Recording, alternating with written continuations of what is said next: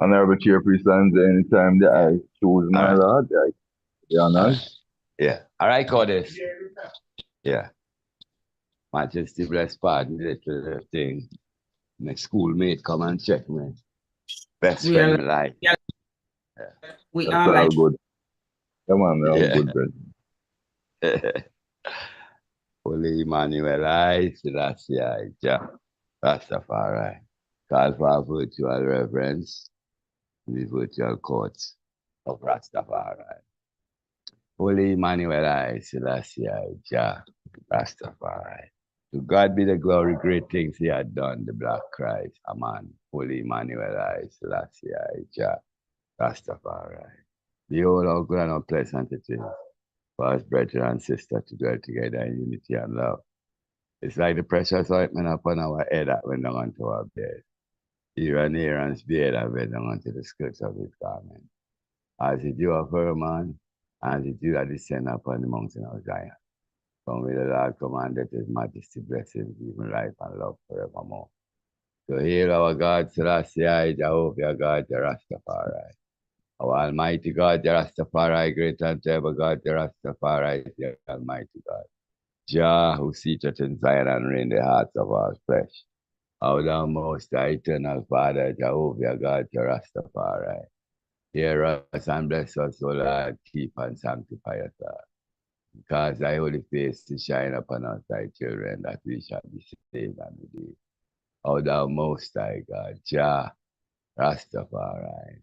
Mighty God, the ever living Father, Prince of Peace, call upon thy powers of powers, guide and protect us. Let our conversation be upful continually. Let the words of our mouth and the meditation of our heart be ever acceptable in thy precious eyesight, our God and our Savior.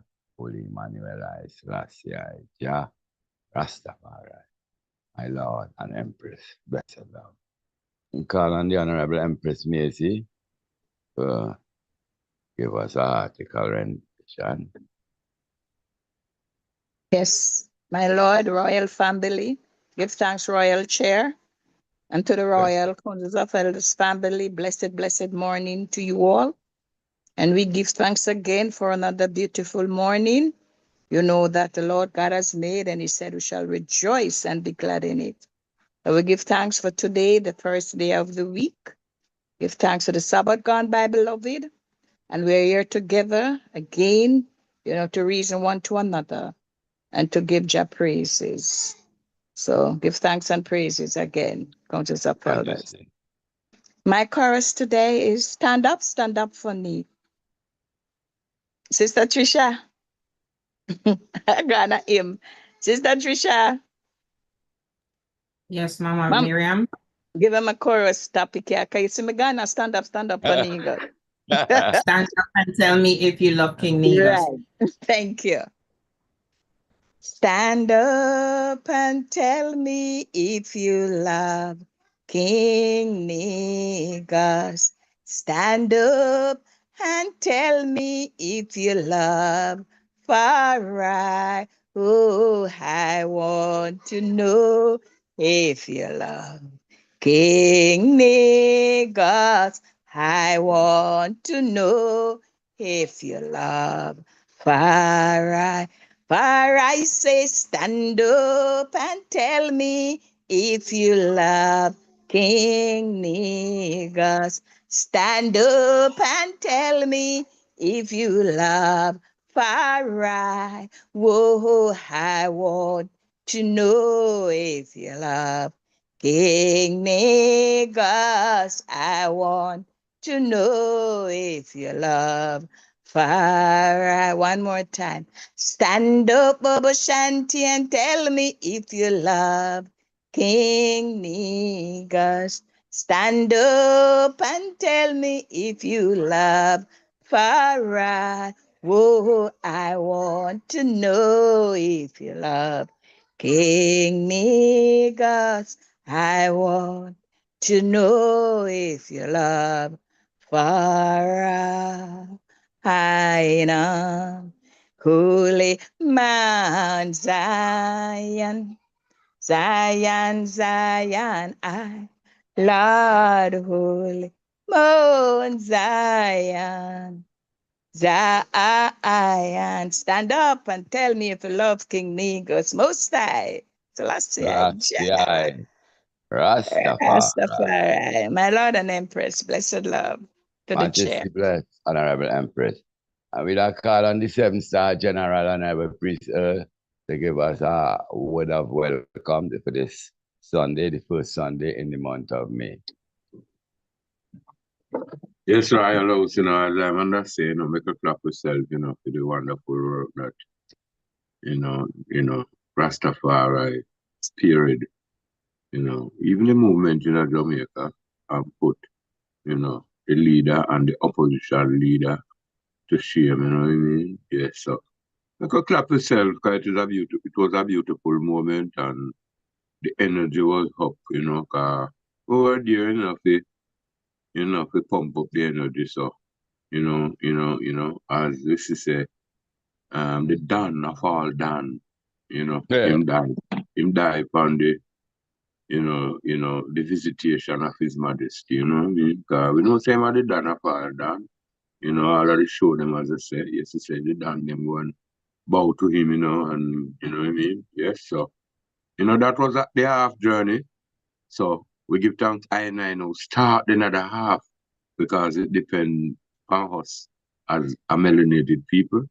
We say we have to, free ourselves or emancipate ourselves, from, the mental slave, So, make a clap yourself and know, say, I not to make this be like a 9-day wonder. And I don't think that these youth going to do that, because, as I said, enough of them cry.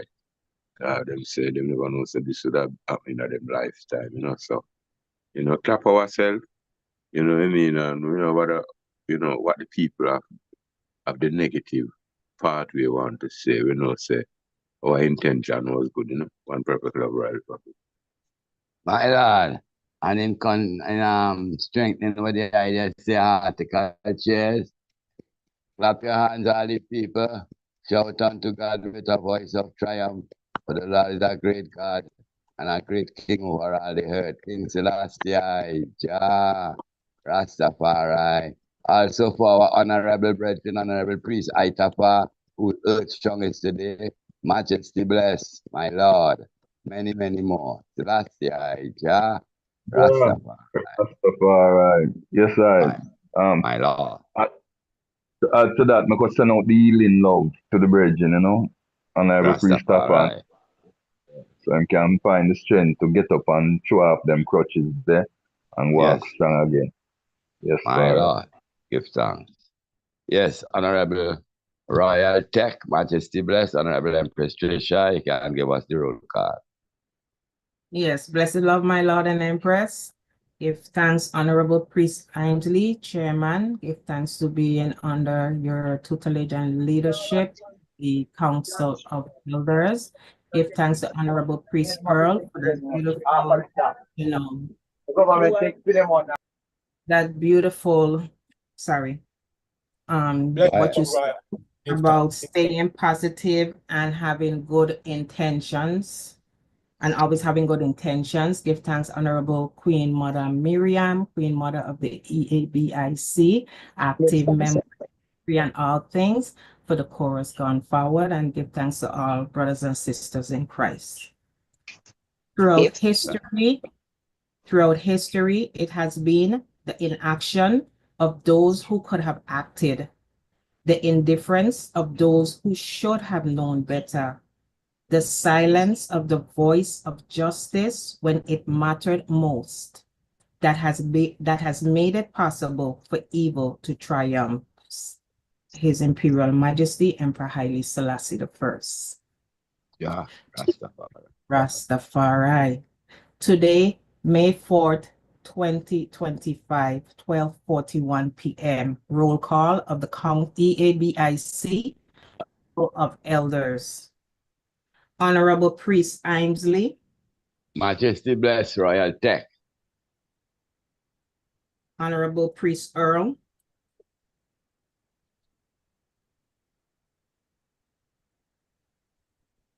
And Private Club Royalty. Honorable Priest Rasavana. Present. Honorable Priest Napi.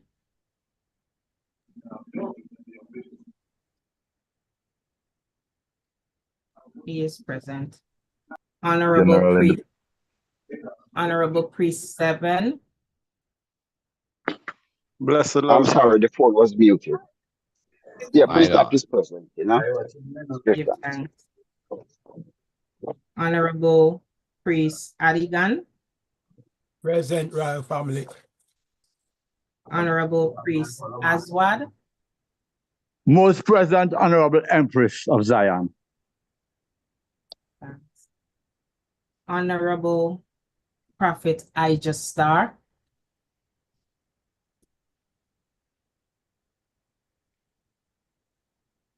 I think he is having a delay, but he is present. But we're starting on the plate. Yeah, he's present. Honorable Empress Miriam. Blessed love, Royal Empress. Give thanks. Honorable Empress Cindy. Present. Honorable Empress Afi. Blessed love, my Lord and Empress. And myself, Honorable Empress Trisha. Please let the records reflect that there are 12 members present at the time of the meeting, and we are live streaming. Back to the chair. Majesty bless, Honorable Empress. Oh, I pretty my Lord. We are live streaming on the EABIC Elders Council YouTube station. My Lord, back to the chair. Majesty bless. Give thanks again once more for the fellowship in one to another. Give thanks for each and everyone who made it a point of duty to, put away the busy things and take a moment to reason ourselves to our right. So we give thanks. Today we have like a round table discussion. Council of Elders. Majesty bless. Yes, Empress, you can put it up.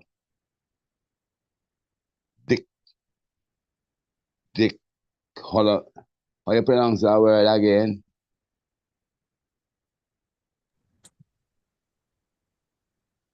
Dichotomy. Right, okay. But before you start, Honorable Priest, we have some words that are in the PowerPoint, and I think it's about 4 words, and we will be showing and reading the definition of the words so that one can have an understanding when the reasoning do begin. Okay. So go ahead and read this here.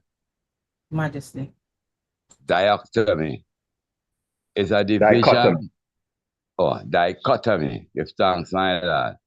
Dichotomy is a division into 2 especially mutually exclusive or contradictory groups or entities. It is a formal term that refers to a division or contrast between 2 groups or things that are completely opposite to and different from each other. A dichotomy can be a partition of a whole or a set into 2-part subset. The 2 parts must be jointly exhaustive, and mutually exclusive. Sovereignty. Now, A, supreme power. B, freedom from external control, autonomy. C, controlling influence. A little bit bigger, or you can read it if you can read it at that side. I'm sorry. Yeah, I couldn't bring it any larger. Autonomy. Okay. It's a noun. Sentence: between the First and Second World Wars, Canada gained greater autonomy from Britain. 1. The right or condition of self-government, a self-governing country or region. The national autonomies of the Russian Republic. Definition: freedom from external control or influence, independence. Sentence: the courts enjoy a considerable degree of autonomy.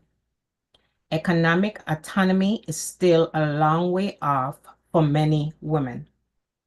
Similar words, self-government, independence, self-rule. Go ahead, Priest. National wealth. National wealth refers to the total value of all financial and physical assets owned by a country's residents and government, minus any debt.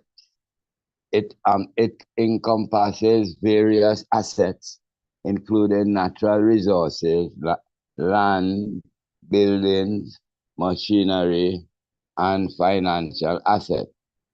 National wealth is a crucial indicator of a nation's economic resources and potential for further growth and development.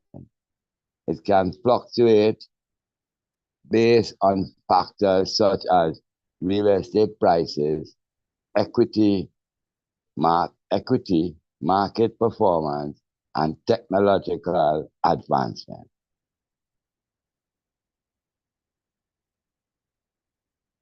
Topic of discussion: the dichotomy of sovereignty and autonomy, defining a nation wealth kingdom. How do Africans globally exercise their foreign rights? How does sovereignty translate into national wealth? My Lord. Nation wealth. How does sovereignty translate into nation wealth? Give thanks for the correction. My Lord. So at this moment, we will begin. Yes, we'll begin with a video, so you can conversate until the video is up. Go ahead. Okay. Well, these are some wordings that we want to get the understanding and the exact meaning, because a lot of time we use words that don't really fit in with the narrative that we are trying to project. So hence, we say we want to have a full understanding, so we can, when we speak, it makes sense, not just to us, but even to the wider public, because we're not just talking to ourselves, you know? So, is it ready yet, Empress? Not yet. Not yet, Okay. my lord. But So through the the floor chair, is open. Yes. yes, chair. This topic kind of came out of last week's discussion as well. It's a follow-up because a royal empress had brought up the whole concept of being sovereign and so forth. But there was an understanding that wasn't clear. So we decided that, being that the word sovereignty is a often used word among I and I, we need to know the etymology of it and how it is applied in today's world. So with that attitude in mind, we went into this topic in a full wide range of expression. So hopefully when we end today as a group, we will have a greater understanding of sovereignty, the difference between sovereignty and autonomy, and how it applies to I and I reality as we seek to gain our rights and justice. Bless you. My Lord. While we are waiting, the floor is open. Anyone have any even a question or any statements? The floor is open. My Lord and Empress.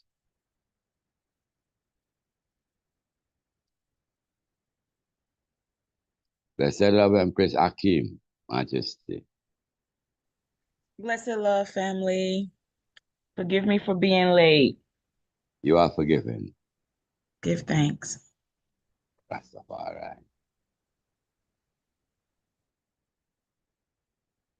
Floor is open, my Lord and Majesty.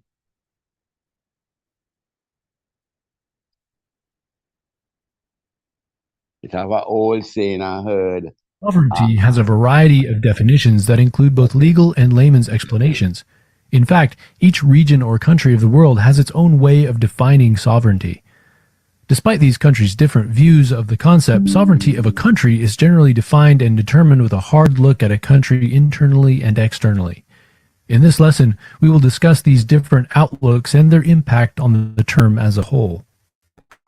The Stroud's Judicial Dictionary defines sovereignty as a government which exercises de facto administrative control over a country and is not subordinate to any other government in that country or a foreign sovereign state. This definition requires breaking down its parts in order to fully explain. We'll begin by dividing sovereignty into two key terms, de jure sovereignty and de facto sovereignty. De jure sovereignty is defined as having independent legal rule over one's own country. This is a government's belief that they have the right to control their own territory, military, finances, and people. The government of that particular country has the ability to work for its own citizens. This can include handling financial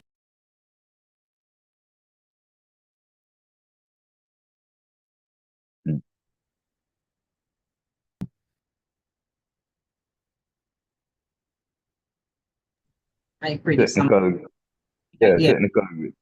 that's just with the Yes, PowerPoint. so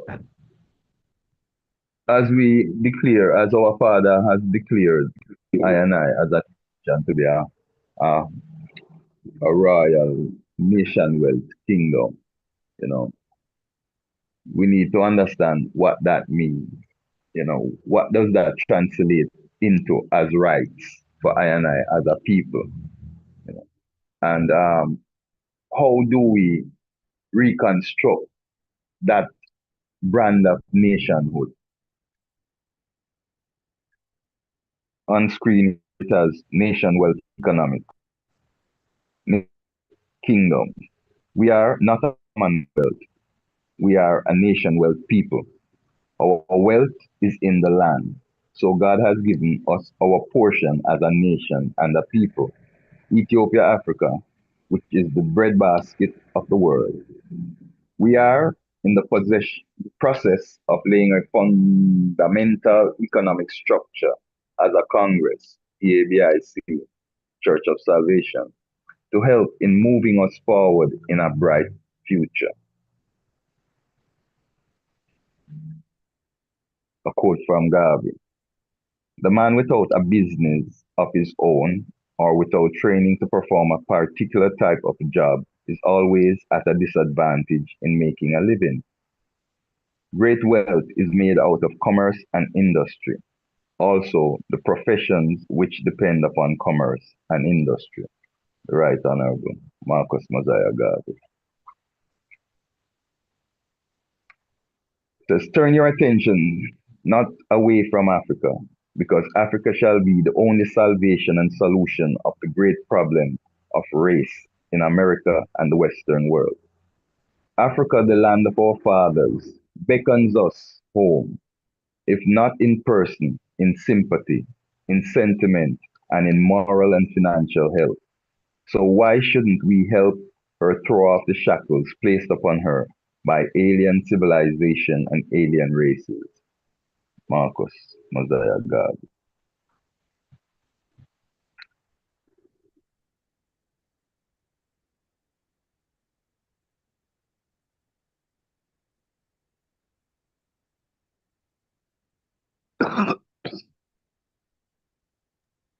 Do I like the video together? That's it? Yes, sir. Yes, yeah man. As she's getting the video streamlined, we can continue to converse. Back to the chair. Majesty bless. What was that word in front of the full sovereignty?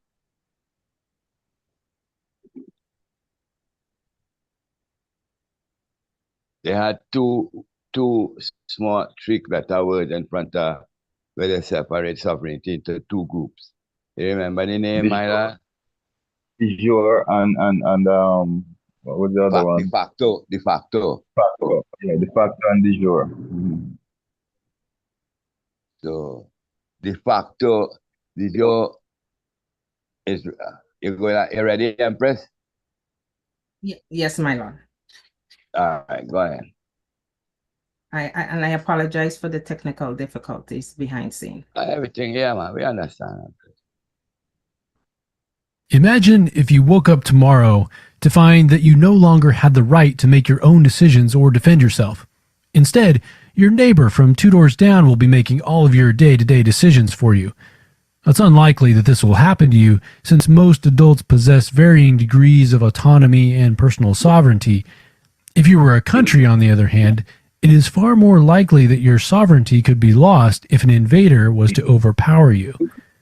In the context of global politics, a sovereign government is a government that operates its own independent nation without interference from foreign powers. Based on international law, sovereign governments possess the unquestionable right to act on their nation's behalf, make decisions about domestic policies and practices, and defend against foreign invasion. In global politics, sovereignty is critically important for ensuring peaceful negotiations between countries and is rarely challenged. It can be difficult to determine when exactly a nation reaches sovereignty. Much of the confusion stems from the fact that there are no clearly defined criteria for what qualifies a nation as sovereign. In most cases, a nation that wants to be acknowledged as a sovereign entity must gain that recognition from the United Nations or the larger international community. These bodies expect a nation to possess certain elements before being recognized.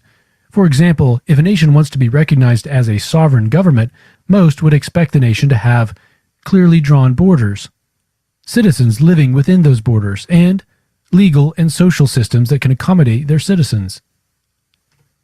Governmental sovereignty.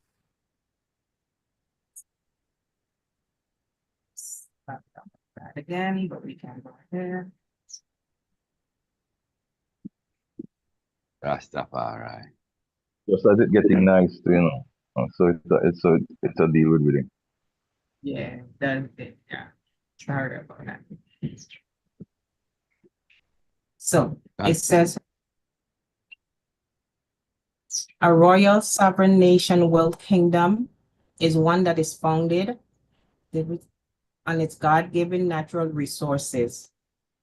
The first of which is its people. Did we do that?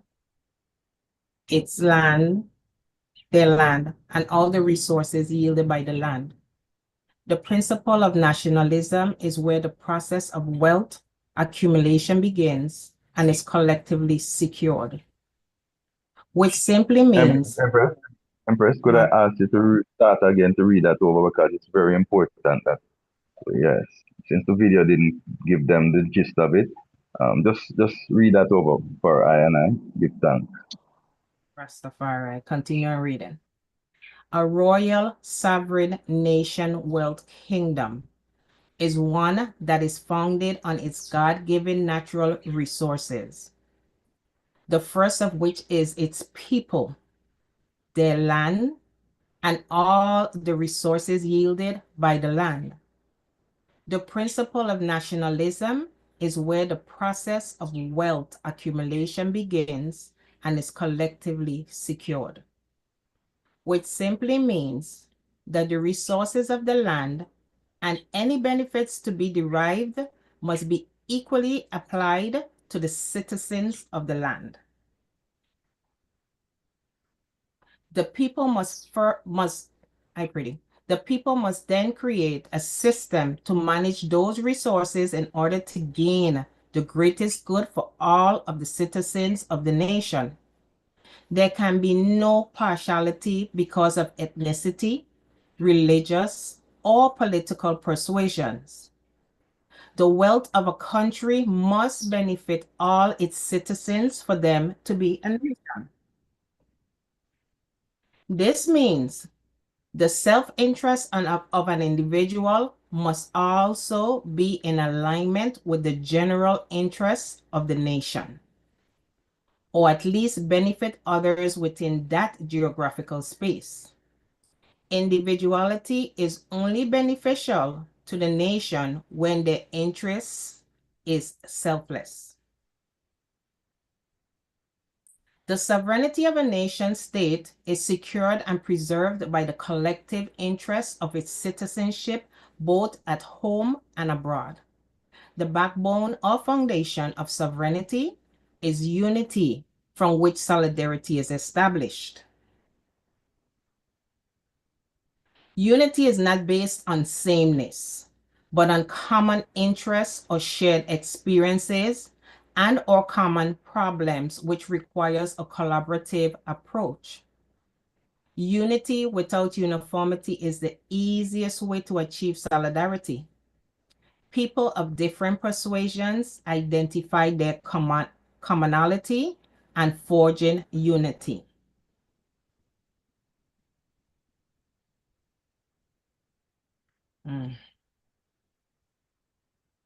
One second.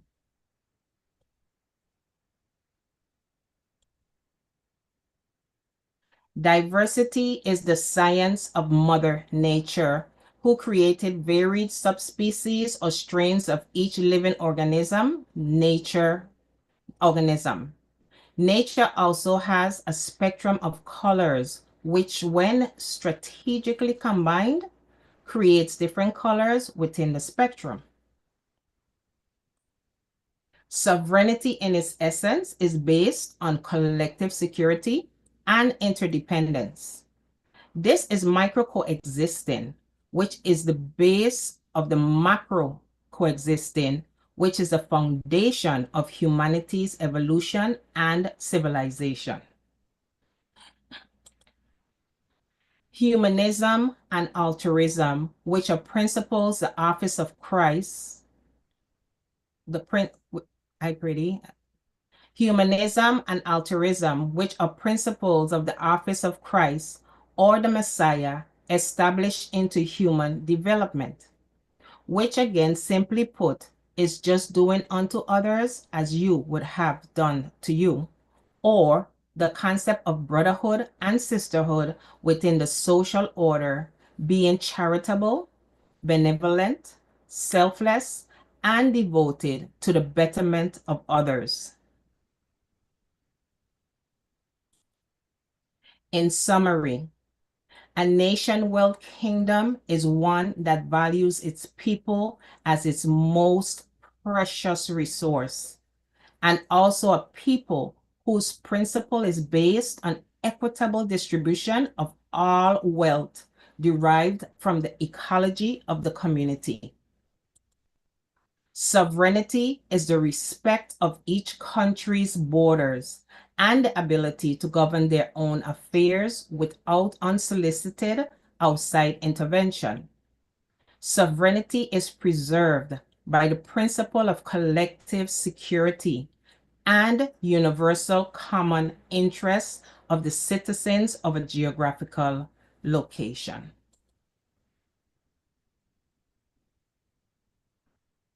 Autonomy versus sovereignty, defining the right to self-government.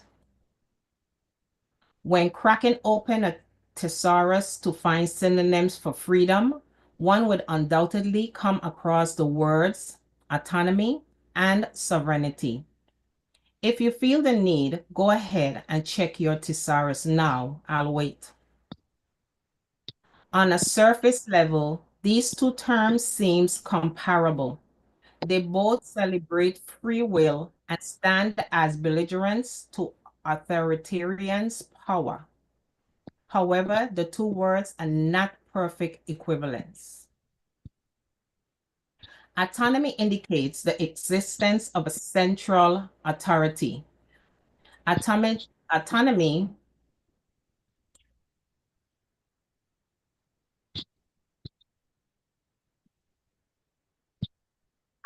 is granted to a smaller entity by some higher authority.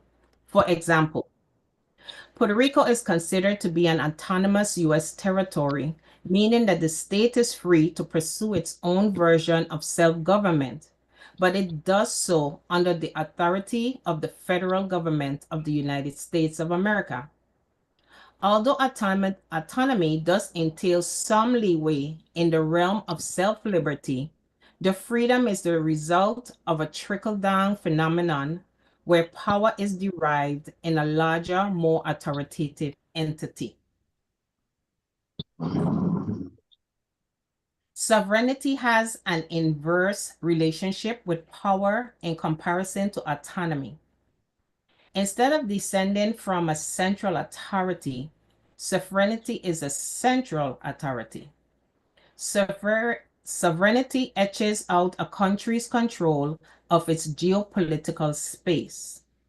The term also carries a smidge of imperialism with it. In the words of first Turkish President Mustafa Kemal Ataturk, and this is a quote, sovereignty is not given, it is taken. Typically, a power political entity possesses sovereignty over a particular smaller political entity or territory. Returning to Puerto Rico example, the U.S. government possesses sovereignty over this unincorporated territory. In the grand scheme of the international relations, a sovereign state is the ultimate political unit. The United Nations defines a sovereign nation as one who is in complete control of affairs without any external meddling within its borders. The definition is vague and usually open to discussion amongst existing members. However, the common thread among those countries that are distinguished as sovereign is a consistent self-sufficiency that doesn't require the financial backing of a larger political entity. Granted, this too is debatable for countries like North Korea or Cuba, who have long been dependent upon the backing from larger communist and socialist states like China and Venezuela. The use of the term autonomy usually is applied to regions or territories within a hold on. Autonomy. The use of the term autonomy usually is applied to regions or territories with a population of people who wish to assert their independence from the larger central authority. Quebec is a great example of a political entity seeking to assert itself as an autonomous province. The French-speaking Quebecois represents a political movement attempting to seek more autonomy from the Canadian federal government while still being a part of the Federation of Provinces. Sometimes autonomous zones are established within the borders of a sovereign nation. Typically, these zones contain an ethnic minority that considers itself independent from the greater nation state. China has established such zone for territories like Tibet and Inner Mongolia. Although there are independent movements within these zones to establish complete independence from the Chinese Communist Party,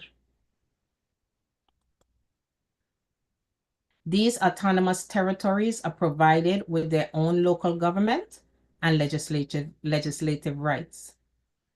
Regardless of the autonomy granted, however, the People's Republic of China still possesses the sovereignty over the zones. Similar autonomous zones can be found in Russia, New Zealand, and India. On the sliding scale of pure liberty, autonomy resides below sovereignty. The differences are purely technical and rhetorical in nature. The question of where autonomy stops and sovereignty begins is best answered by whomever the final arbiter is, namely, who has the authority to make the ultimate decision or overrule the decisions of others. If that power is not vested in you, you're probably not considered to be sovereign.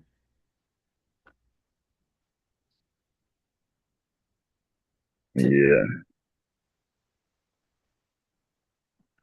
Back to the chair. I just the bless. So we get a kind of understanding there of what sovereignty and autonomy is. Like even how the Maroons in Jamaica, they have their autonomy rights, but the government is still a sovereign over all of them.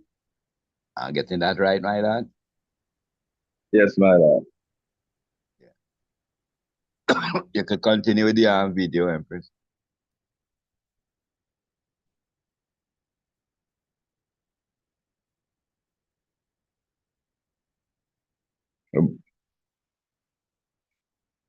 Before we go in, we're at the Get end of ready to the. dig into Subway's game-changing series of warm, savory cheese steaks, perfectly tender chicken.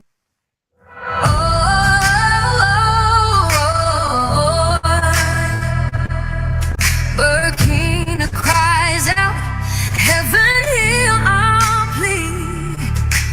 Guide our leader, set our people free. Let the fire of heaven light his way. Cover him in mercy when he kneels to pray. Through the valley, through the storm, raise him strong, keep him warm. He's a voice for the weak, a shield for the land. Hold him, Lord, in your mighty hand. God, protect Ibrahim Traore. Lead him as he walks your way. Through the night and battle cry, lift his name up to the sky. God, protect Burkina Faso. Let your love and power flow. Let no weapon rise and win.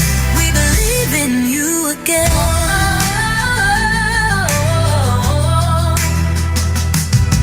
He stood for truth when others fell. Spoke for peace but knew the cost well. Hands unshaken, feet on stone. A leader not afraid to stand alone. Not by sword but by God's might. He walks with faith into the fight. Let justice rise, let freedom ring. Beneath your wings we'll rise and sing. Surround him with angels, stand him tall. Lift his spirit when shadows fall. Let your spirit guide his soul. Make broken pieces once again whole. God, protect Ibrahim Traore. Let him live to see the day when peace and hope rule the land and justice moves through every hand. God, protect Burkina Faso. Let your rivers of healing flow. Bless the people, bless the soil. Keep them strong through every toil. Oh, we call on you, divine and true, for every child, for every mother too.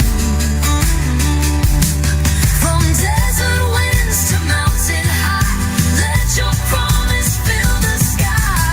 Raise this nation with your grace. Let your light shine in this place. God, protect Ibrahim Traore. Guide him through another day. Let your spirit be his sword as he fights with faith in the Lord. God, protect Burkina Faso.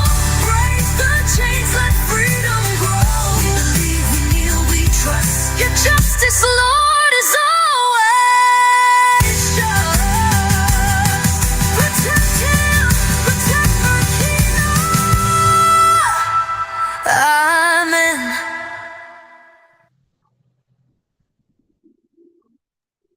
Majesty bless. That is Beyonce, my lad. Yes, my lord. Mm-hmm. She transformed though. But that's a mighty words, man. Words very inspiring. You know. And Yeah.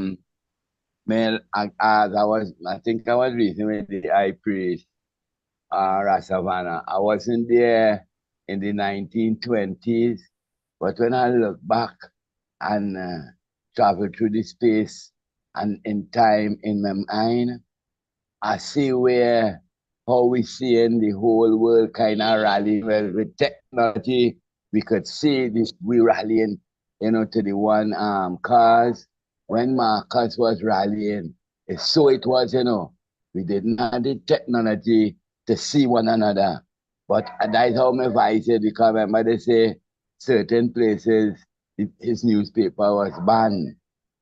And man, like 3 man would get together and read a whole newspaper and then run to our next village and just recite the paper. Remember they had branches all over the world, even in Cuba. So we witnessing something what happened already. So even to the younger ones, they say now start. We have been fighting. When you say Ethiopia never cease fire yet until the walls of Babylon come down. Most High, Selassie, Jah, Rastafari, my Lord and Majesty. So the floor is open. Anybody have any comment before we go into the third video? If not, go Look at ahead. the screen. When you look at the screen, you see the flag. Yeah, that flag, the two flags that are being shown there are the flags of the Sahel unity. See, and it started with those three nation states, Burkina, Mali, and Niger, and it has grown into about maybe 7 of them now, as other nation states have signed the Treaty of Unity. But look at the colors, that's why it's I the colors, look at the whole presentation, following on the theme of Ghana. Where's the next one with the 3-5 point? Yeah, it's the same Sahel group. They have about 3 flags or 4 flags that they have designed and put out representing them. Well, so it's a strong, it's a fully organized movement, This is not just a flyby thing. This is a movement that is constructed and moving ahead. Now we want the world to hear, as this is live streaming. If them even remove Ibrahim, it will not change the era. This is a time of change, and the youth them is demanding it. So whether it's going to be Ibra that leads the charge or any other leader, it is a time that cannot be turned back. See, them so when the stars are aligned, there is nothing a one can do, and the stars of African unity is today aligned, and there is nothing can stop that. And to reinforce that, nothing beats an idea whose time has arrived. Go ahead and have a priest. My Lord, give thanks for the words of the two priests, and it relates so much to what in my meditation, Yeah, because Captain Ibrahim, Burkina Faso, that place there is a good example of sovereignty. I think that is the prime example right now, So we give thanks for what is taking place in this time, because like how the priest now say, I forget what I'm quoted with the idea. It is not just the captain, but it is an idea that the captain come and revive and awake the hearts of black people 4 wings. And this is an idea what was on the earth a long time. My Lord. Captain come and bring it to the hearts. You see it? So this is the. If you look on the screen right now, it endorses what you're saying, Honorable Priest. Sorry to interrupt, but continue. Just look on the screen and guidance. Yes, my Lord. Yes, my Lord. So the captain is the example set. You see it for I and I to set ourselves as a sovereign people, right? We have land, we have the resources, and we are not dependent on anyone. You see, we have each other. And we have each other. We are the main resources. That is what the information was showing us. Yes, right? yeah. So we give thanks for the example in this time, and we are here. We live to see it.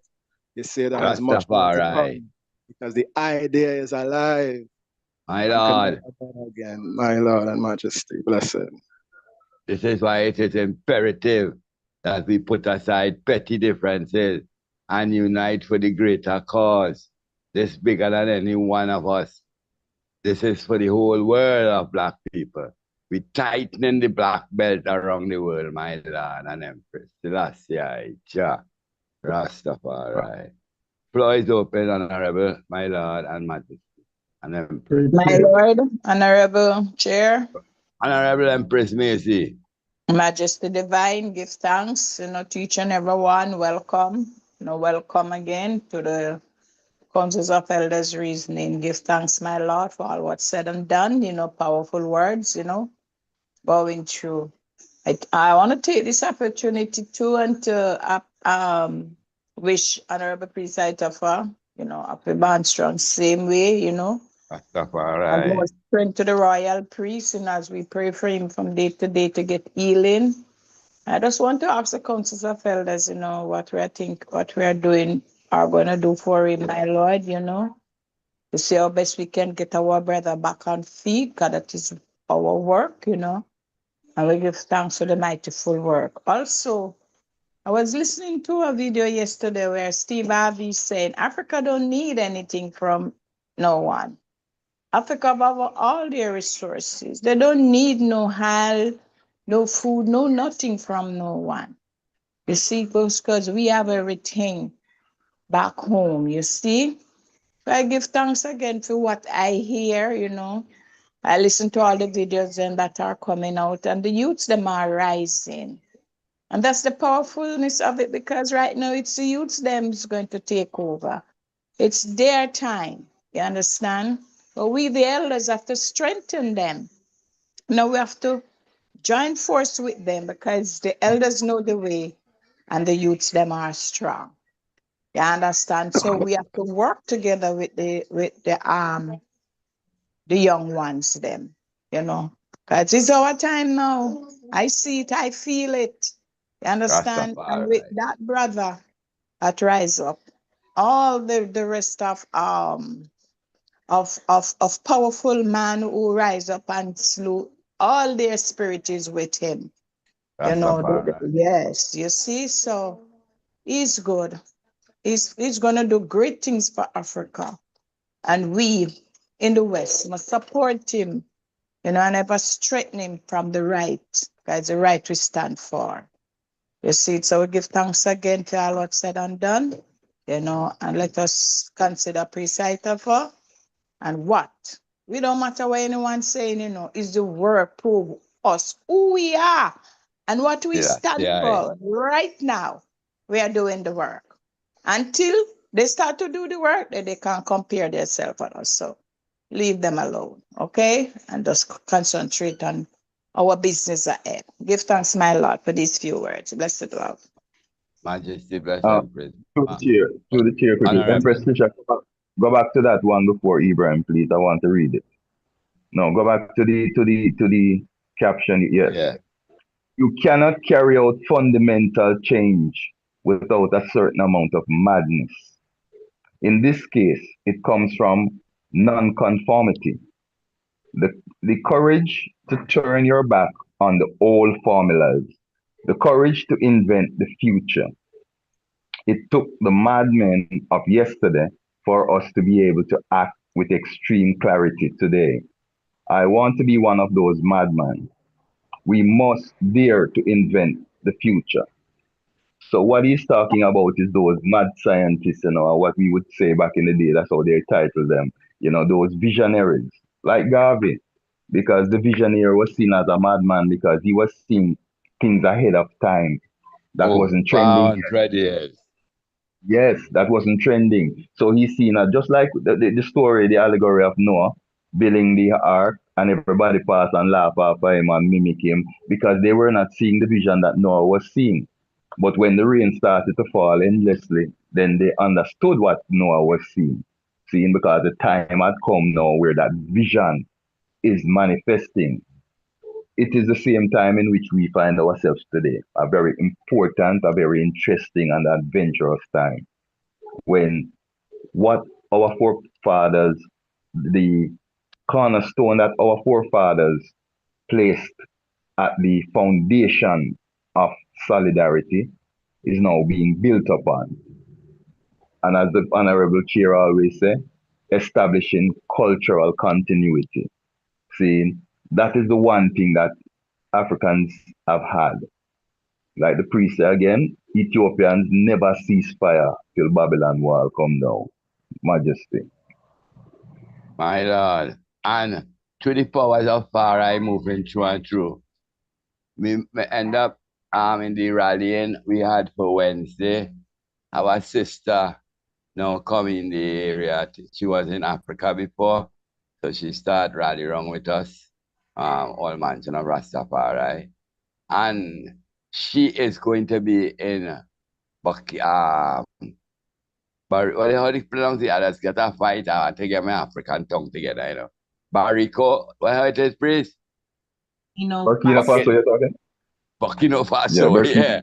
Yeah, Burkina Faso. She will be there on the 25th of May, wherein we want to have the 10 million man march and woman globally. So we will have a direct report. The next Sunday, I'll be able to show the item a direct report with a one on the ground in Burkina Faso, Myla. Here. Yes. Yeah. No, just something, just picking up on something what he said. The date is interesting. Isn't that supposed to be African Liberation Day? African Liberation Day. Yeah. Okay. Deep down. So they call that because the one what they called for the 30th was very spontaneous, and they get a spontaneous result. So they say now what they want to have is a next one on African Liberation Day, globally, wherever space we are, that we make our voices be heard. So I say in the blessings I dread we get is that we can have somebody actually on the ground in Burkina Faso, May 25th. So we will have eyes over there. So Jah is moving mystical, you know? Yes, sir. Right, Strength to strength Honorable we priest. uphold. Go ahead. Yes, I was meditating Marcus Garvey's son, Dr. Julius Garvey. Yes. Yeah, I'm supposed to feel it now. You know what I mean? Rastafari. Marcus Garvey have a relative life, you know, he even have a son, you know, dear, you know, so him Yeah, supposed man. to feel so man. elated in itself, you know, because Yes. Marcus Garvey did this when we never have the technology. And right now this can't turn back now, you know. You know, who don't want to get on board, you know.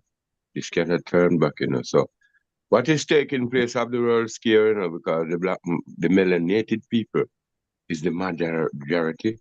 So if you want to go in the Philippines, you will find them there. If you want to go in China, you will find them there. Anywhere you want to go in there, you will find them there. So the melanated people of the world is the people that do get oppressed, and I are rising to the occasion. So the time has come, you know. So it is not time now for I and I, you know, not coming at one, especially even the Congress, because as I said, the world now, yeah, the time has come where this is moving. Don't make the Congress leave behind. You know what I mean? And I hope everyone eyes open and know say, you know, so say one, so say heart. You know, one perfect love. And my Lord and Empress, if you look, give thanks for social media and look and see who, what is going on. Our empresses, the black woman has been very outspoken in this time, you know, even concerning Ibrahim. Cause looking at it all, and even the one we had Wednesday, some empresses come up, you know, who was Muslim, who was Rasta, who was just black woman. And the kind of fire me hear the empresses they are put out in this time, even make we know say this, as they say, priest, this not this gone.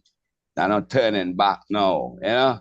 So that we good up with lines and buckle up with seatbelt and we're in for the ride of our lives. The last year, yeah, Rastafari. My Lord. Floor is open, my Lord and Empress. To the chair. Honorable priest as well, my Lord. Yes, Lord. Divine love to one another. Solid reasoning.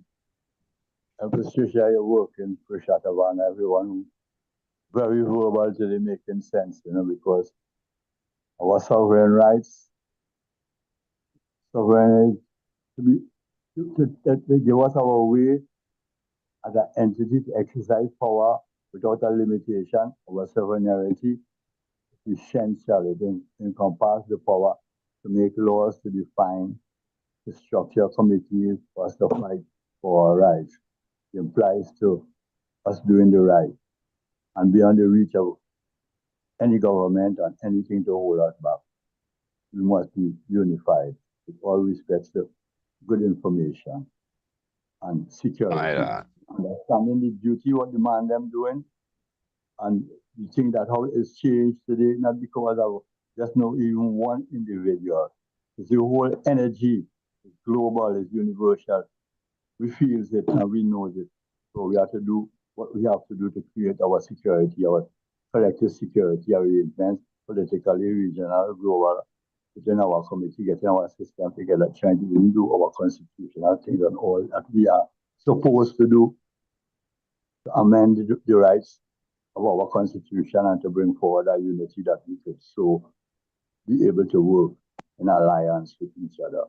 Just keep our total positivity and continue. Give thanks for the teachers today for the instruction, for all the great information. I hope we are taking notes and making a record of these things so that we could integrate certain things into our life and bring about change. Well, activity, not just talk. So we could activate certain things in our structure. So we have a lot of work to do. My Lord and Majesty.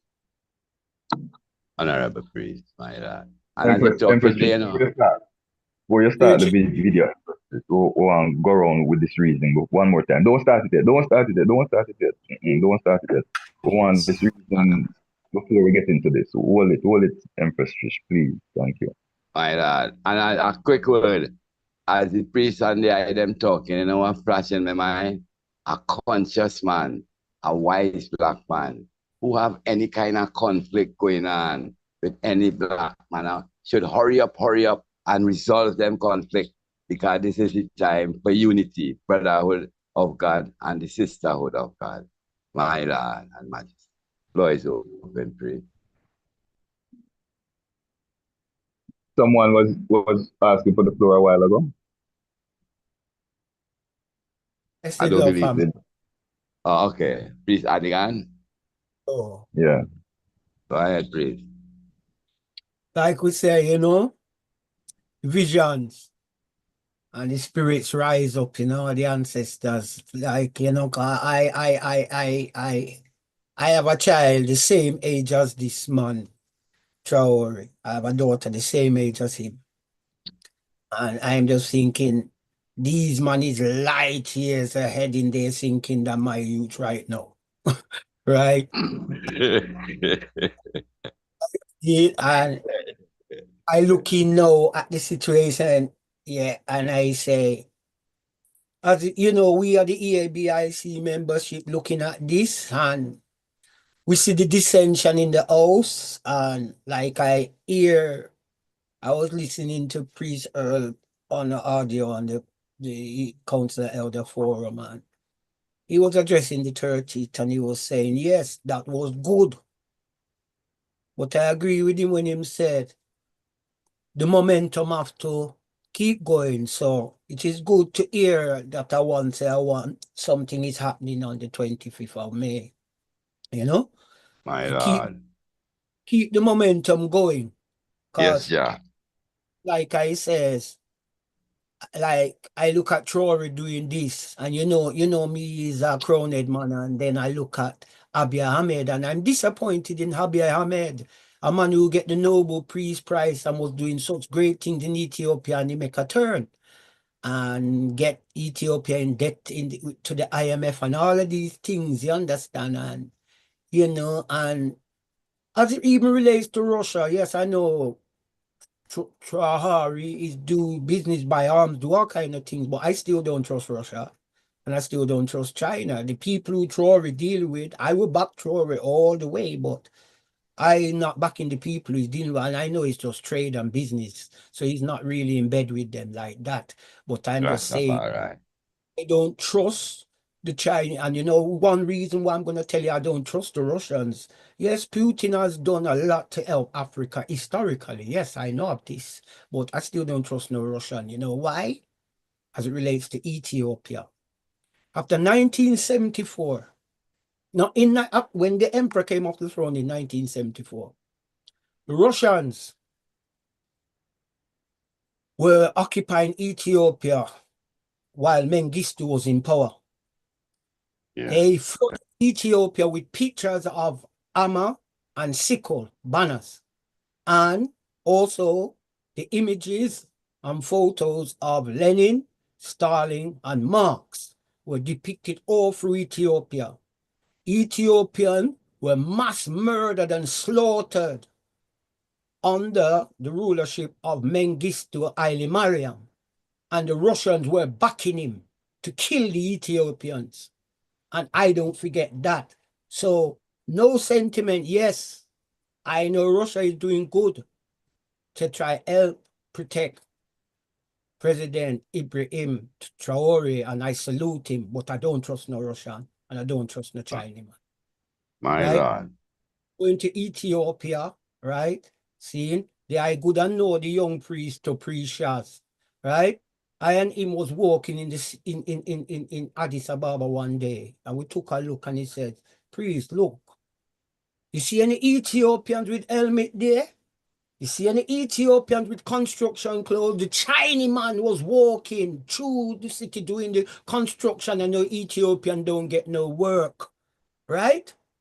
Don't get no work. The Chinese man them own so much business in Ethiopia. I don't know if they hide them this year footage on the tube one time where them show a factory, right? And them show the Ethiopian on one side and the Chinese. When the Ethiopians them want to have conversation with them one another, the Chinese foreman and supervisor beat them, right? And make gay Chinese people speak freely. So no, I no trust none of these entities. Sure, me can trust them and do business with them.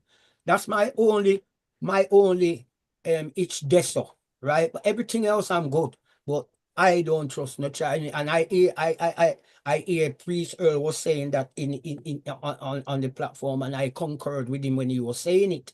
Seeing I never speak out there and then on the forum, but I concur right about now. I no trust no Russian or no Chinese, especially for what I know them have done in the country. My Lord. Duly noted, my Lord. My Duly lord, noted. so my Duly lord, noted. Yeah. yes, I just assure you that are my stand still. You know, I'm still cautious to the wind of Russia and China. You know, and what them being Yeah. when you study China, China go all over the world and implement things. Which person know a person can just go in a China and start business? I've never heard of it. I've never heard of no other nationalities going into Russia or any of these places, but these people always coming into Africa and setting up their business, right? So that's why I give thanks. So Traore turn it the other way now. Yeah, in that My wise, but Lord. the Russian. Blessed love my Lord and Empress. Honorable. Well, you know, say in Russia and China, McDonald's had them a chasing there for them burgers and fries. If it's one business me know for the is McDonald's, them fast food thing there. Yeah. My Lord and Empress. Bless. Floor is open, my Lord and Empress. Through the chair. If Honorable no one else priest. want to say anything at this point, but this is where sovereignty comes into play within that whole discussion, that reasoning that Honorable Priest Adigan just put forth.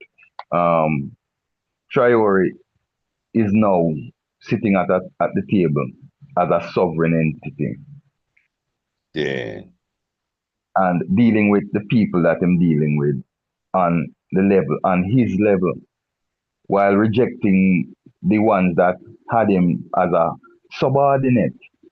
So that is where the whole thing come in, you know. And in the realm of world affairs, until you are able to fully stand on your own 2 foot.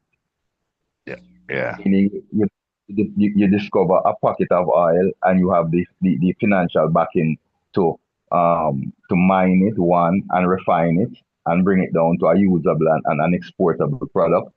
Um, and be able to now generate the revenue that you need to stand independent, or your gold mine producing certain amount of gold, whatever resource that you have in a certain amount that you can monetize.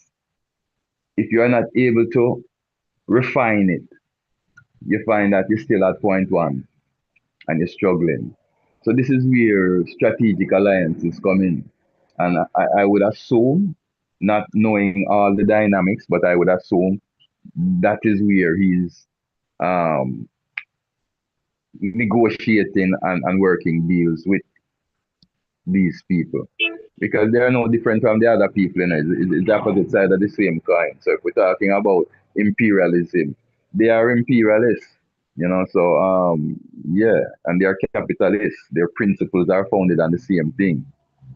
So they are no different. It's just that, yeah, you are willing to come and sit with me and deal with me on a certain level of equality. Yeah, I will deal with you. Versus Mr. France, who had me subjugated and treating like I am a gopher and a boy for you. One other thing, when we use the word sovereignty, a good example of sovereignty, of understanding sovereignty, is looking at the African continent and the diaspora. Seeing the sovereign entity is the continent, and the diaspora is the continent now giving the diaspora a certain autonomy to represent itself as part of the African construct. Rastafari. See? Yeah, so we are the sixth region. We have become we have autonomy, but unless we are saying that we are indigenous to the islands we find ourselves in, then we could not say we are sovereign Sovereignty. within. Yeah. Yeah, so our sovereignty would be our Africanness. So no matter where you're there, like the old saying go, a lion born in an alligator pond is not an Still a alligator, lion. still a lion. So no matter where we rise up, our nationality, our sovereignty is attached to our Africanness. And we don't Yes. want to give that up to assume no other indigenous title. Blessed love. My Lord and Majesty. Key point that is so it's a good thing to understand these words. Because the priest has say if we claim indigenous to the land where we are, we actually kind of giving up the African sovereignty.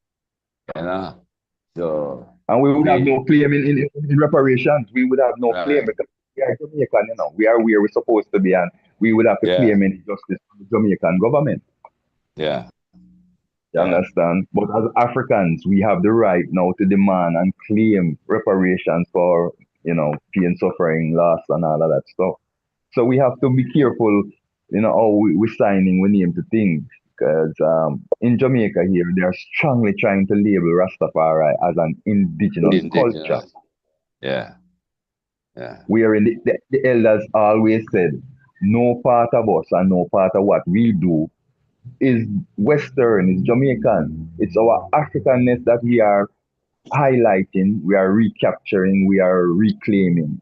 See, not the crossbred or the hybrid or which is what they want us to be, the Afro Jamaican and the Afro American and the Afro. That's a hybrid. Yeah. To the chair. The chair, my lord. To the chair. Yes, greetings, family. Give thanks once more, my Lord, and impress, glorify the reason.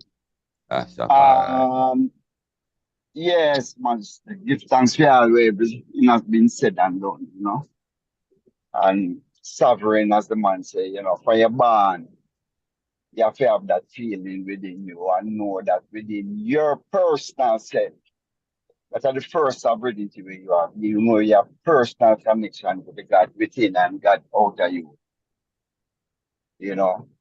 And that's what we call, usually you get that a self-esteem.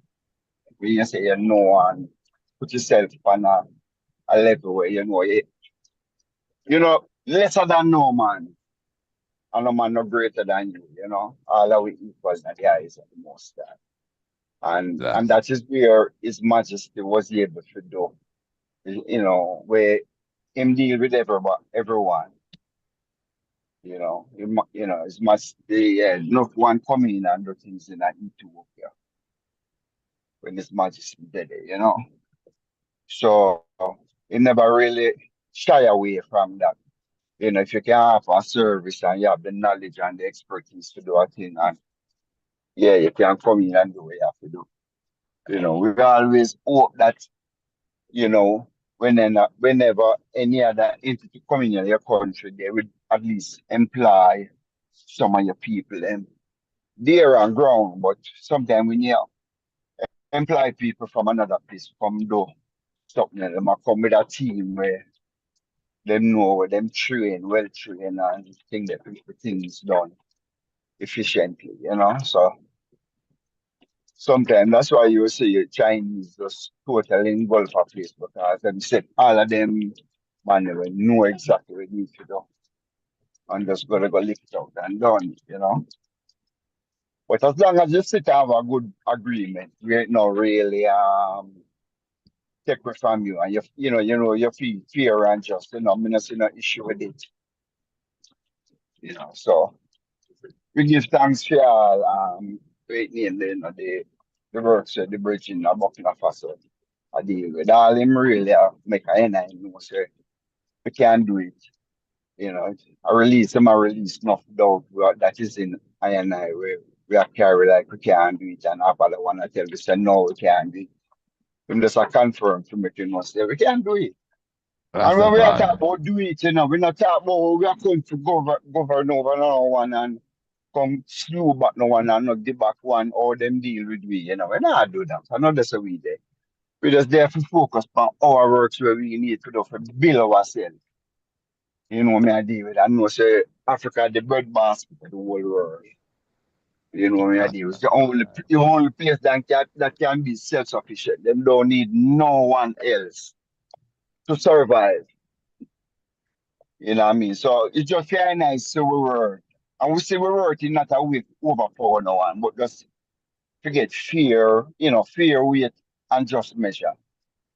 Come off at some of them work contract with them sign with these francophone countries, in Africa that limit them from processing them raw material. All them was able to do is to sell them raw material, but they wasn't able to process it. Them sign documents that they're not gonna process that material, whether oil, whether cocoa, wherever. You know what I mean? Some of them bad deal that them African make with these countries, you know what I mean? So we give thanks that the chain are broke and I don't know where the other nation have to be alarmed about because of peace and love and truth and rights we are dealing. We not come for gun and being it. That is not our battle. My Lord and Empress. More of us about My Lord. come again. And Give thanks, Honorable Priest Nappy.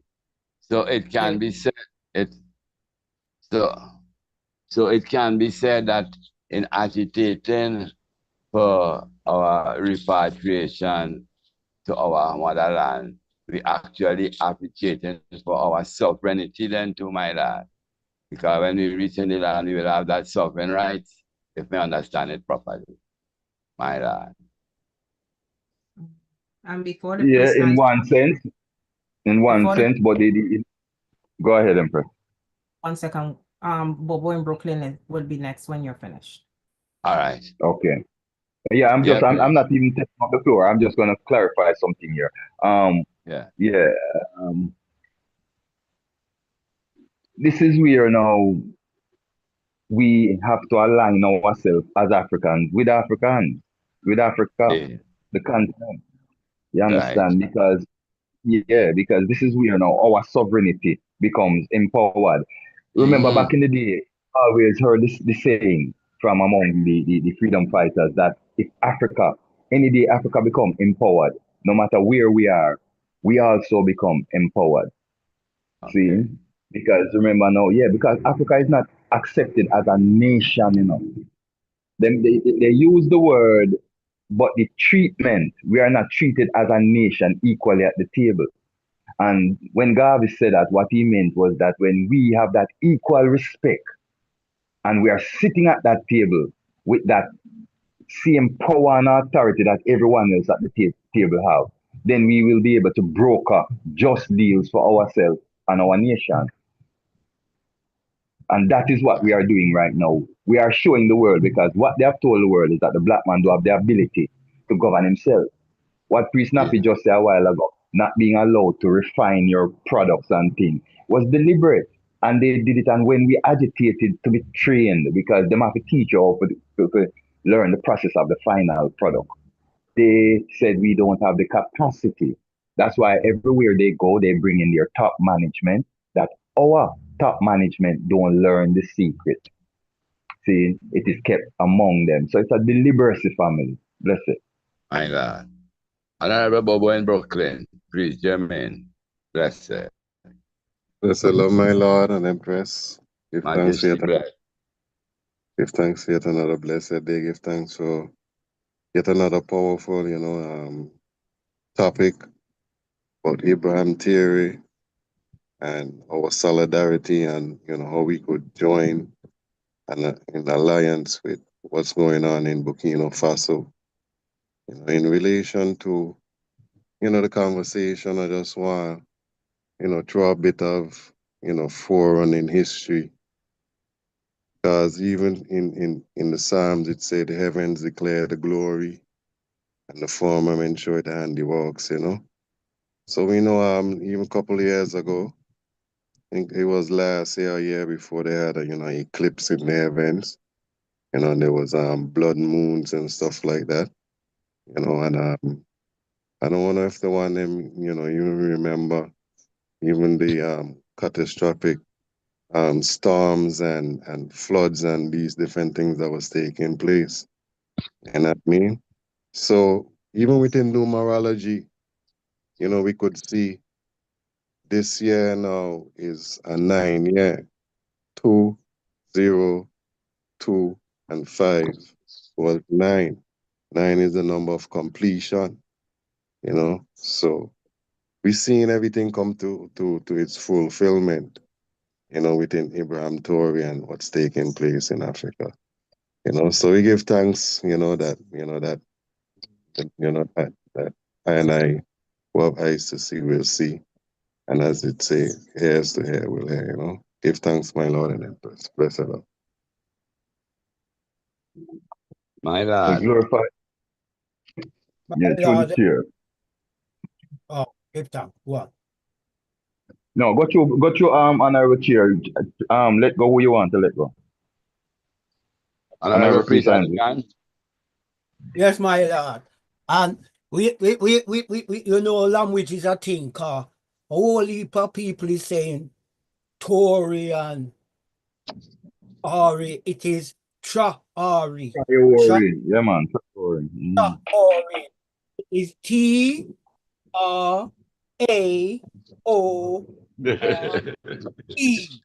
Tra-Ori. Not Tory.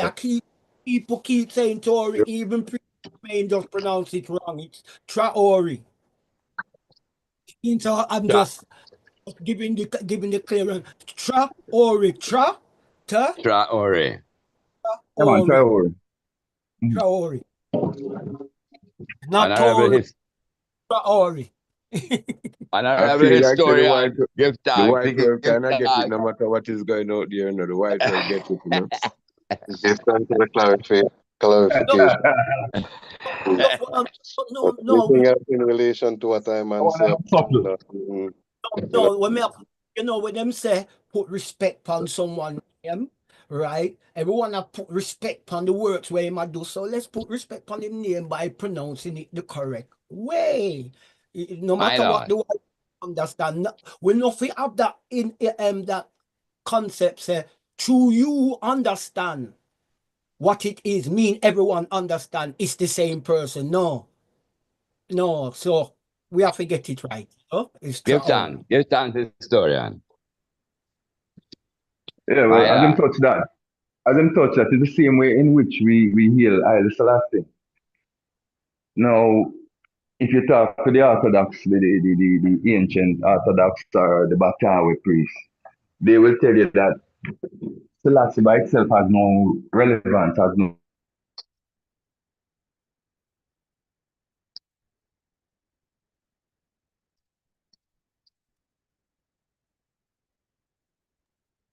You're breaking up, Priest. We're not hearing you. Yeah, we ain't hearing you at all. At like the all. Rastafari and to Haile Selassie. You have to call the whole fullness. That's why if you note every time I analyze healing, from I understood that from Ethiopian, I try to practice it. So Come instead of again. just saying Selassie, instead of just saying Selassie, Selassie by itself is just our little thing we're doing. But if we are going to follow protocol, the name Haile Selassie the first is the man's name. That is his baptismal throne name, not Selassie I. You understand? So, and there is a strong sentiment behind that with those that understand it. You know, people don't place importance on those things in the modern day. We tend to abbreviate everything and acronyms and so forth. So that is allowable and a trend. Honorable Priest Rastavana, give thanks for that, because I did spot that kind of transcending you did even in the book, what you did, the philosophy and opinions of the high priest, when you pointed out that same.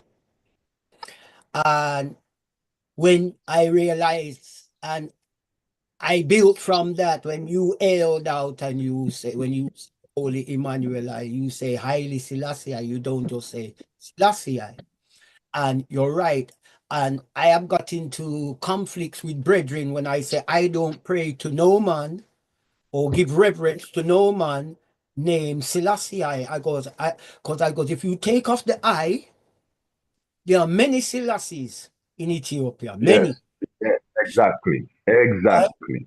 Right?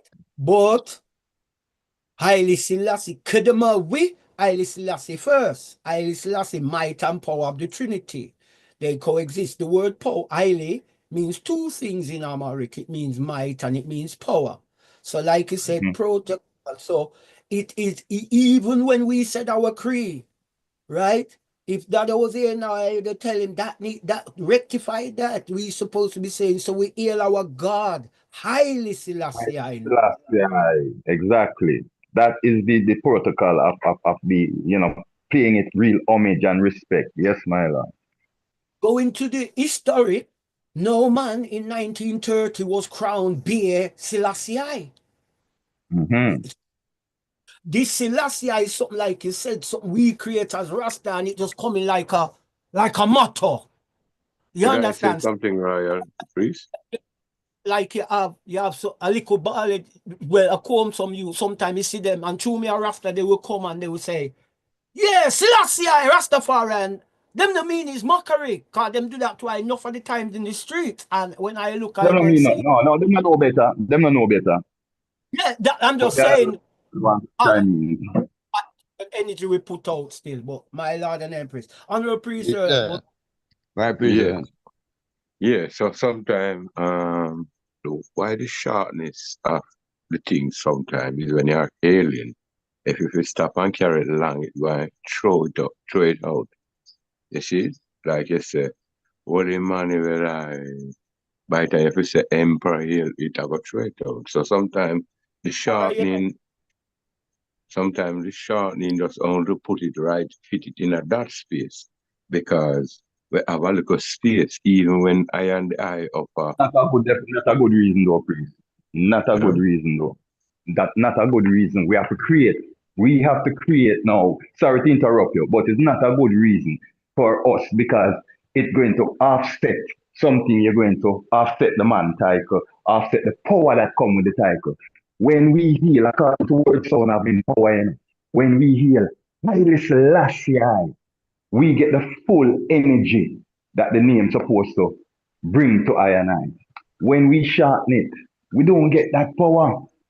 So it's we No. now have to create our chant to encompass that. We don't have to add the emperor because that is another title. But the Yes. name, the But honor what of the I'm name. saying, I pray you. What Go I'm ahead, please. saying depends on how you line up the chant. If you start with the Emperor Il Selassie I first, it fit there. But depends on how you did put the chant. So sometimes if you put the Emmanuel there, sometimes the whole of the title cannot fit here. Just like one time I and the I were there with on the 30th, there is a space for you to say one word. But it's not everyone are so flexible. That's why you hear Mm-hmm. the individual them don't say nothing. But some of the elder Mm-hmm. them who them Haitian elder them would have find some word put in those spaces. So one of the Mm-hmm. time I come one time when he was saying we are from Cape to Cairo. Remember Myla, that space? So Come on, yes, what? so there was a space where directly where you could fit in. So sometimes it can't be too long. You understand? 'Cause when you start and finish, the man never go start chant.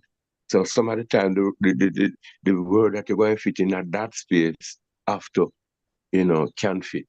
Yeah man, one perfect.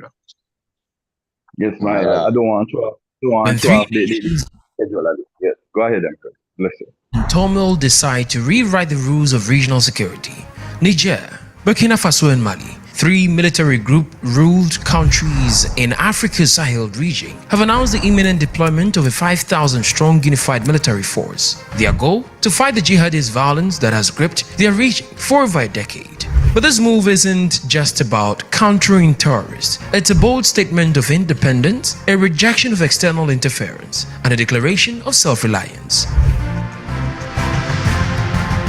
This initiative under the banner of Alliance of Sahel States represents a shift in the geopolitics of West Africa. The vision comes on the heels of military coups between 2020 and 2023, which saw civilian administrations overthrown in these former French colonies. The military groups in power have since turned their backs on traditional allies like France and the Economic Community of West African States, opting instead for a new path centered on regional solidarity. According to Niger's Defense Minister Salifu Modi, this unified force is on the verge of development, with personnel, air assets, ground equipment, and intelligence resources already in place. Our force will now be able to operate together in the common space, Modi declared in a televised interview, adding that the deployment would be visible within weeks. We are in the same place. We face the same type of threats, especially this threat of criminal groups. We have to join forces, he added. This is new, original, and will provide security for our terrorists and for our people, he said. The Sahel Alliance's joint force is not merely symbolic. It is designed for action. Unlike previous cooperative efforts, this force will operate seamlessly across the territories of three nations, unified by a shared common structure. Its mission? To tackle the escalating violence perpetrated by jihadist groups allied with Al-Qaeda and Islamic State, threats that have left communities devastated and displaced millions. The Alliance of Sahel States was formally established on September 16, 2023 as a regional collective defense organization. The founding document contains a powerful declaration. An attack on one member is considered an attack on all, mandating mutual assistance, including the use of military force. This principle of collective security mirrors that of NATO, signaling the seriousness of their intent. The alliance took a further step towards integration on July 6, 2024, when the three nations signed a Confederation Treaty to deepen cooperation and enhance governance. This treaty cements their partnership not only militarily, but politically and economically as well. The Sahel region spans vast territories, stretching between the Sahara Desert to the north and the savannas to the south. Combined, these three nations cover an area of approximately 2.8 million square kilometers, 4 times the size of France. But this expansive geography has become a breeding ground for instability. For over a decade, jihadist groups have launched relentless attacks, particularly in the tri-border region where Niger, Burkina Faso and Mali converge. Governments have struggled to contain the violence despite significant international support, including the presence of French forces. However, following their coups, these nations expelled French troops, citing their lack of effectiveness in addressing the security crisis. As of late 2024, over 2.6 million people have been displaced in the Sahel, according to the UN Office for the Coordination of Humanitarian Affairs. Entire communities have been uprooted, while humanitarian needs continue to soar. The creation of the AES and his military force also represents a broader realignment. By distancing themselves from France and opting out of ECOWAS, the three nations have rejected traditional regional and international structures they see as inadequate. Instead, they are forging new alliances, including growing ties with countries like Russia. This pivot reflects a desire for sovereignty over their security and political decisions. Critics, however, question whether these moves would yield the desired results. The military groups face resource constraints, logistical challenges, and the difficult task of maintaining long-term unity among their forces. Additionally, Russia raises concerns about external influence and the potential for exploitation. The formation of the AES Joint Force is a bold experiment in regional security. If successful, it could become a model for other regions facing similar threats, proving that locally driven solutions can be more effective than externally imposed ones. The coming weeks will reveal whether this historic alliance can deliver on its promise, or whether the challenges of the Sahel will prove insurmountable. Your perspective matters. What do you make of alliance of Sahel states to form 5,000 troop military unit? Share your thoughts and insights in the comment section below. If you like this video, be sure to subscribe to the New Africa channel. Majesty bless. You have a next one, Empress?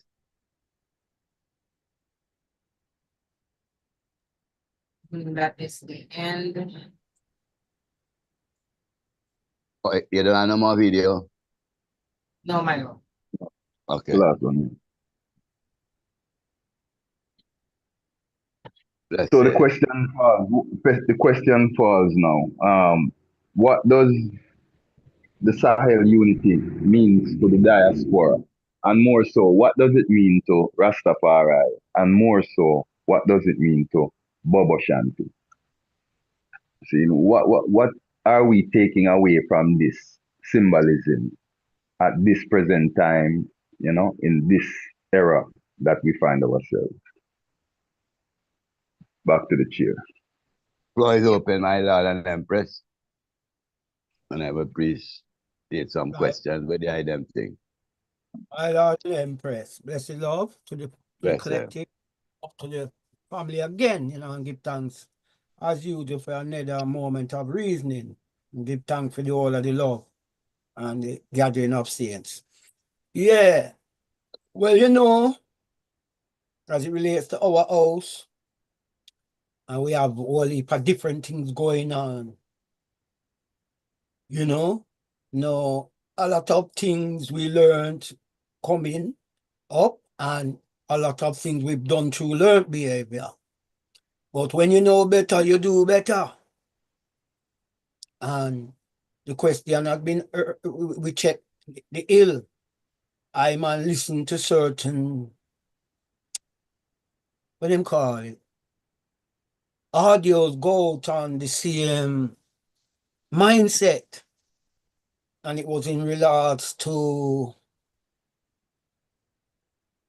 the brethren them on the hill. And I was very disgusted where the man them was really talking, licking down everything on the elder council. They were roasting the elder council to my ears. And I was tempted to phone up, and tell them in their face, is the eye them on the hill, is the hold down in the Congress. If me fi talk my heart, I just do this thing a live stream, when me can't say certain thing, But me just say, Jah know, ones know better. And me no business, brethren. It's the brethren them out there holding down certain progress in this Congress, right? Seeing? Cause when you hear when you hear man I say, oh, some man a run we go to Africa. Africa spit them out. Cause them now come give the ill no blessing. And I'm thinking, wow, why all this energy? So Right? To yeah, depend so let on me go around that. We know of the problem, so let me deal with the positive part of it. Like, oh, you think? We don't know, you know, we don't know the Hardigan. I mean, I understand. We know. Let me land. Go ahead, please. In the Land free. in the time of now, right? Remember, certain entities are out there. We haven't met with them since this yet. For know how certain mindset, or if it's knee-jerk reaction, or if it's proactive or reactive. Cause I notice with our nation, we're more reactive than proactive. So that's why we come into change. So we're trying to change that perspective there amongst ourselves. Rasavana, aka Priest Duggan, said it earlier. He said, this is not new. He mentioned Thomas Sankara last week, last John Gunn, seeing? And saying the man is. Remember, Patrice Lumumba in the Congo was doing the same thing and they took him out. This man now, he's got too many eyes and ears. It's impossible for them to take him out in the same manner how they did. So that's why they get Langley and all of these people to come talk what them talking about. What I'm saying, in our house as the EABIC, because it did say the EABIC and Boba Ashanti, I heard Rasavana Manchester, so I have to talk about that. So don't want to knock it to one side, like said the dissension and the entities. Remember, our constitution has not been revised, and you got people licking against that. There's many factors. So what I'm talking about, change. Traore has done the thing what we call change. And from my observation, the meaning of what does unity mean to the diaspora as the EABIC rose up amongst the diaspora, right? The question is, we have entities who are not for these level of reasoning. It's above their level. You understand? Some of them will say it's politics. Some of them will say all kind of things, right? So I'm saying the ones who are not willing for change, will they even see the positivity of this? Because it's about opening up the mind, you know. Remember what the emperor said, you know. Seek not spiritual knowledge only, but seek secular knowledge. I am a secular person. That is why I talk the way I talk. Because I've been dealing with secular from young. I'm not too into superstition and all of these things. You can't tell me say cow jump over moon again. You understand? Seeing I'm a big man. Seeing? Yeah. My Lord, honorable, give thanks. That, you know? My Let's ja. Come Rastafari. again. You can come again, man. You can come again. Yeah, Make yeah, a run the thing. Make a run the thing. Yes, Priest Adigan, we're not about the cow jumping over no moon anymore. But I would like to read to the chair. I would like to read letter, the Pan-African Solidarity Letter with the Alliance of Sahel that is out. With the I permission. Yes, Empress. That's the one where they call for signatures from everyone. Correct. Yes, sir. Yes, sir. Yeah, all right. Yes, Empress. Go ahead. So the letter is addressed to the government of the United States of America, the White House, 1600 Pennsylvania Avenue, Northwest Washington, D.C. It is also addressed to the government of the French Republic, Élysée Palace in France, to the Economic Community of West African States, ECOWAS, the ECOWAS Commission, Abuja, Nigeria, and to the government of the Republic of the Ivory Coast, Presidency of the Republic, Abidjan Plateau in the Ivory Coast. The letter comes from Pan-Africans signed by Pan-African organizations worldwide, dated May 1st, 2025. The subject of the letter, a revolutionary warning to the West, ECOWAS, and Ivory Coast, hands off the Sahel, hands off Traore, hands off Africa. We, the unyielding warriors of the global Pan-African movements, united in the sacred spirit of Ubuntu, Pan-Africanism, and the indomitable will of our ancestors, stand as one to issue this fierce and uncompromising declaration.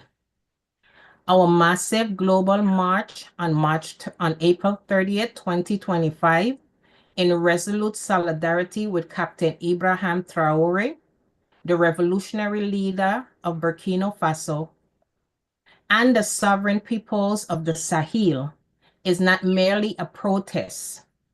It is a thunderous war cry against the imperialist machinists of the United States, France, their local puppets, and the complicit structures of the ECOWAS and Ivory Coast. Let this be an unequivocal warning. Your neo-colonial grip on Africa is crumbling, and we, the Black diaspora, and the sons and daughters of the motherland, will dismantle it village by village, nation by nation, until Africa is wholly liberated. We have not forgotten, nor will we ever forgive, the bloodstained history of your imperialist crimes against our people and leaders. We will defend Captain Ibrahim Traore and the revolutionary leadership of the Sahel with every fiber of our being by any means necessary, and we will not allow history to repeat its brutal cycle of betrayal and destruction. To the United States and France, your days of plundering Africa's wealth, propping up puppet regimes, and enforcing your military and economic dominance are numbered. Your neo-colonial tentacles through exploitative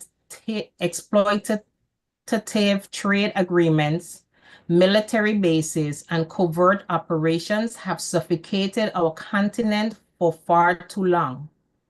The CFA franc, a shameful relic of French colonialism, and the presence of your troops on our sacred soil are insults to our sovereignty. We demand their immediate and unconditional removal. Your so-called aid and partnership are nothing but Trojan horses designed to entrench dependency and servitude. We Exactly. reject them outright. The Sahel, under the bold leadership of Burkina Faso, Mali, and Niger, has shown the world that Africa will no longer bow to your imperialist dictates. The expulsion of French troops and their rejection of your neo-colonial frameworks are a beacon of hope for all oppressed peoples.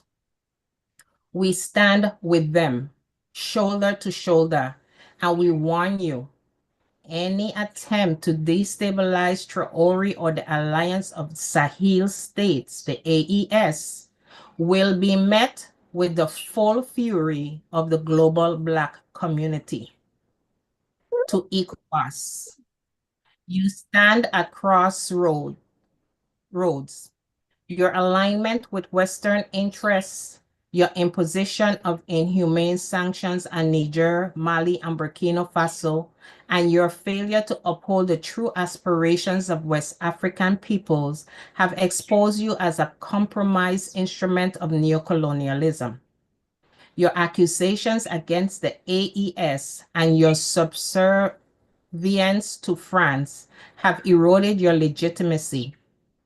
We demand that you immediately cease your hostility toward the Sahel states, recognize their sovereign right to chart their own path, and abandon your role as a pawn in Western geopolitical games. Shape up, or we, the Pan-African masses, will treat you as an enemy of the Black community and a traitor to Africa's liberation. The days of regional blocs serving imperialist agendas are over. We will hold you accountable, and we will not hesitate to mobilize against you. To the Ivory Coast, your role as a staging ground for destabilization efforts against Burkina Faso, as alleged by Captain Traore, is a betrayal of Pan-African solidarity. Your harboring of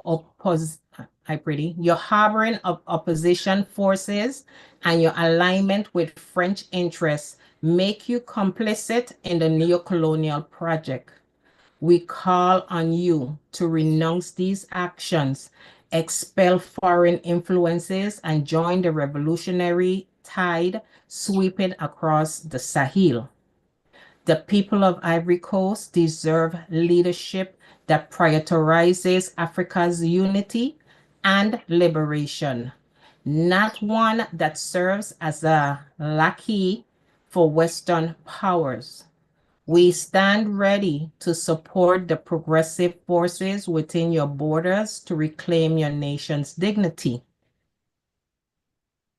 To the heroic people of Burkina Faso, Mali, Niger, and the entire Sahel, we salute your courage, your resilience, and your unwavering defiance in the face of imperialist aggression. Your struggle is our struggle. Your victories are our victories, and your vision for a free Africa is our shared destiny. In the spirit of Ubuntu, we pledge our unwavering solidarity, and we vow to fight alongside you until the last vestiges of neocolonialism are eradicated. To Captain Ibrahim Traore, we say, you are not alone. The global Black community stands as your shield and your sword, ready to defend your revolutionary leadership against all threats, foreign and domestic. As we commemorate Africa Liberation Day this May 2025, we reaffirm our unbreakable commitment to the total liberation, unification, and development of Africa. This is not a request. It is a non-negotiable demand. We will no longer tolerate any vestige of neocolonialism, be it economic exploitation, cultural erasure, or political manipulation. From the villages of the Sahel to the urban centers of the diaspora, we are mobilizing, organizing, and arming ourselves with the tools of resistance, knowledge, unity, and revolutionary action. We will liberate now Africa inch by inch until every chain of oppression is shattered and our continent stands as a sovereign, united, and prosperous beacon of Black power. We will fight with the ferocity of our ancestors, the wisdom of our elders, and the passion of our youth, all backed up by our civilizations. Africa being the cradle of civilization and mankind. Homeland or away, we shall win. Africa will rise, united and free, and no force on earth, neither the West nor the East, will stand in our way. Homeland or away, we shall win. Africa must unite. Down with neocolonialism. Long live Traore. Long live the Sahel. Long live Africa. Signed, 1. The Accountability and Transparency Party. 2. The Pan-African Congress in the Sudan. 3. Congress of the United Sudan Homeland, the Congress of Kush. 4. Sudanese Pan-African Women Association, ASPAWA. 5. Sudanese Pan-African Youth Union, the SPAYU. 6. Sudanese Pan-African Writers Union, the SPAWU. 7. African Village Organization, the AV. 8. Dr. Kweku Ishon, Accra, Ghana. 9. NGWA. Patrick Shu, representing Human Rights Defense Club, the HRD, from the Cameroon Vice President. 10. Lennon Zhu, the Pan-Africanist in Zimbabwe. 11. Bruno Pregado, entrepreneur, Angola. 12. Dr. Wilton McDonald II, barrister and third PhD candidate in Poland, the EU, and Jamaica. I lend my support as a true Berber, Jacobite, Black Hebrew, etc., Black European. 13. The 14 AS and Igbo Jewish descendant and proud son of Israel. I stand firmly with my African brothers and sisters in pursuit of a new era of hope, unity, and transformation across our continent. 14. Sir Paul Okodili Agbo. 15. RFIP, Reparations for Indigenous People, stand in solidarity, love, peace, truth, health, victory, and alliance with the Sahel, Ibrahim Traore, and all of humanity that is for freedom, peace, health, happiness, love, truth for all. 16. Dr. Min, TEB, all rights reserved. 17. Branford Kwashi Tate, Nkrumah, Pan-Africanist, Acting Secretary of the People's Democratic Movement of Ghana. PDM stands in solidarity with Ibrahim Traore and Burkina Faso in her arduous journey toward self-development. Africa has come to age Africa has come of age and should be left free to develop on its own. We do not need any world police to whip us to order. We are mature enough to know good from bad. And 18, Sir Welcome H. Kazandong, the President of All Africans Assembly, the AAA, in Namibia. We stand in solidarity with President Captain Traore, hands off Traore. My Lord and Empress. Give thanks, Empress. And what the You can item you can add my name to that to your Empress. whether you are talking here now, should we put on should the Council of Elders sign that, my lad? What do the item think? Or should we put on individual name? What do the item think, my lad? Floor is open.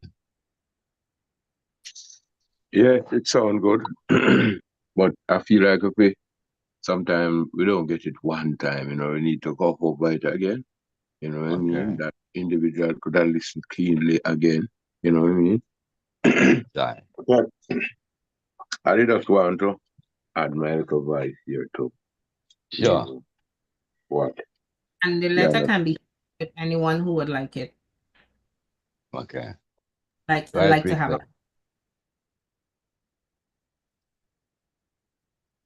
Go ahead, Preserve.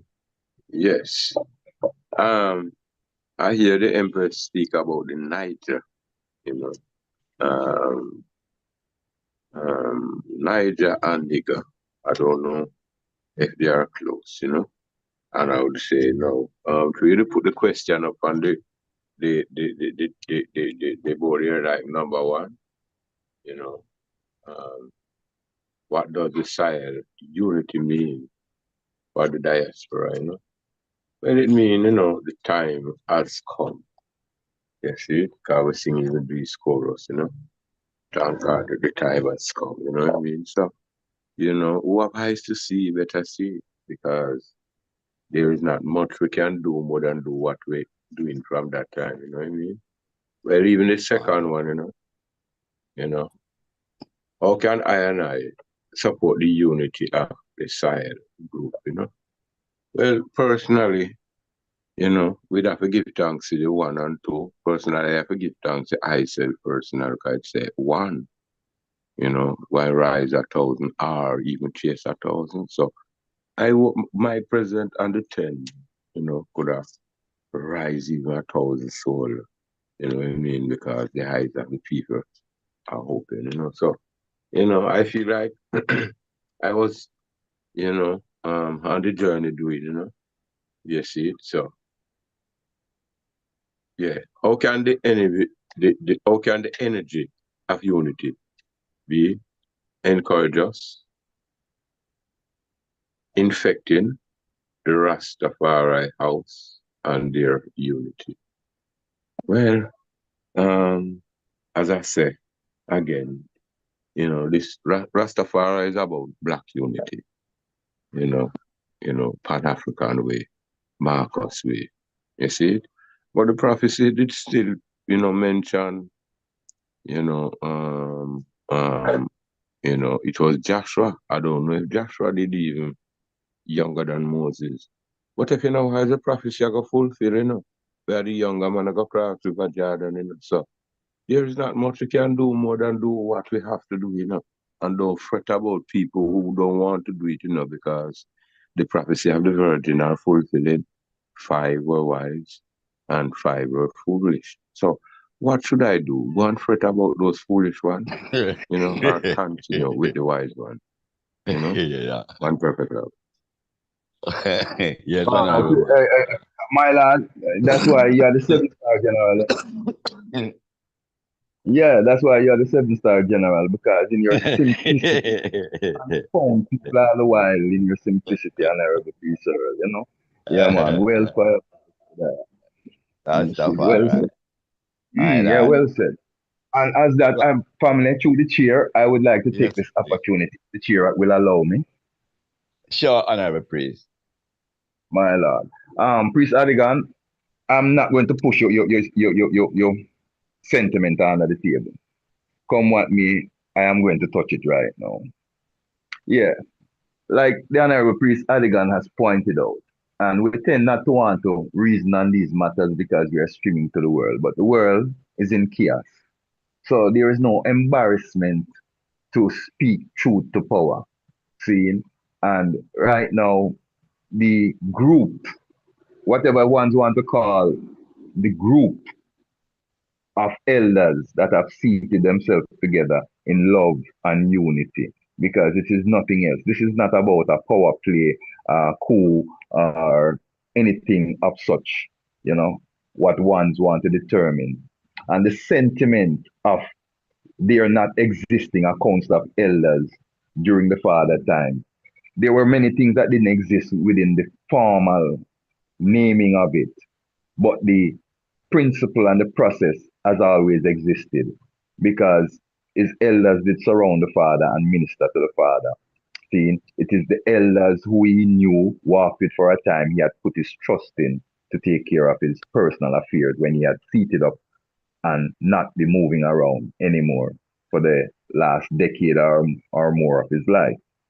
See, so the council of elders has always been there, it just has not been formalized and called council of elders.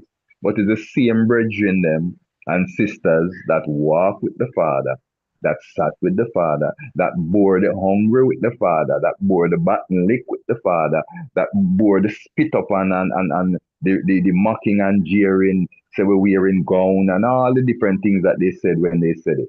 Is the same brethren them seeing that is here, sitting down in unity, calling ourselves now. And it is just it's just the title depicts what we are doing. It's a set of elders sitting down, taking counsel on how best we can help to bring order to the chaos. That is all this is. See, so all the mislabeling and the naysayers and the self-haters and all these negativity that ones have, that's on you.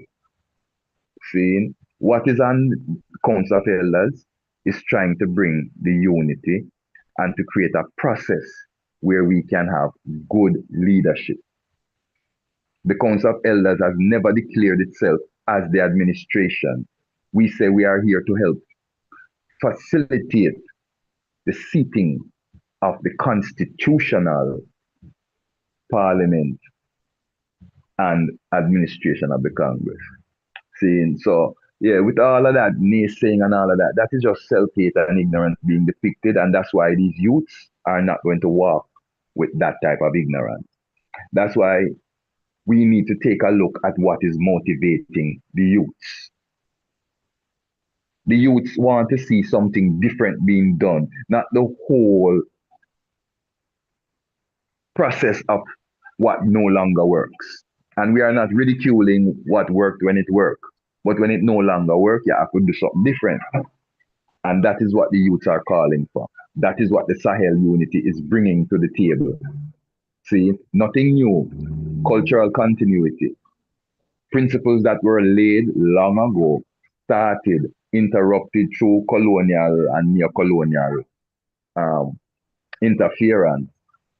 But now the stars are aligned, and there is nothing neither you, I, or the world can do to stop what is happening. It's an energy, a frequency, a wave, you understand, beyond any individual human control.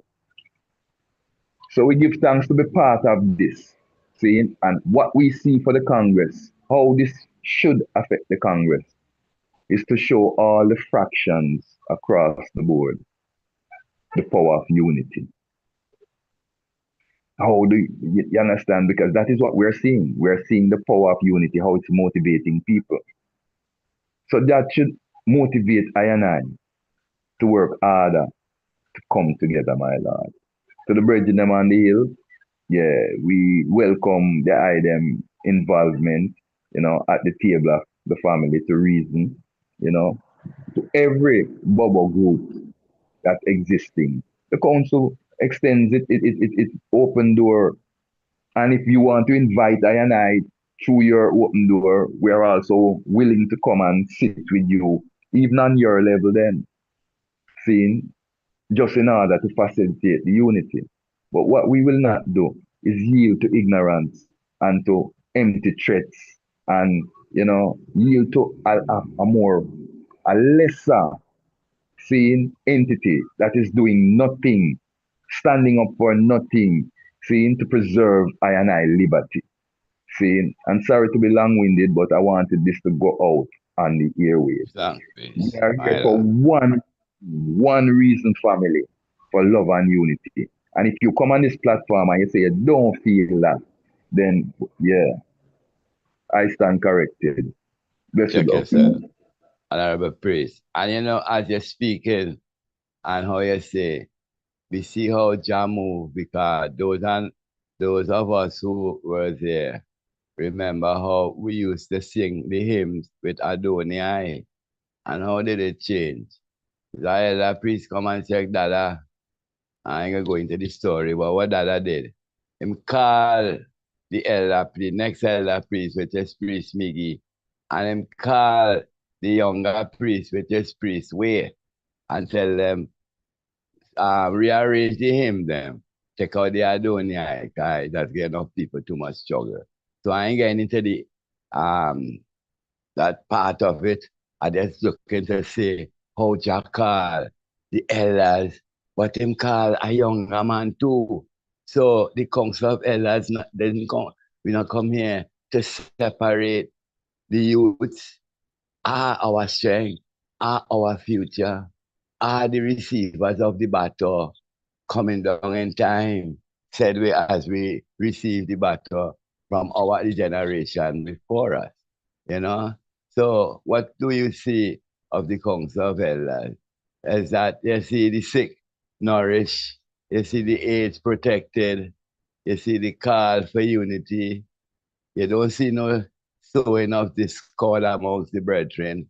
You don't see no feet that is swift in running to mischief, or no heart that is devising a evil matter. Our heart is inditing a good matter, and our tongues are like the pen of a ready writer. We speak of the things touching the king. So we call for that decorum, that upward throne room conversation. Because we can't go before the king and talk anyway. Yet they just say, when you see one, you see him, God. You know? So this is all in the moral and ethnic value that the Council of Elders also is encouraging. You know that way, my lord. So don't want to be too long-winded. I see a video the other day, recently, on the hill, with the priest kind of Psalms reading, but him getting ready to hit the bass. But him I do the chanting, and he's a younger man. So even these things must get in proper order, because the man who hitting the bass drum is not the man who carrying up the service, the Psalms reading. So he's not the man who gonna be chanting. So all these little small things, we want to put it in order and put the whole culture in a proper perspective. When we hand it to the youth, it not have no disparity in it. You know, my lord and empress, pardon the long-winded, but just put in them twos and few. Floor is open, my lord. It's a passionate time. Yes, family, Yes, speak up. fine. I want to hear from everyone. Family, speak up, speak your mind, speak where you're at. This is about the unity. What do you say towards the unity? Honor. Rastafari. To the chair, Yes, my lord. to the house, blessed Lord. Well, I and I, as Black Revolutionary, I don't want to stray from the topic. So the topic was, what are we going to do with the letter? My vote is for the letter to go. Because it's the song of the letter, the interest. This is a Black Revolutionary time. This is a movement that is often called Black liberation, self-determination.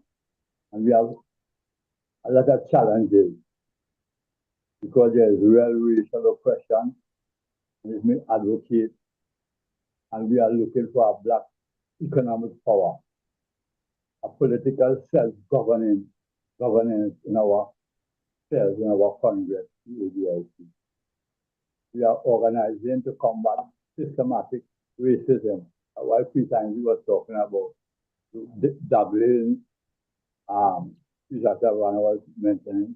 So let us don't go back to certain things, and life is to be lived forward. We remember the past and we give honor to that, but we move forward.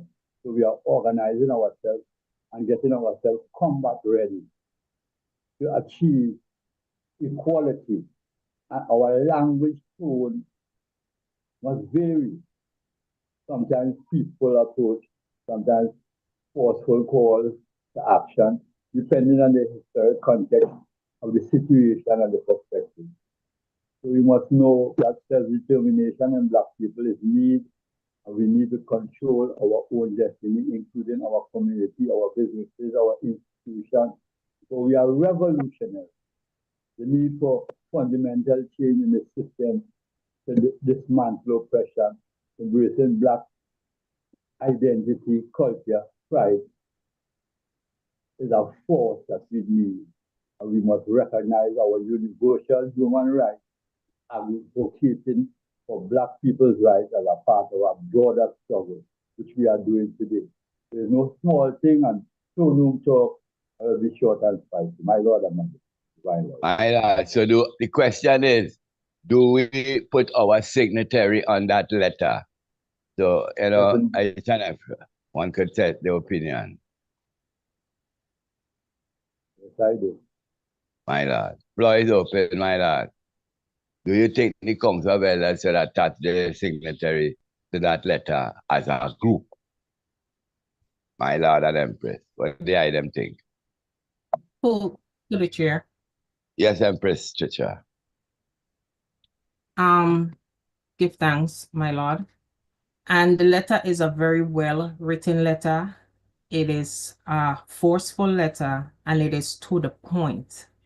Yes, And I. in my opinion, at some point, yes, I do think that the council, the Congress as a whole, as a goodie, should eventually put their name on there, or if individuals want to do that, they can.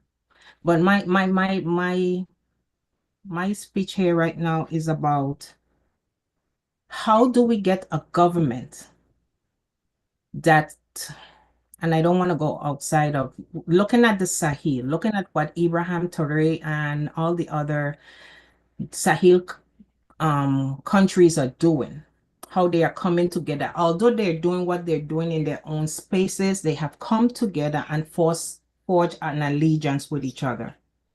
Now let us think about the EABIC. And they say there is quote unquote many different what's the word they use? Fraction.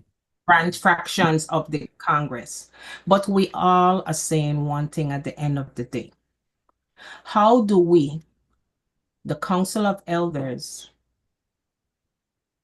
foster or help to facilitate ones who do not understand that unity, like His Imperial Majesty said, is the only accepted goal? That you should not fear words like change. You shall not fear words like unity. You shall not fear words like structure or even organization. Because the coming together, like you said a few minutes ago, Priest Ainsley, about the passing of the baton. How could the elders pass the baton to younger members if the members are confused because there are a handful of ones who outside are saying XYZ, not good things?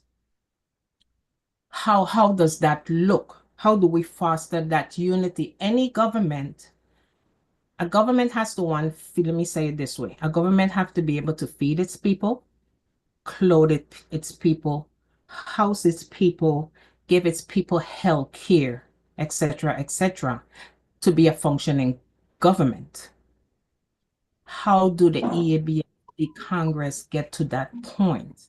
How do ones in the different branches begin to understand? Everyone is, oh, Ibrahim Traoré and what they're doing, da, da, da, da, da, but they're not coming together. The branches are not coming together. There is a platform here. And like the priest said, if they don't want to come to this platform, invite the elders to your platform. How do we foster coming together? All branches to have this discussion, to sit around the table. This is the reason why we have these reasonings every Sunday, to help elevate, motivate, and give knowledge to ones and ones. But ones cannot stay in their spaces and, oh, I like what the Council of Elders is doing, but it's not supported of the Council of Elders. We cannot have elders that says that they are not active members of the Council of Elders, because like the priest said, there were always elders around the Father. So then you're talking against ones are talking against themselves. So ones need to not open their eyes to see what is happening on the continent, but what is happening within the Congress, and how can we replicate? If we say repatriation, then how can we replicate what is happening on the continent? Because it is not what Africa can do for you, it is what you can do for Africa. Because we don't want to say, oh, ones are going there and we're going to just put up a church and we're going to be feeding off of the government or XYZ. We want to be a part of the government, a part of the community, to build the community. And that's what Ibrahim Traoré and others will be looking for. Not anyone to come and suck and feed off of them, but to elevate the community and move forward, help Africa wake up and move forward. But we ourselves, as Congress members, must wake up and see the reality of what is. It serves us, and I'm going to finish right here. It serves this Congress if the members are fighting against each other. Don't do this body doing that. That makes no kind of sense. That does not move the Congress further. We cannot continue to live in 1958. We are in 2025. How do we move and be according to the times, my Lord and Empress? Oh, give thanks. What? Go ahead, Empress. Give thanks, Sister Tricia. I could even said it better. I glorify. Yes, because we have to wake up and smell the coffee. Smell the time. We see what going now. It's no time better than now. Yeah, now is our time. Unity call.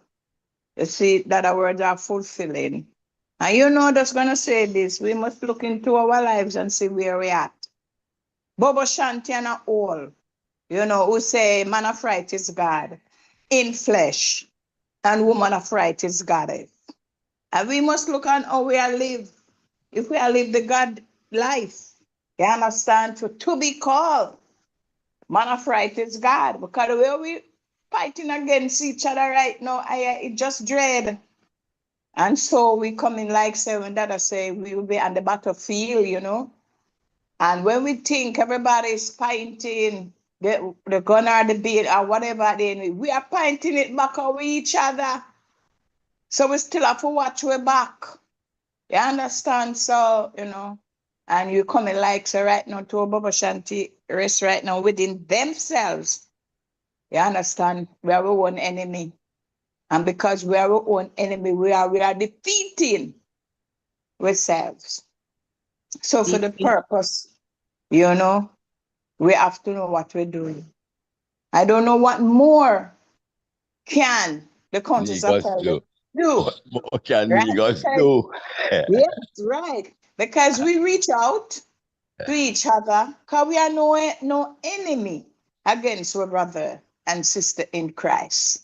We want the love, we want the unity, because without unity, we are not reaching our goal and we are not going nowhere. So I want to ask the councils of elders family, where are we going?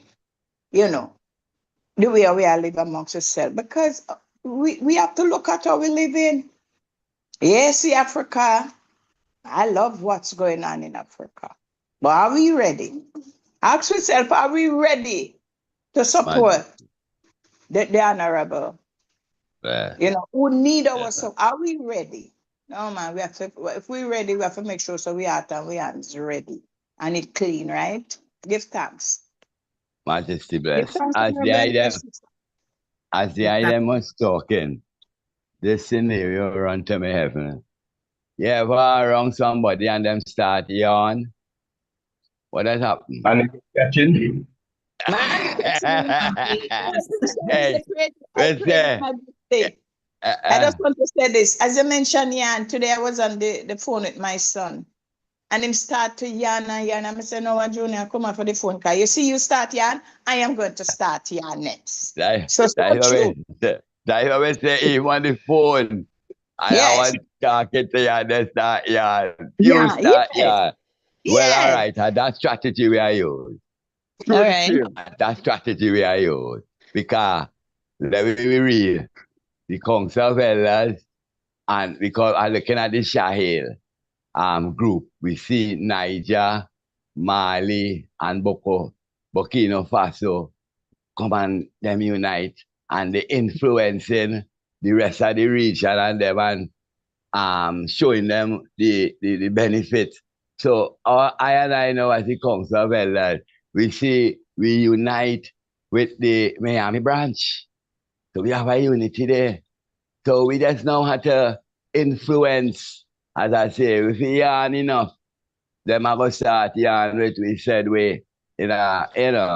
so we just do what we are do and continue what we're doing, and we're going to see them coming. In the meantime, we're not waiting on them. We are continuing doing Ethiopia never ceasefire. So we are do what we can do You know, as who I want to say, one man chase 1,000.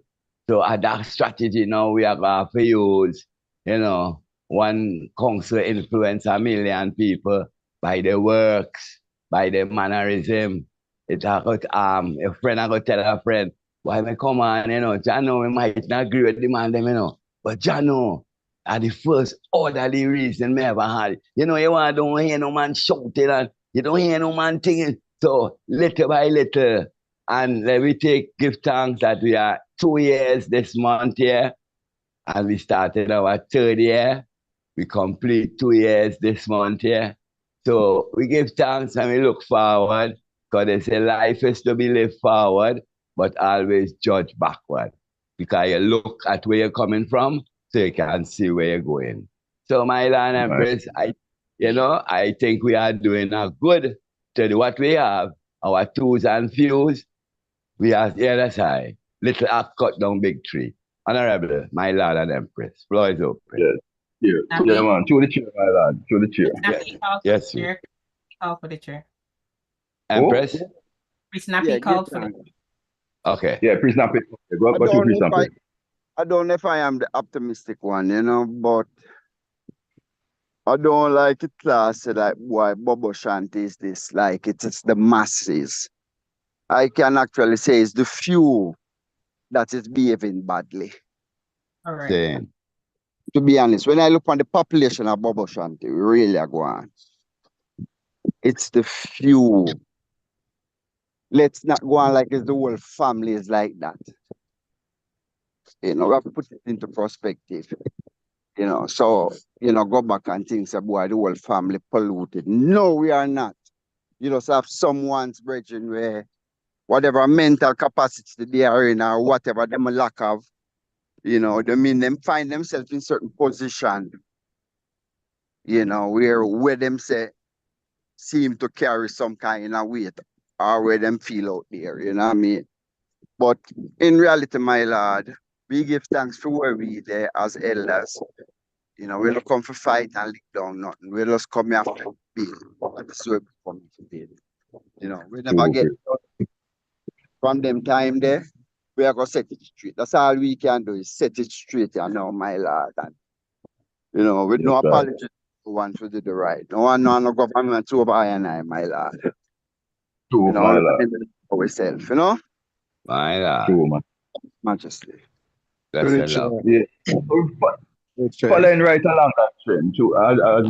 Following After right Priest along Doggy. that trend. Priest 7. Yeah. Go ahead, Priest Doggy. Following right along that trend, my lord. What I saw on Wednesday is proof in the pudding. Proof in several ways. How the power of unity and how we are building fences and finding differences when there are none. Because I saw the bridge in them who came from the hill, came and support the event on Wednesday. Now the event on Wednesday was mainly organized through the RMO with Priest Lamont and Priest Tooth them and so forth. Seeing? But the kind of event that it was, it warranted support from every conscious minded African. So the few that came were the few that could not ignore that power, the power of truth and right. See, and what I saw when the Virgin them come and throughout the day was the Virgin them freeing up themselves and receiving the love among the family because it was a unity day. So after we left Emancipation Park, we went to the Haile Selassie School. Yeah, we went to the Haile Selassie School, and when we went to the Haile Selassie School, yeah, that was another crowd gathered. And there again, the Virgin them came, and they were part of the whole thing in unity, not standing off as they usually do, but they were in the mix of everything and sharing in the love. I saw Pan African liberty in its reality right there. Again, when we went to the in front of the American embassy, where the crowd now became massive. That and the Virgin them were up front because they were the only two that had big banners. So they were very important to be up front leading with them big banners. So only for little banners was there, but them size banner that they brought with them were the only big ones. So they are in a lot of pictures, a lot of things because they were, no, so the banner lead the charge. So even the Nyabingi family and other family that uses their, a different banner was walking and reasoning, being interviewed under I banner, seeing, showing no restriction like there used to be. So it's a time of coming together, family. You understand? It's a time of unity. What is wrong with the family coming together? We are one father and mother's children. We are using irrelevant things to keep ourselves apart. Bobo Hill versus the Elder Council. What kind of madness that? And we say we are conscious people. Oh, Bobo Hill against the Elder Council, or the Elder Council against the Bobo Hill, the online parliament against the. What are we? We make ourselves pawns of the same system that we're fighting against. No, Rasta. The conscious one them is where you see right yourself. You see the council of elders and the junior elders that are part of it, and the empresses that are part of this council are the backbone of this Congress right now because they are willing to put it out there to achieve the unity, the change, the forward movement that the Congress needs. A lot of ones drop arms and just sitting on the way are just being naysayers and opposition just to be opposition. They're not doing anything to rectify the situation and advance I functional ability. There is none of us that is here to lead the other. We are a family. We are a group. We make decisions together. There is no disunity here. Like we sing all the while, we are not divided. One good in we, one goodie are we. So we are that one goodie. We make decisions together. So it's time we follow the Sahel group. That's what it means to us. It's a wake up call. Right. Blessed love. Honorable Priest 7, my lord. And Priest German. Okay. Priest 7 and then Priest German. Oh, my Lord and Empress, give thanks. Yeah, I want to follow up on what Honorable Priest Nappy was saying, about the few.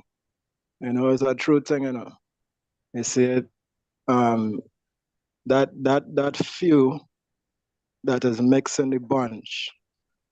You see it, when that few mixing the bunch and they are making decisions and mix up in jurisdiction and committee and these things. This is what caused the problem more time, when this is what bring the weight to them song, because them weight is mixed within jurisdiction and committee and them thing there. You see it?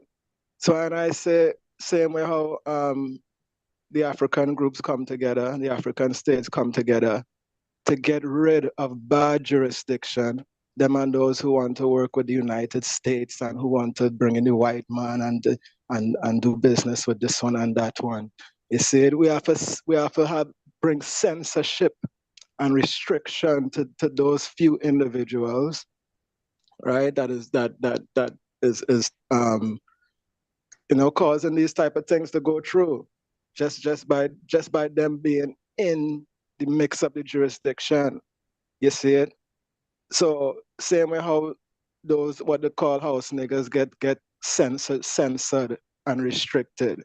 It's the same thing we have to do. We have to bring censorship and restriction to certain individuals who is not worthy to speak their voice in jurisdiction and to give any type of points to leadership and what we need to do. When you see you're faulted and you're not in position, you're not in position to make good decisions. You see it. Everyone might not agree with how I see it, but so I see it. Some have to get censored, at certain time in certain reason. Not everyone could have come and say, well, so it have to go in any reason after you're done been faulted in so much things and we don't know how you stay. You understand? So This is the only way I see for us to move forward within the right jurisdiction. Censorship and restriction only to the few. You see it, and we not send no one to jail, we not thump up no one. We just restrict ones from being part of serious jurisdiction and committee decisions. My Lord and Empress. Honorable priest, give thanks. Priest Germain, my Lord. Bless the Lord, my Lord. Give thanks, my Lord. Majesty bless. And the topic of unity, unity is, a desired goal. And as His Majesty even speak about, unity, and I want to highlight, even here where they in St. Kitts right now, there was a rally also for, the same cause that's happening in Burkina Faso, and it was through the African Conscious Movement and my brethren, Raskolunji, brought me in, as a part of the organizing, board. And I went and, at the studio and we did a program and broadcasted it. And, we asked for the public to turn out and we had a good turnout, where I even filmed it and put it on Bobo in Brooklyn for the world to see. And it was plenty to see, people of all different backgrounds. It wasn't just Rastafari. And of the Rastafari there, it was Bobo Shanti, Naya Bingi, and just Rasta in general. You know what I mean? And like I was saying, it was bald head, same way, speaking, what you quote unquote bald head, So what I'm saying now is the unity, it is happening. You understand? It mightn't happen with the ones them that you really want it to happen with, even for us as a Congress, we have a little, division amongst us, but there's always a cause to unite, and I think this is the cause right now, so if I want to really on board with this, you understand, I mean, the against what's happening in Burkina Faso, basically, you understand, because just like how we know one cocoa fill basket. If I have a coconut, you have a coconut, and all of us as Bobo Shanti have a coconut, that's a full basket. You understand? So that is what we need right now, even within I Congress, same way to foster that unity. The Ubuntu, means I am because we all are. So we should, live with that motto and make that, I strong point. Bless the Lord, my Lord and Empress. Give thanks. Honorable Majesty bless. Floor is open, my Lord. Empress. That's right, sure.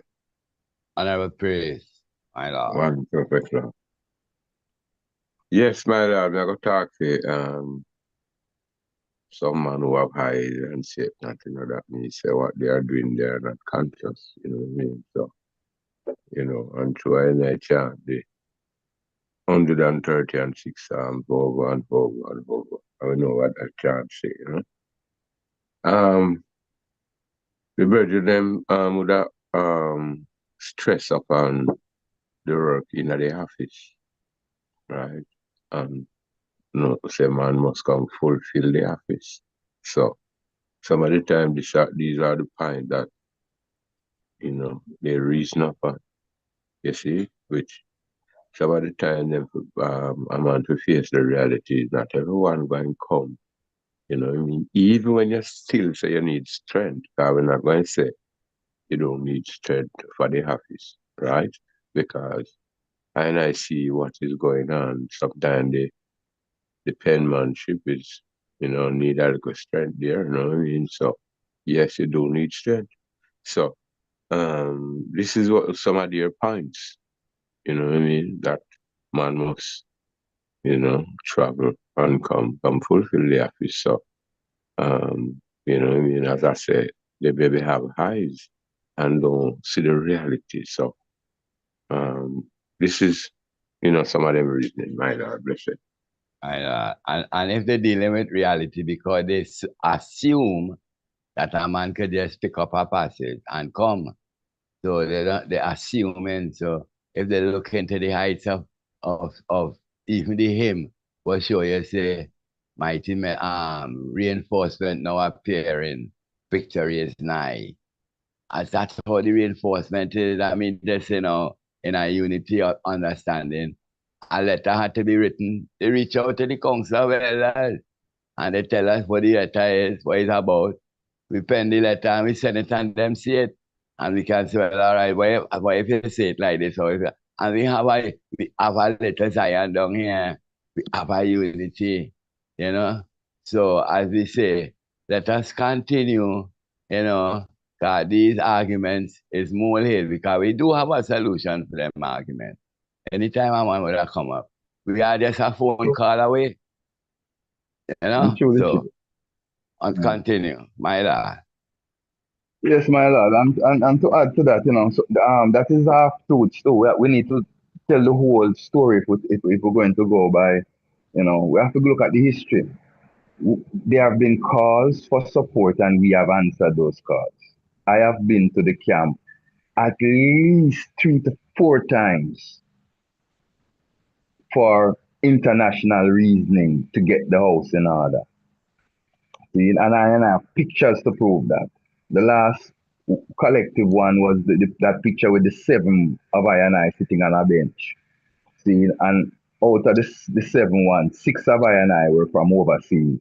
And that was not the full contingent from overseas that came in for that reasoning. And what came out of that reasoning? The same ones them on the hill deter any unity, any progressive development from happening. So you call for ones to come. When ones come, you run them. How does that? And we're not factoring that in.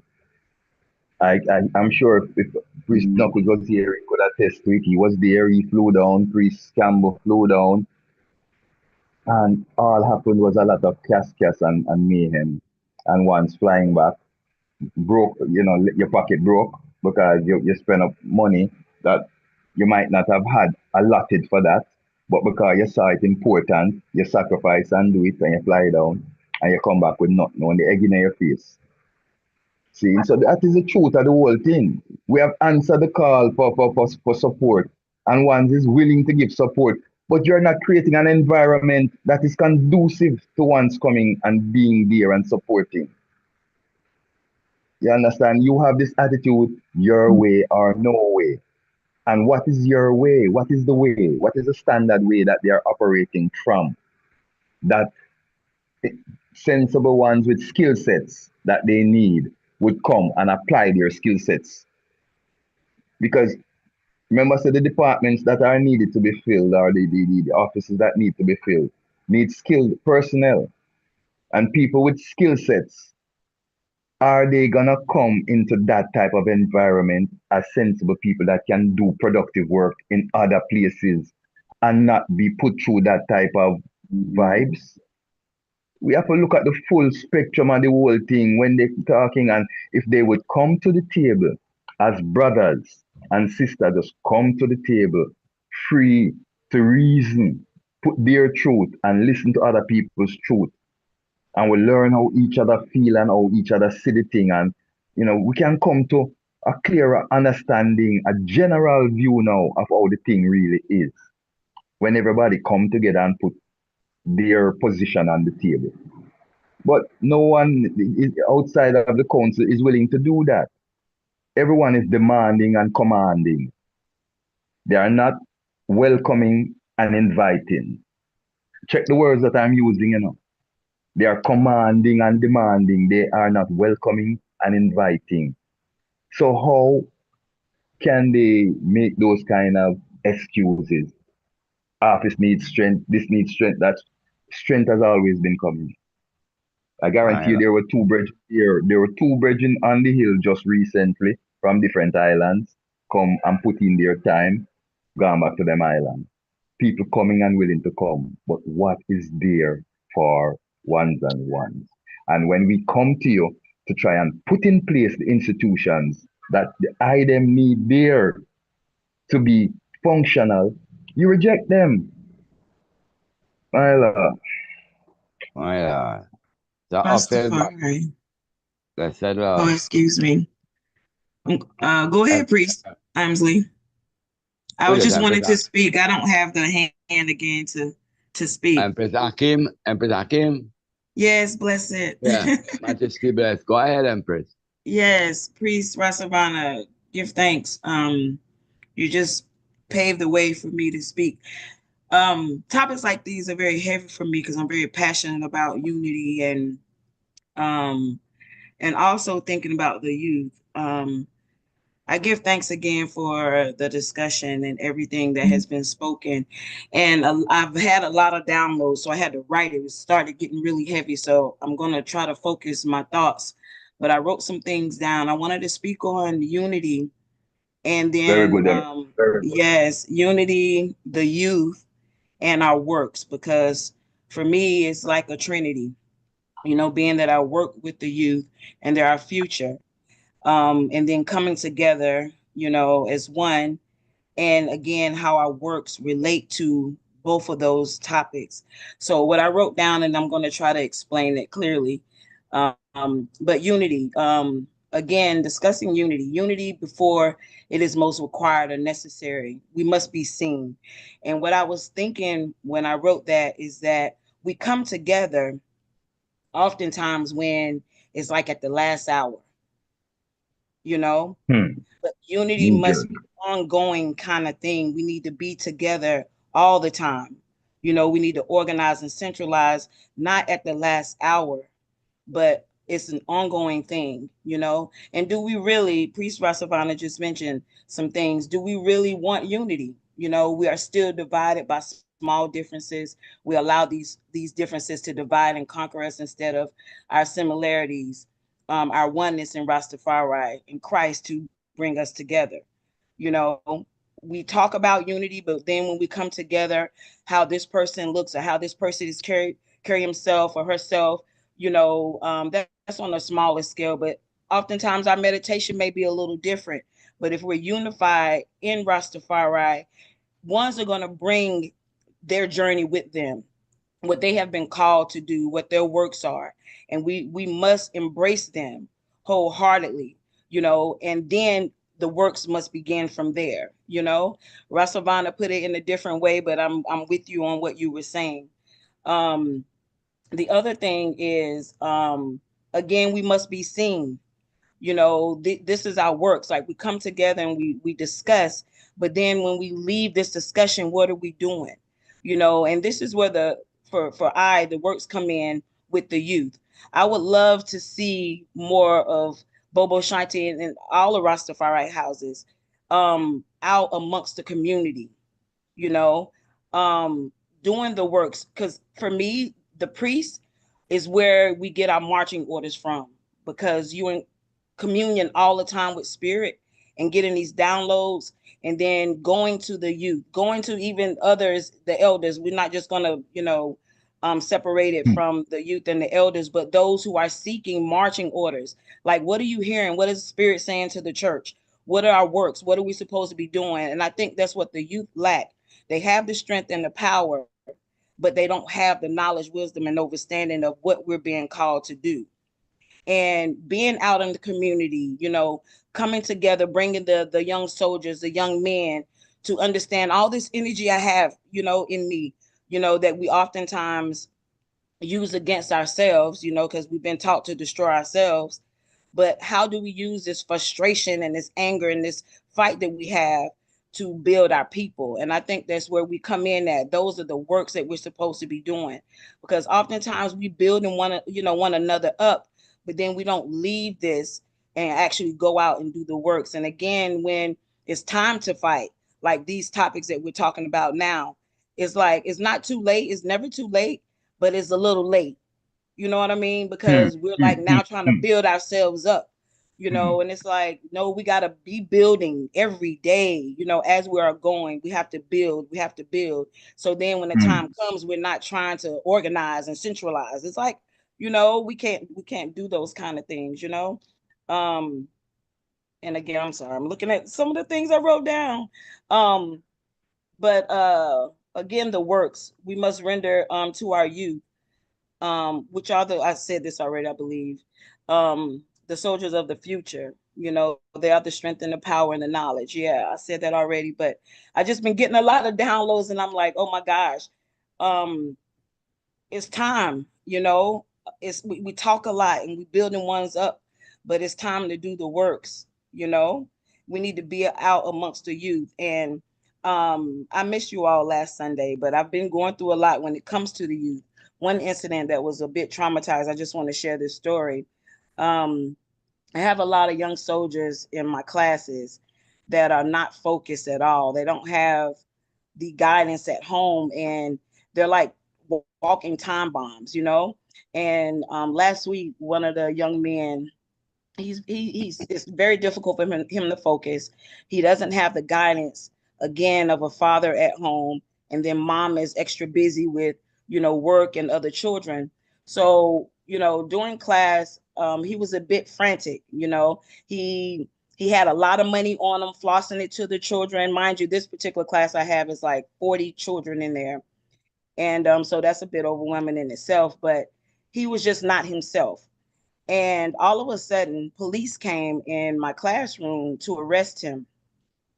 I wasn't quite sure what was going on with the young man, but come to find out, his home was raided during the time that he was in school. They found several guns, they found other devices and other things, and a lot of money. And this youth has been going out, breaking into cars, stealing cars, having high speed chases with police, and a lot of things going on with him. And I think to myself every day, I'm fighting every day for these youth, with the time that I have while I'm working there at the school. And I'm like, this is where the focus needs to be. Who are willing to go out here and start working with these children to build them up, you know? And I think for myself, this is what I'm called to do. And I think for Rastafari, we are called to build up the youth. We need to be out among them. We need to be drilling in them who they were, their ancestors, and who they are, so that they'll know who they're to become. And it does take a village, because a lot of the homes are filled with mothers and grandmothers, but there are no men. And then I think that is the place where the elders come from, the men in the community, to guide. I've been speaking to the men on campus as well, because of the fear of dealing with the youth now and how they're just out in the street and in gangs and stuff. I've noticed that the men are stepping up, and I would question, I'm like, what is this? Why aren't the men connecting with these young boys? But it will often be the women. And these men are saying, these kids are so wild, it is very difficult for us to connect. But I've been seeing recently that they're stepping out of their fear, because they see that the work needs to be done. And again, it's all about how you approach them. If these youth see that you're coming in love, they will receive you. And not to take away this, there's another brother that comes on campus, and he's ex-military. Oftentimes he comes dressed up in his uniform and badges. Those kind of things are very intimidating to the youth. And I would say, even for, and this is just an example, for the priests, if we're not in the church and we're not ministering to ones in that capacity, it would be lovely to see the priests among the children in their everyday wear. Wear your turbans, but some of these things are very intimidating to the youth. And I don't know if ones will agree with me, but can we reach the people in our normal? Oftentimes these are some of the things that divide us. We present ourselves, and this is, and we're supposed to, because we're royal priesthood, right? But oftentimes we present ourselves as if we are above ones, and it's very difficult for someone who is poor in spirit and in mind to receive authority. And we are authority, right? But oftentimes it can be very intimidating to ones. And I have a lot going on in my spirit and my mind, and so I hope that you're receiving what I'm saying. But these are the Wow. things that I feel that needs to be, spoken, because we do have to do things a little differently, to reach people, who have yet to elevate in their meditation. And anything that will block that, we have to be okay and open to making those small changes. Give thanks.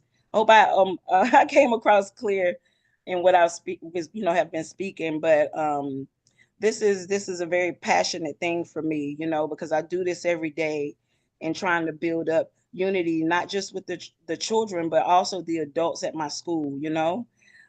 So I just pray that us as Bobo Shanti and Rastafari, that we get out of the way of the things that divide us, and really think about the works. We already have what it is, what it takes to do the work, but now it's time for us to do the work. So give thanks. Thanks and praise. Royal chair, yeah, through the chair, Empress, yeah, yeah, yeah. You're a critical thinker. Beautiful. Yeah, man. You some real serious talking points you have right in that presentation there. Um, one of the great pieces you just said was reaching the people by being among the people and not presenting ourselves above the people, which is what we do. We, especially as who we are, the culture that we come from, we the people above all organization, that mentality that we have. When we go out aerobically, we see ourselves in a certain esteem, which we are. But are we reaching the people? Now, this is where knowledge comes in. When you reach a certain stage in your consciousness, you understand where, when, and how to apply certain things.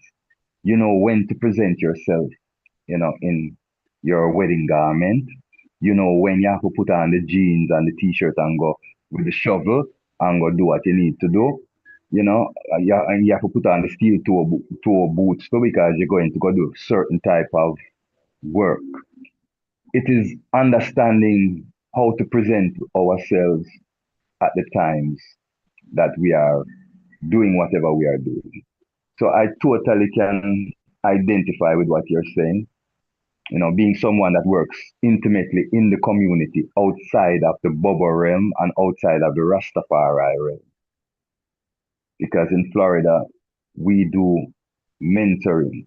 So we work with the Broward County Library system.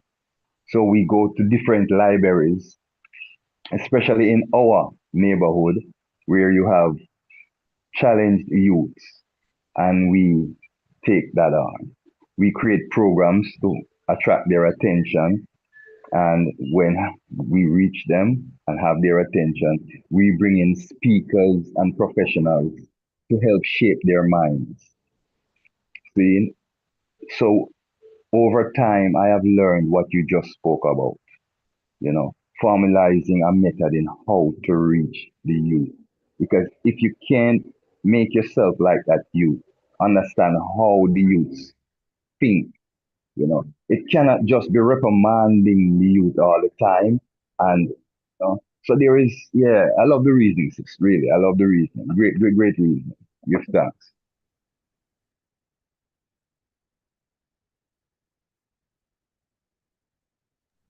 Give thanks, priest. Royal chair. Right on. Yes. Yeah. I want to ask if I remember in 1930, how much group of Rastafari did rise. I want to state the history where the above come. If it does something, remember I come into the culture, and this was the culture also, right? So, as you say, how much group of Rasta did rise in at that time, you see? And the culture is a lot of individuals go and partake with federation, and King Emmanuel did stand to bring forward all of these individuals who did go and bow to federation. So I want to know if it's that, part of it, because we are doing the work, you see, but we know say one than one did go and bow to federation where say, you have some individual who that say them through them a federation rasta will not to be amongst them. Because this is a culture too that is going on, right? Make fire come down from high and high. But this is a sealer time, and we are still fulfilling the mandate of the kings of kings. You know what I mean? We and I have to unite. My sister is a trap when Baba go up there, although he is above, as we say. They still say we're all in other groups. You know what I mean? Although we still carry that above title. But when we still go present ourselves, that train our face too. So we must unite, So the beast is doing this, so why not us unite, my Lord and Empress? Honor. Rastafari. Anyone have a clearance on how that word ended come in? Please, Rastafari, you know that one there?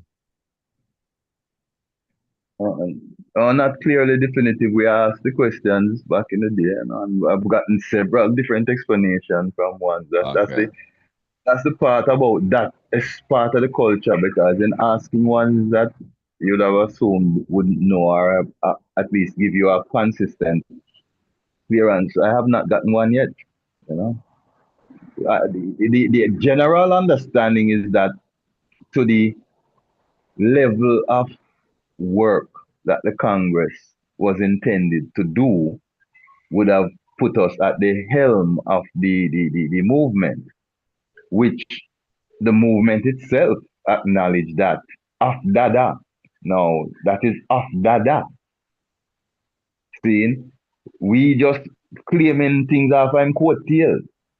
Seeing, because, yeah, we know since it dropped in our hands and we become the custodians, at the helm, we have not been able to sail the ship in any positive direction.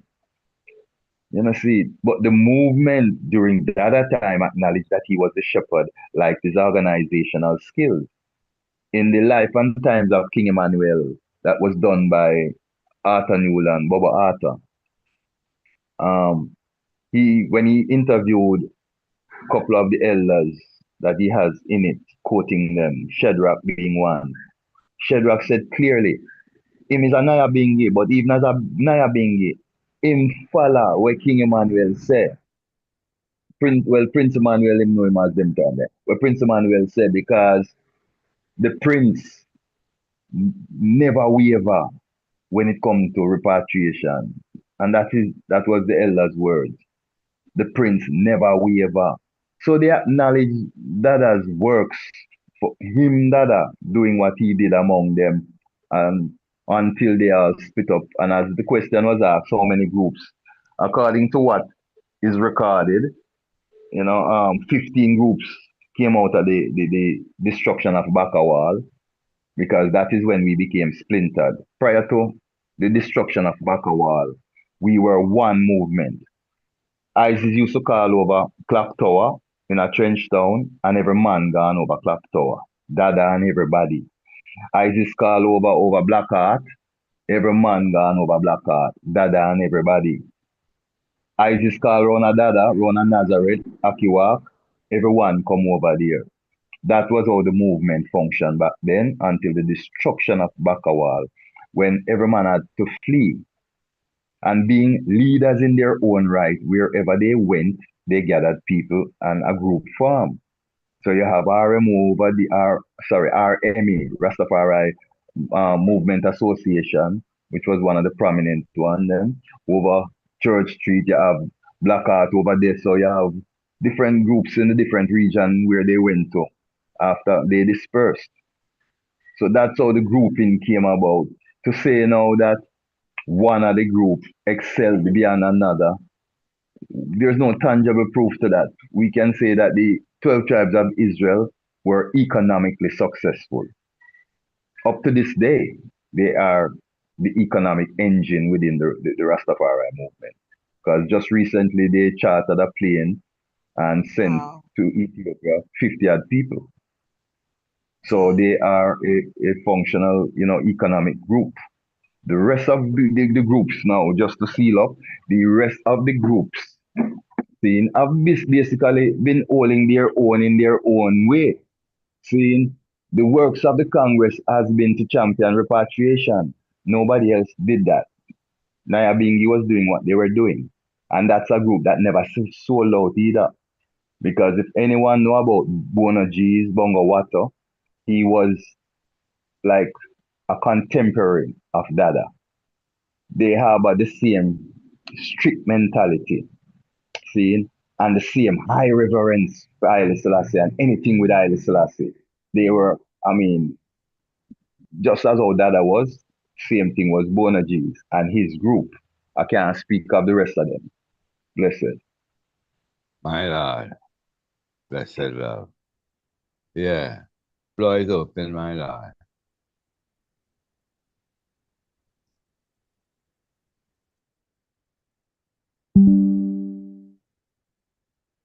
My Lord and Empress.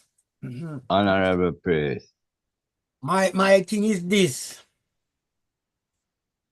If we are going to go back to grassroots, even look at what's going on in Africa, we get put in a state where we couldn't tell our and our oppressor no.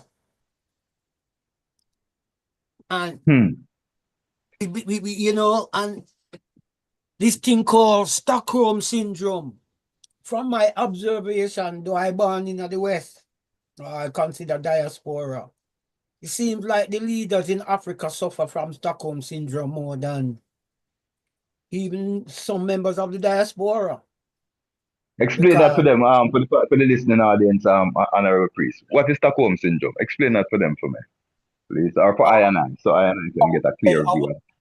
basically who admires the oppressor, see what the oppressor have done to them, but just works with it, you know, like example how Malcolm would have put it here, the master house is burning down. He said, Master, the house burning down, the master is sick, we sick.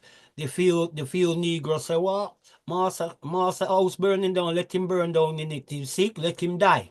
You understand? So it's basically glorifying your oppressor, you know, and no matter what they throw at you, which is bad, you just live with it. That's your, you know, just a theory of surviving against the worst treatment, but you go with it anyhow. We and a lot of us are see the reality of what we're going, but then I said, boy, we can't go up against True, my lord. Well said. Yeah, man. like Continue. like Harriet Tubman said, she freed many slaves, and she would have freed many more if only they knew they were slaves, True, right? man. And I was watching the little biopic what they put out there, and you know, watching it and see it bring tears to my eye. Just watching just a little biopic where them put together, but through them I show you the bullet points and the years and the history, and they were real. And I remember went for her sister, and her sister said, "You cannot win, Massa." And she could, her sister could have get free, you know, but she just said it no make no sense. Try fight against them, you know. And in the end, when Harriet go back to the city, them done away with her sister. But these are the things, and like me say, Lynch and Stockholm syndrome, cause like even the Bible say, my people hurt through a lack of knowledge, and through most of we don't have no knowledge of self. A lot of us don't have no knowledge of self, and a lot of us don't really have no knowledge of the transatlantic slave trade and these things. Cause some Africans might even vex, even when it comes to even I and I as Rastafari on certain levels. Cause I give you an example. I was out one day and I have my guidance of Marcus Garvey, Haile Selassie, King Emmanuel, and Empress Menen. Because I standardly always walk with them four personalities on me when I do where my guidance is on. Anyway, African man come up to me and he says, "Where's Kwame Nkrumah?" And I explained to him, these are my spiritual beacons in my faith, as best I could explain it to him. And I said, if everyone was to ask the same question, I don't know if I can house 54 different leaders and which period in whichever era and time. So it's not that I had to show him, so it's not a disrespect to Ghana or Kwame Nkrumah or anyone, but this is my expression then. You understand? And all of these people are African people. You understand? And I said, yes, I respect Kwame Nkrumah to the fullest. And I even started giving him the history of Kwame Nkrumah and the emperor come together, form African Organization, African Unity, and all of these things. But my question is this. Some people use Deuteronomy and say the curses. I always ask the question, I remember that I asked it in I read it in one of the pamphlets. How do a nation considered gods and goddesses, yeah, get reduced to be slaves? Our wealth, stripped of our glory, our name. We supposed to be the biggest nation upon creation. How did the so-called invader come into our lands? How did we not see him coming since we are the original scientists and the original star seers and whatever? You understand me? I say, how we didn't see this? These is the rational questions I ask myself. Said, should we really be in this position having discussion today? Since we are the gods and the goddesses from the creation. How did the God of the Bible make it this way? Because even the God of the Bible tell we if you do some nasty things and tell Israel, at times, go into their cities, rape them wives, eat them children. Yes, the God of the Bible have commanded Israel to do these things, but we in our sanity wouldn't go with that out the Bible. That is one of the no-nos in the ridiculous concepts in the Bible what we throw out. You understand? So it's discernment, and I man feel say because of lack of self, enough of us don't really know, but even within that lack of knowing self, I still ask the question, how did we really get to this that black is against black, white is against white, what all the nations, most of the nations is against we, that we have to be now saying unite behind Ibrahim Traore and all of these things. So we have to look and say, how did we get here in the first place? The war is still going on. Without, I'm talking about the creation birth to the present. How did we get in the first place without being our Bible about it? No, I don't know if there's a human being exclusively can tell me with how we got here outside the information where we have. A great reset. A great reset, my lord, Yes, there was a great reset, Well, my lord, it's just a rational question from I, right? No. It's we get to this from the creation birth till now, So that's all I say. I don't claim to know everything, right? Right. I is bigger than ice. I just want to know, my Lord and Empress. Blessed. Yeah, I don't have the truth here. I don't have the answer, but I have an observation that could help in us trying to ascertain the answer. One of the problems that I and I have, is truly accepting cultural continuity as it is, as it realistically exists. We tend to leave out strategically. We're coming like the Council of Nicaea and then Council where canonize the Bible, choose what they want to put in there that is in line with their concept or what they want to implement, and leave out the other things that kind of paint the picture more real. See, we tend to accept, and look for things that are, more fabulistic than to accept the reality, that brought us to this position. Because Egypt was the matrix of power. Egypt, we keep minimizing the culture of Egypt because of our negative culture that we get.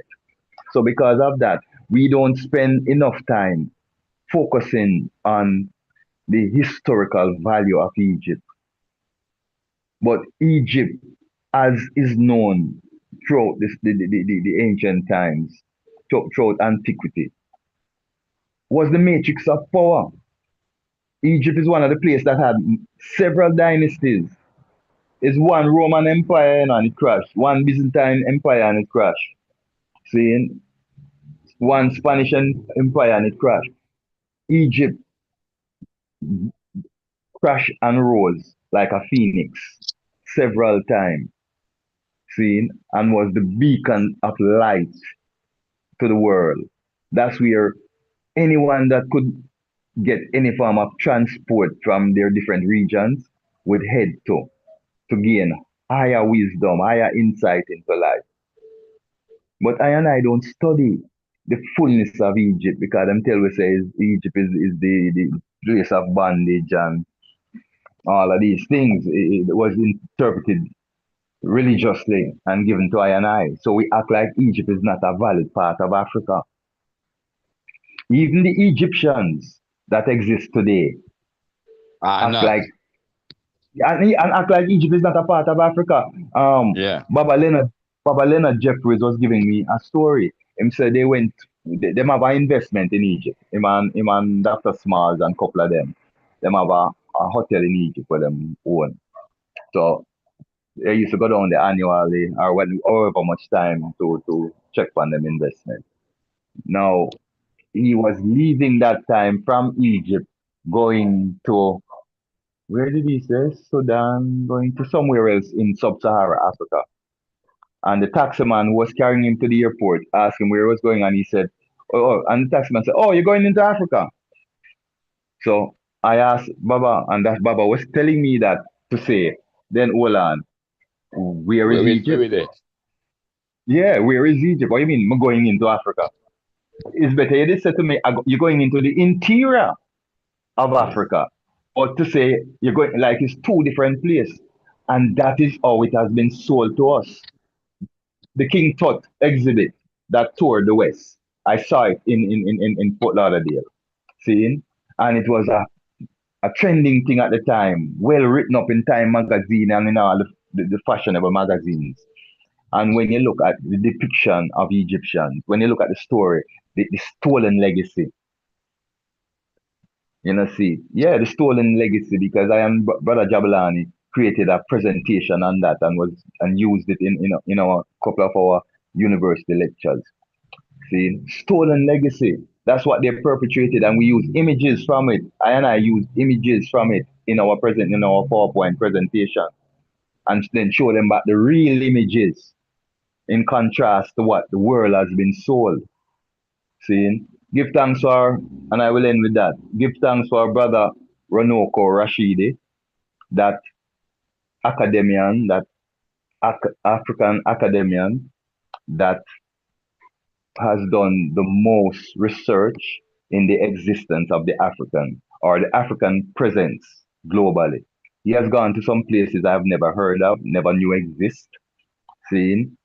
He used to while he was with us, he used to come to different events where he's invited and show his PowerPoint, and he would show you the African presence in every sphere of earth, everywhere we were there first.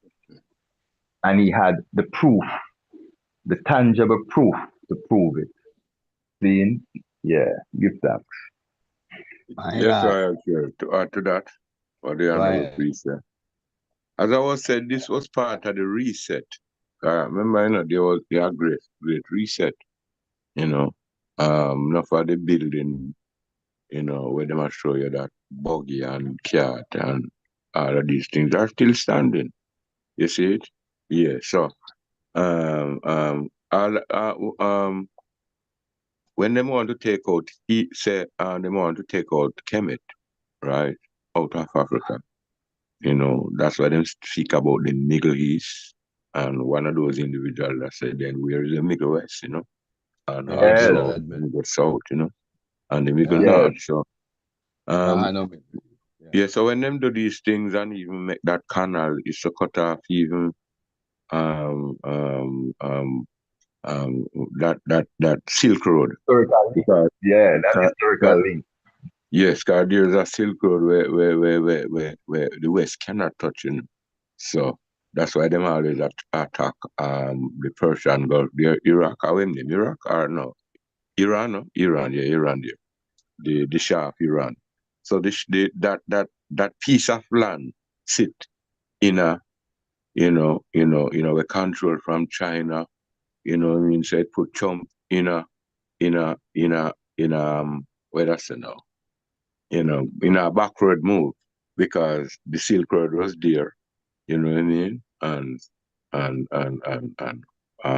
I don't want to overtalk, sir. Listen. My lord.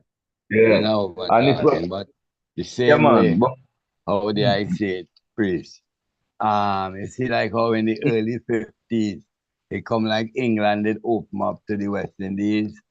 They find enough people used to go England, and then after a while, America come. But at the same way, Egypt was as a world power before yes. Rome. Everybody and them brother, I look to go over yonder to make a better living.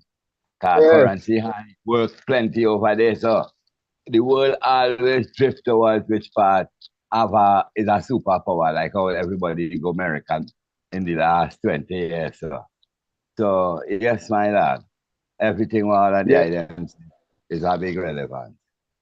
Mana Musa was the power that made Egypt in the last dynasty of its reign great, Okay. because Mana Musa was a very rich man, had gold lenses, and he traveled. He made a pilgrimage from his region over by Mali there, and all the way down to Egypt, and all along the route wherever he stopped, he generously gave gold, gave He, he, riches to the to, he, the- to he the came to the Arab. West Indies too, and Them never went them back. say they say on his journey, him crashed economies by the wealth that he left in place among the common people. See? So he was one of them that, you know, brought light to during his time to Egypt by the wealth that he generated and shared across the region. See, the great Songhai Empire, the great Mali Empire, see, came out of that era there of Mana Musa and his great wealth. He was like Midas, the man with the Midas touch. Yeah. Yeah. I believe that is how that word song come up, Empress. That catch. The man with the Midas touch. I don't know. No, oh, no, Yes, different. Yeah. but here I know. It's a lot of the stories them that Babylon depict. Yeah. That is how they win we over now in this time with them story now. It has a semblance of truth in there. It have a semblance Yeah. of history there. So it have you tied to it believing. But it's a stolen legacy. When you go further back now you realize, no, my grandfather, my grandmother them Yeah. that did that. Yeah. Yes, my lord and Empress. So it's a wonderful day to be alive. Remember we did talk this in the beginning. Please remember we said it. 2025, 9-7, 7-9. From in the top of the year we say that, and we see uh nine And seven we is look the for full. reparation. And we're looking for Huh? reparation, but we're looking and they declare the year as the year of reparation. We're looking for Yeah, reparation. We don't realize yeah. it is here, It is here, though it is just not presenting itself in the manner that one is looking. Rastafari. One's looking for So money at this time, but no, look at the no. power. It's the power transferring. So we for hurry up and get we issues in order. Cause freedom is around the corner. Any man who looking out for freedom. But I know say, look, let me get the issues in order now, man. Straighten up everything and look for the dawning of a new age. Selassie, Jah, Rastafari. Floor is open, my lord and empress. Yes, Watch the honorable. moving. Yes, honorable. Right? So when you say, how do you put your house in order? Remember, Uh-huh. this is a thing, my lord. You have to start from your young. It's not just, cause that's why the man I got said to enough of them, him not know them. Because, it's a thing where it's a liberty to keep your house in order, which is your temple. You see what That's I right. say? And on a hurry come up here now to the Rasta man them get hell there now you come put your house in order jump in front of it. Cause I saw them out check said this all got to. The same tone is in tendency, you know. You understand? Yes, man. Rastafari. My Lord. Yes, man. Floor is open. Blessed love, Royal family. Honorable Empress. Yes, I wanted to share something that in response to Priest Adegun, and I've always had the question as well, Priest, about how did this happen to our people? You know, such a powerful people, warriors and knowledgeable of self, and you know all these things. You know, how were we conquered? You know, and there are many reasons I would say, but the things that come to me about how it was done and how it's still being done is that we have not really accepted ourselves as a powerful people, right? The original people. And we still struggle with this. You had mentioned the Stockholm syndrome, that what we have is not worthy, and that what others present to us, you know, is better than what we have. And we see that amongst Africans today. Yes, you have, you know, those on the continent, you know, they still wear the garb, they still embrace the culture. Many of them have no other choice, but if they did, they would choose the Western way because it's been presented to them to be better than what they have. We see that often here now. Many Africans who have knowledge of self and all these traditions, but they don't have not one piece of African garment, the most simplest thing in their wardrobe, you know, very Europeanized in style. And, you know, I was reasoning with my son the other day about you can really tell when a woman has transformed, an African woman, a Black woman has really transformed and has really gained knowledge of self again. You will be able to know by her hair. If a woman, a Black woman, has not changed her hairstyle from a perm style to her natural state, says a lot about her, regardless of what knowledge she has about Africa and the history. And I truly believe that, because that is the hardest thing for a woman when we think about our presentation. If we have yet to change our hair, it is very difficult to really see that woman. And not to judge, but for me, it's very difficult to see that she has really transformed. Because if you still say, "Oh, my hair is nappy," in a negative way, this says a lot about your meditation. And I think us as a people, to get back to where we're in control of ourselves and our resources, we have to really accept what we have as being valuable. I even share with some of my Jamaican friends here, you know, when I'm talking about Jamaica all the time, they're like, "Yeah, but I don't know if I ever go back," because they feel as though there's a freedom here.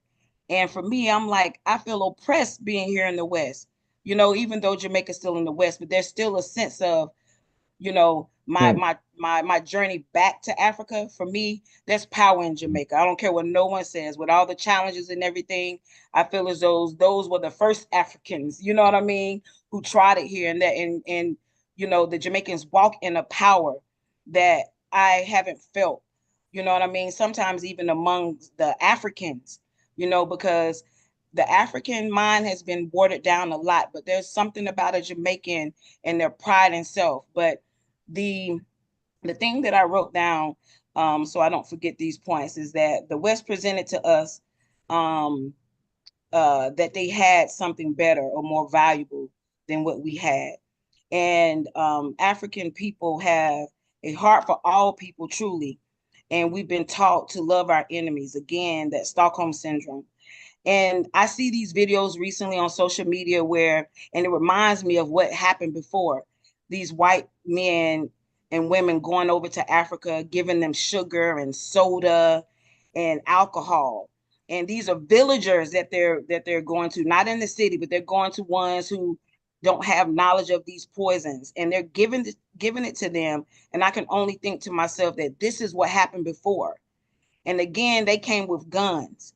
You know, we fought with hands and spears, and you know what I mean? And we didn't have the guns. So when we think about like what Priest Adegun was saying, we were overtaken by so many things. We're so stimulated by the alcohol, and we're looking for all these things. And even today, the things that stimulate us, and we give up, you know, what we know is righteous for those things that stimulate us. So we have to overcome those kind of things. And I just wanted to share that, it goes even deeper than that. But until we really value what we have as a people, and again, being a bit selfish, and that just like, Brother Ibrahim is doing now, cutting off ties. Africa is the resource. Africa has everything, but it's time for us to cut off those resources because we're being misused and abused for the resources. And then again, they send, the enemy over to conquer us with their guns and their poison that we still feel is valuable.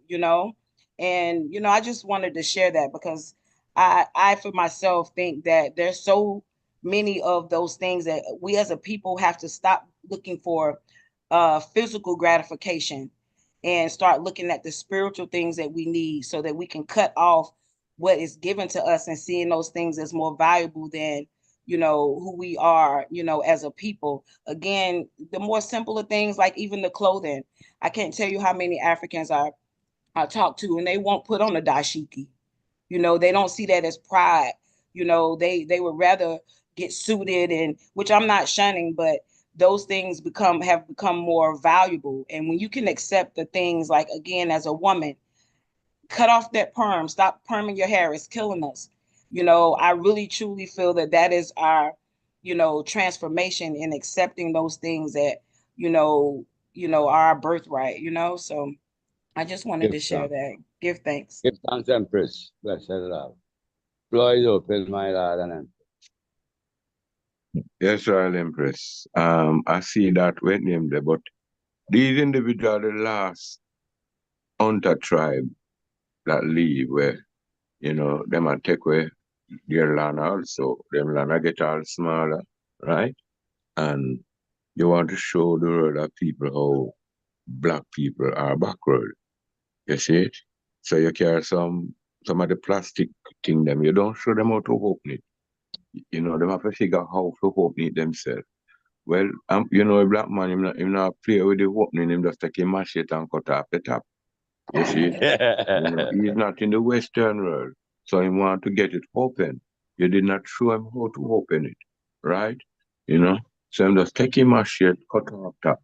You know what I mean? And all of these things. But it's a pollution. You see, these people know to feed themselves. Them don't need you. Because these people, not even mosquito don't even do these people nothing, not even bees some of the time. Because these people go and hunt honey.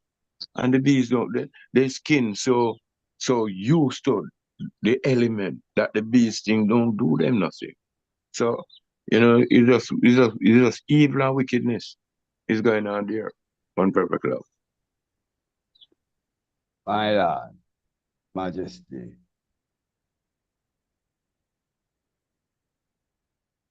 Floor open, my Lord and Empress.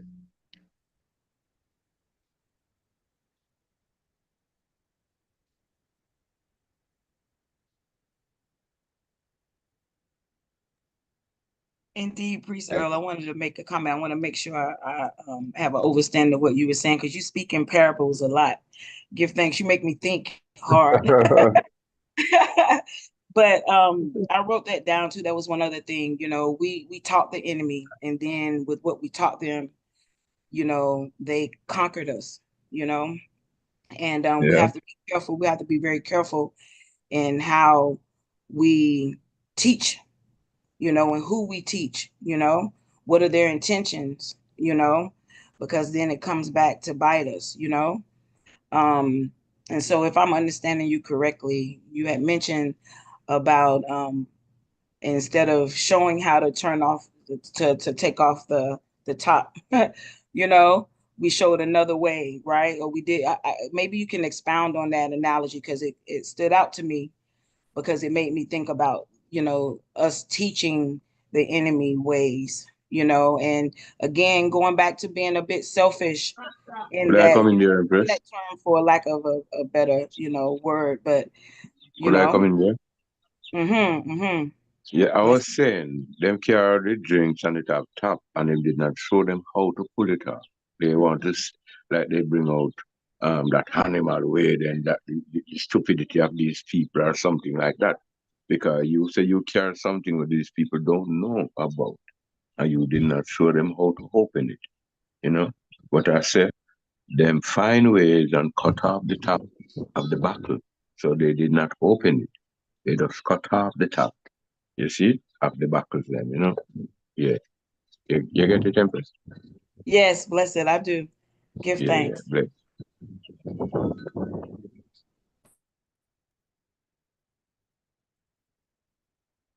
Yes, my Lord and Empress. Yes, are natural, These are a mighty people. And world empires do rise and fall. So we could see that throughout history. World empires rise and then fall. So, Priest Adigan, it's just that one, you know. But they had a conspiracy against I and I as a people. Because we're very resilient. We're very resilient. So this resiliency caused a lot of strife in the nations also. So a long story. But we are here now, and that's why we're saying, even changing the narrative, we were never slaves. Our ancestors were prisoners of war, and that war is still going on even until today. We feel the effects of it. So, but as Imperial Majesty say, we are confident in the victory of good over evil. Selassie, yeah, Rastafari. And even Priest Adigan, because he said it come to my mind too. Like how we say Selassie, yeah, Rastafari. It's not, I wouldn't say we chinksing out of the power of Emperor Haile Selassie by just saying Selassie.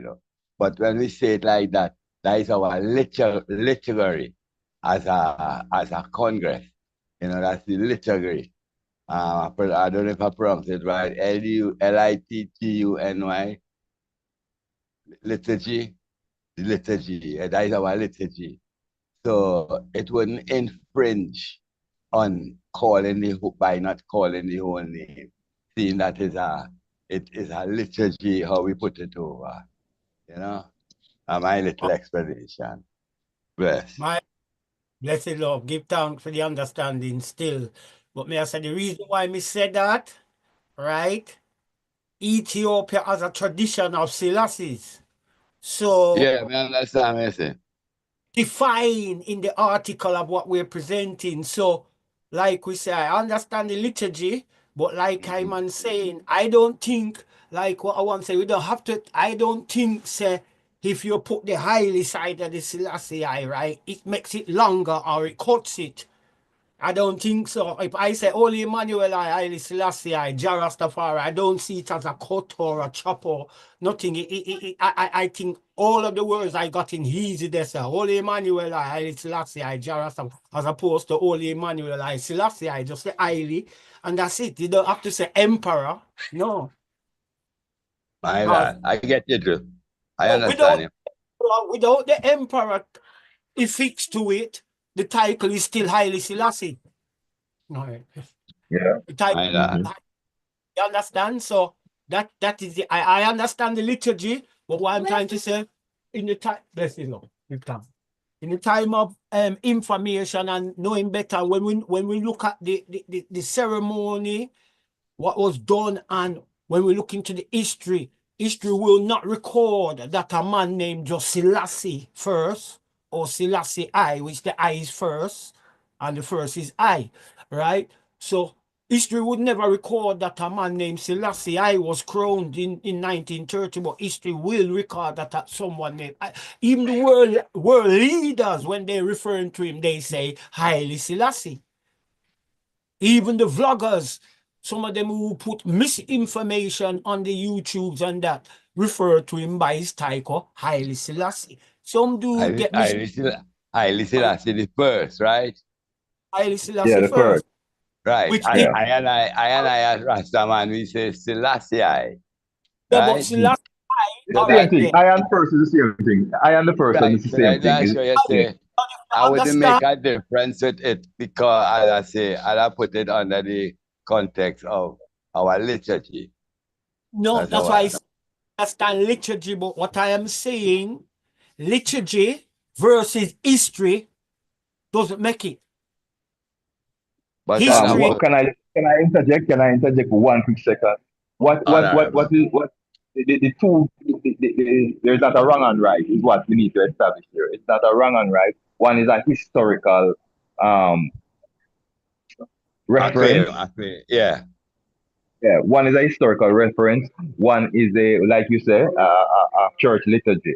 Now, if you're going to be historically correct, the Hail is Haile Selassie the first. That's Right. the title. That's the person you're talking about.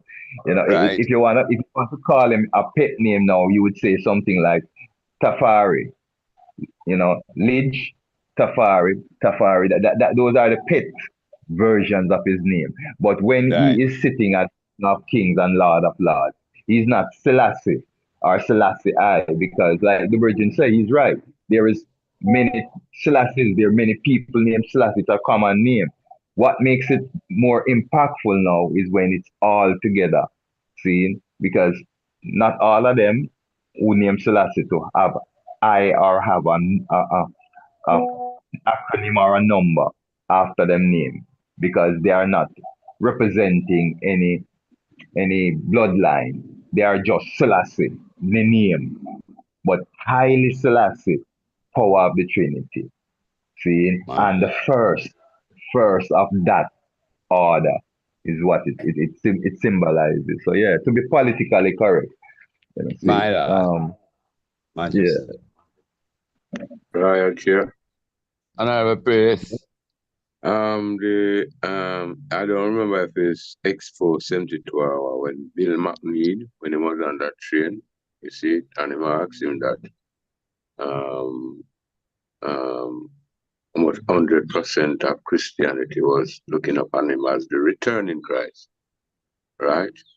And he mentioned the first statement was the Rastafari out of his mouth, right? So him did recognize the Rastafari, really and truly, I don't think so. The question was even pertaining to the Rastafari because you never have no billions of us at the moment. I thought it no. was the Christian world he was asking the question about. You see, Right. but the emperor,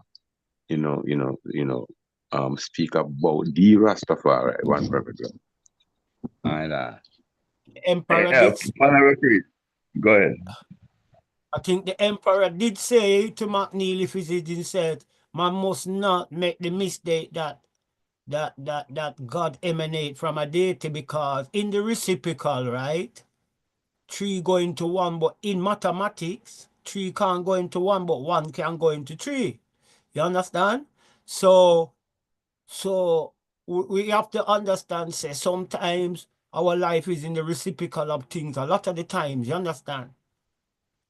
So within my understanding, seeing Tycho's names, right? Why even for me, the Tycho highly side of the Selassie is important. It means power of the Trinity. And not only that, the first, like, is the first in the lineage of kings coming down to be known as Haile Selassie, and the first power in that Trinity for I and I as Rastafari. So, yes, the Haile is significant in, that's the first part of the man's title, coming from the realm historically born Listafari, Waldi, Mikel Mackinnon, right? Which Ras Mackinnon's middle name was the same, right? Waldi Mikel, so Tafari Mackinnon, which is the said Haile Selassie, had the same middle names as his father, which is Waldi Mikel. Now, when you get the title DJ match, DJ's match, Tafari means defender or keeper of the door. Tafari means one to be feared, not creator.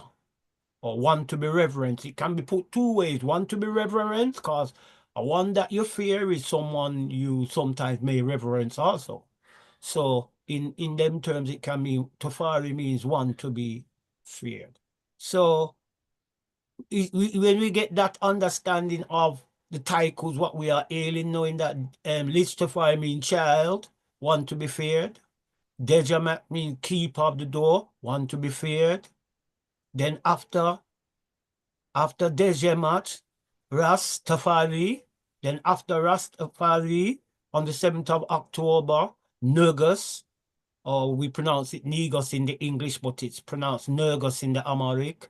Nergus Tafari, which means king, one to be feared, and then his church triumphant, which is also his first name, his baptismal name, Haile Selassie. So it sounds funny. Everyone thinks Haile Selassie was the last title he got, but it's probably one that, after his birth names, Haile Selassie was his probably his third title then, but he was known as Haile Selassie before, not to the large public, but he was actually baptized under the title Haile Selassie before he got the title Rastafari and Negus Tafari.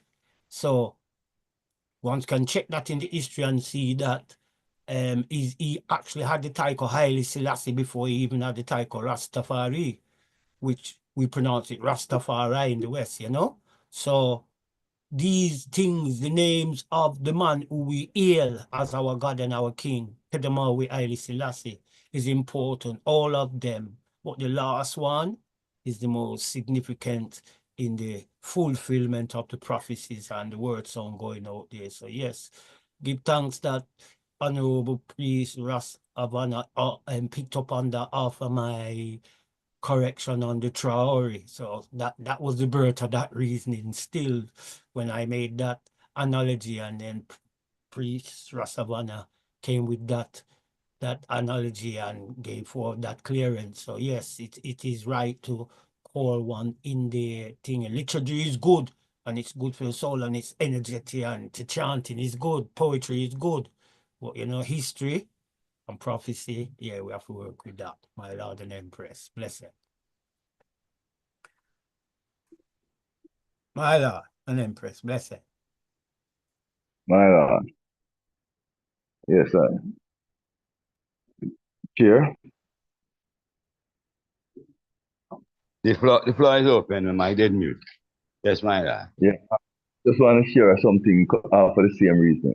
I was at an event, and one of my brethren from New York that runs dark was in attendance, and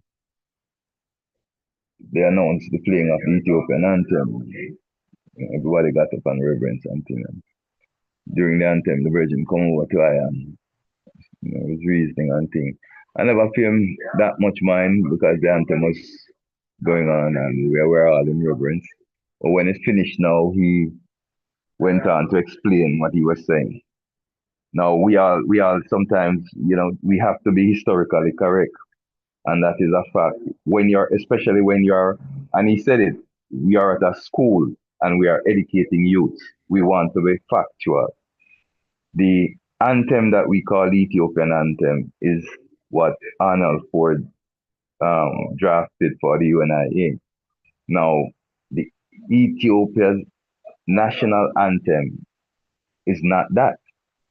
During the time of the emperor, the item here I played several times, or here the tech played several times on this platform in programs that we have put together. The national anthem of Ethiopia during the emperor's time. See, and it's not Ethiopia, the land of our father, the land where all gods and goddesses love to be. See, and ones don't know that. Even Black Americans and other ones, the way Rastafari have popularized that as the Ethiopian anthem. Even Ethiopians that rise up around the West here in exile, you understand, adhere to it. Because I've been in, events where it is called to reverence and they themselves get up and reverence it like you would think it's the Ethiopian anthem. In reality, it is not. Rastafari has made it that for us. See, which you would apply now under the category of liturgy. That's the Rastafari liturgy, but it's not a historical fact. The historical fact is that the Ethiopian national anthem is different, and it has a kind of different musical sound. It's not a drum sound, heartbeat type genre of music.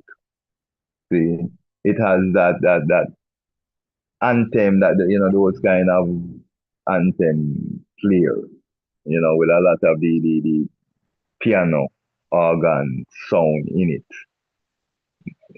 So yeah, just saying all that to say these are some of the ways in which we get misled and believing things are historically a fact when no, ones have made it into a culture within I and I reality, but it is not So the the historical fact. anthem what we sing, what we call that, the universal Ethiopian anthem. Well, Yeah, that is what it is. Yeah, that is what it must be declared as and make it Right. clear.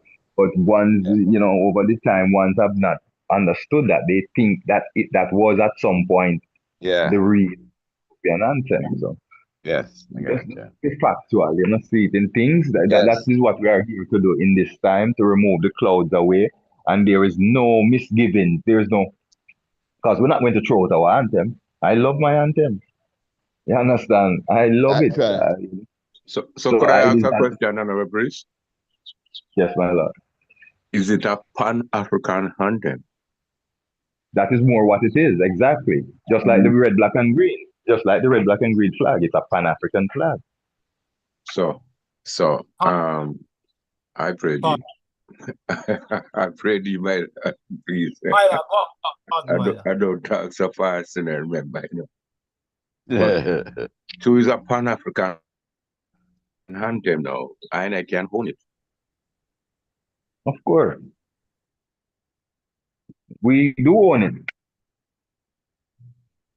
We do own it and claim it.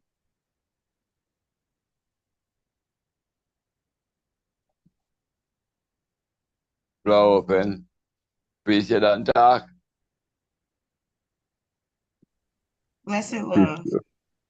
I wanted to say, if possible, I know I've been talking a lot today. I missed y'all last week. I have a lot on my heart. I wanted to Go share something ahead. real quickly. I didn't get a chance. I made a mistake and forgot to read this. I just wanted to read this passage real quick. And many ones here may have heard this before, but I think it pertains to a lot of what's going on and has gone on with our people. But it says, and it's by Carter G. Woodson.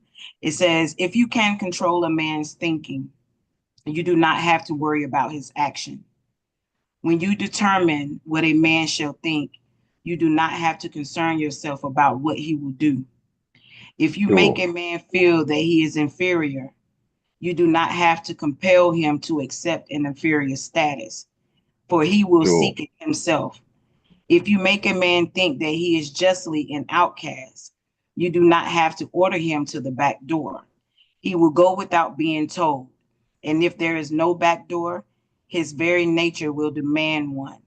And that is by Carter G. Woodson. And when I think of, what has happened to our people and still continue to happen, this sums it up, you know? And Yes. so I just wanted to share that. And that is by Carter G. Woodson. Give Yes, thanks. sis. Yeah, man. One of my, yes. Yeah, man. I know it as well. Very inspirational and to the point. It's all about the mind programming. You program Yeah. something, you don't have to, you can remotely control it now. You don't have to have the string attached now. You don't have to have the chain around the ankle and the neck anymore. You can remove the chain, but now you're remotely controlling it, which is Another what sad Marcus. thing they say. Another sad thing they say with a dog. If you're Yeah, tired man. and after a while you take off the chain, him not go too far from that tree every time, too. That becomes his identity right there.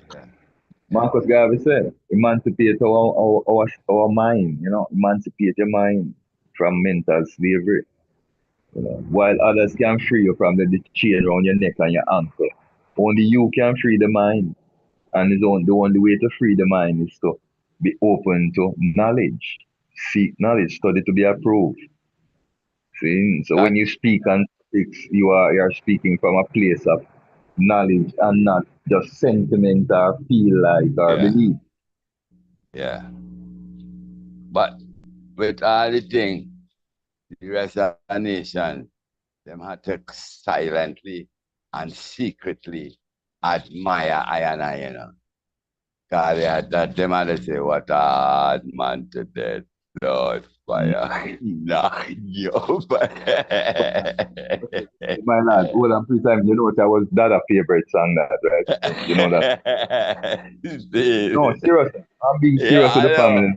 If anybody wants to know what King Emmanuel's favorite song is, every time that play on the radio, that I would say that, because him say Yeah. that song, that he says that song speaks to him, you know. Yeah, yeah. Him up, That's he it. came down, he bounced right back. What a hard. Man to death. Yes, I. Right. Rastafari. Hard man feed it. And that then they did, remember, after them beat down Dada, the next Wow. the next man in the headline say Rasta leader dead, Rasta God dead, whatever the title was, but Rasta leader dead. Cause them assume so Dada must dead from that. No. Them kind of blows. When them see the man again, it's like them say a dub thing. You Mm. understand? And the man live it. What a hard man to death. Yeah, because I prayed in my lord. Remember, it was a sonnet. And when them broke him up, them they put him in a one place, what they call it now, the Black Mark, the Marriott, now mark, the earth. Them the put in earth. the And earth, about that, in the sonnet. So, them sure them dead. So, them a call some people now to come look on the Rasta leader now where them broke up and put him in the sonnet. Them now run camera doctor. You understand? So when them go reach now, he wasn't lie down. He was just sitting down sweating. Yeah.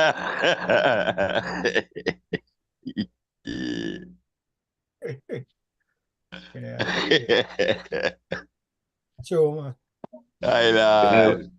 It's reality it. of it, how the full incident. After them carry him go to station, then I'm town them carry him and put him round in the back cell, is the great Joe Williams that became the infamous Joe Williams, who you'd have to say now, who you have to say came to that as aid. Because Joe Williams came on the night shift and he was the sergeant for the night shift. Now, them say according to the history, he had an habit of walking, doing a rounds before him come sit down, take him front desk. So him walk go around now and I check the cell them and buck up on Dada and know Dada very well. Them say them fly come round and check now the ones that run in front. Who perpetrated this act? And whoever it was tell him who and him rush to them and ask them if them know is who that and if them know what they have done. See? Them say go for your jeep now and carry him go hospital. See? So them get the jeep and put our father in it and carry him go, and that's the story. The father survived but they charged him for sedition and treason. He got his lawyer, went to court, the lawyer mess up and I go on like an idiot, like him wow. Father just fire him and represent himself. And Okay. history records that he's one of the first, because remember, every other Rastaman that came before the judge in them time got some form of penalization. How will them throw away, how will died in lock, Asylum. yeah, in lockup. See? The same thing with Alexander Bedward. See? Yeah. All of the men from before that faced them charges and faced down the system in that way. Ended up that way. That was the first, after him fire him lawyer to win the case. That is the day that when he won the case and coming out of court, people left them office all over Kingston, left them stall as iglas and everything and flocked to the courthouse. And they formed a line on two sides of the steps coming out of the courthouse. And as Dada come out, they were just hailing accolades. See, Joseph, Father this, Father, yeah, all of the affiliates, them. See, the first Rastaman to walk out. So that was one of Dada's triumph, that brought um accolades to him and reputation to him. Yeah, just a little bit Yeah. of history. Bless. I Ah, touch upon that little too. When you said, should you bring up Joe Williams, yeah? There was a thing, our beloved priest Shanty Bob, yeah? Priest Bob, right. That honorable priest Bobby, him used to always, him have a thing where him a talk about back a wall and him a say, when Joe Williams come to 54B Spanish Road, him say, where's the Black King of the Jews? This is where Priest Bobby, him do a tune where him a say this, and I think I did hear a rendition of the tune upon Muta cutting it one day, but him a say, when Joe Williams come down Spanish Town Road, the first thing I'm gonna ask the people them is, where's the Black King of the Jews? So I did find that interesting that you say the same man frame and the same man them say in a history was part of the bulldozing the pulling down of Spanish Town Road, so interesting, because yeah. I always hear Priest Bob say, no, me I said there's more to the story and the relationship between Joe Williams and Dada more than the eye meets, You Yeah. understand? They meet in a good light and then in another light. It wasn't good, So Yeah. differences of times, you understand? Because like I said, I always find that interesting when Priest Bob was doing his chant and he used to say, at the Black Christ, at the Black Christ, at the Black Christ, Joe Williams come to 54B Spanish and he asked, where's the Black King of the Jews? Where's the Black King of the Jews? So yeah, Uh, if him that's little, that's what him witness when him saying was at 54B as one of the Bacawal man them that a priest Bobby who I think I know. My lord, Yeah, the respect never come overnight. Huh? That was the beauty. The respect never come out overnight, so there is right. The respect built over time. Their first is because them confront so many times, that Joe knew who it was when him saw him. Because I remember Right. I say a Rasta man is a Rasta man, but he knew exactly who Emmanuel was. And all the swell up face and the bloody face and everything that the father did on that. I remember now, Bongo Iris describe it to I and I. Personally, I sit down with Bongo Iris and Bongo Iris describe the beating. And them say when them put Dada in the Maria and them eventually carry away Dada. Dada was bleeding from every orifice in his body. That means that through him nose, him ears, anywhere there was mouth, in man was bleeding. So with all of that, that means him lips supposed to swell up and bust up and all of these things. Cause the man them broke up batten pan him, lick him in him head, lick off turban and all them way there. See, so by the time him go and them throw him in the cell and him stay or him stay, Joe Williams still recognize him. Yeah. And that's because they had confronted so many times and Joe built a respect for the man. yeah, See, there's no leader that I know of, and this is not making Dada any greater than he is. This is just a reality testimony. There is no leader that encountered Dada that did not fall in love with Dada. No True. leader. Down to Hector Winter, down to the great Hector Winter from Gleaner that was the great interviewer that interviewed all of the kings that came here and all of the dignitaries that came in during that time. Had a respect for Emmanuel. You understand? Every one of them, my lord. The Queen of England, when she answer back Dada, is with respect, with no disrespect, with total yeah, respect. So, yeah. yeah, That getting, even from the Royal Elm itself, 1987, where the Taiko Emperor Emmanuel came, Prince Dawit, the Emperor grandson. You understand? So even that, like you say, anyone who come in encounter, when they ask them, say yes. He has all the traits of the emperor, but he reminds him more of his greater uncle or cousin Menelik. You understand? That's when everyone started running with the notion that King Emmanuel is Menelik, but Prince Dawit didn't say he was Menelik. He was just saying that his mannerism and his spirit reminds him of that, but everyone made him the Menelik. You understand?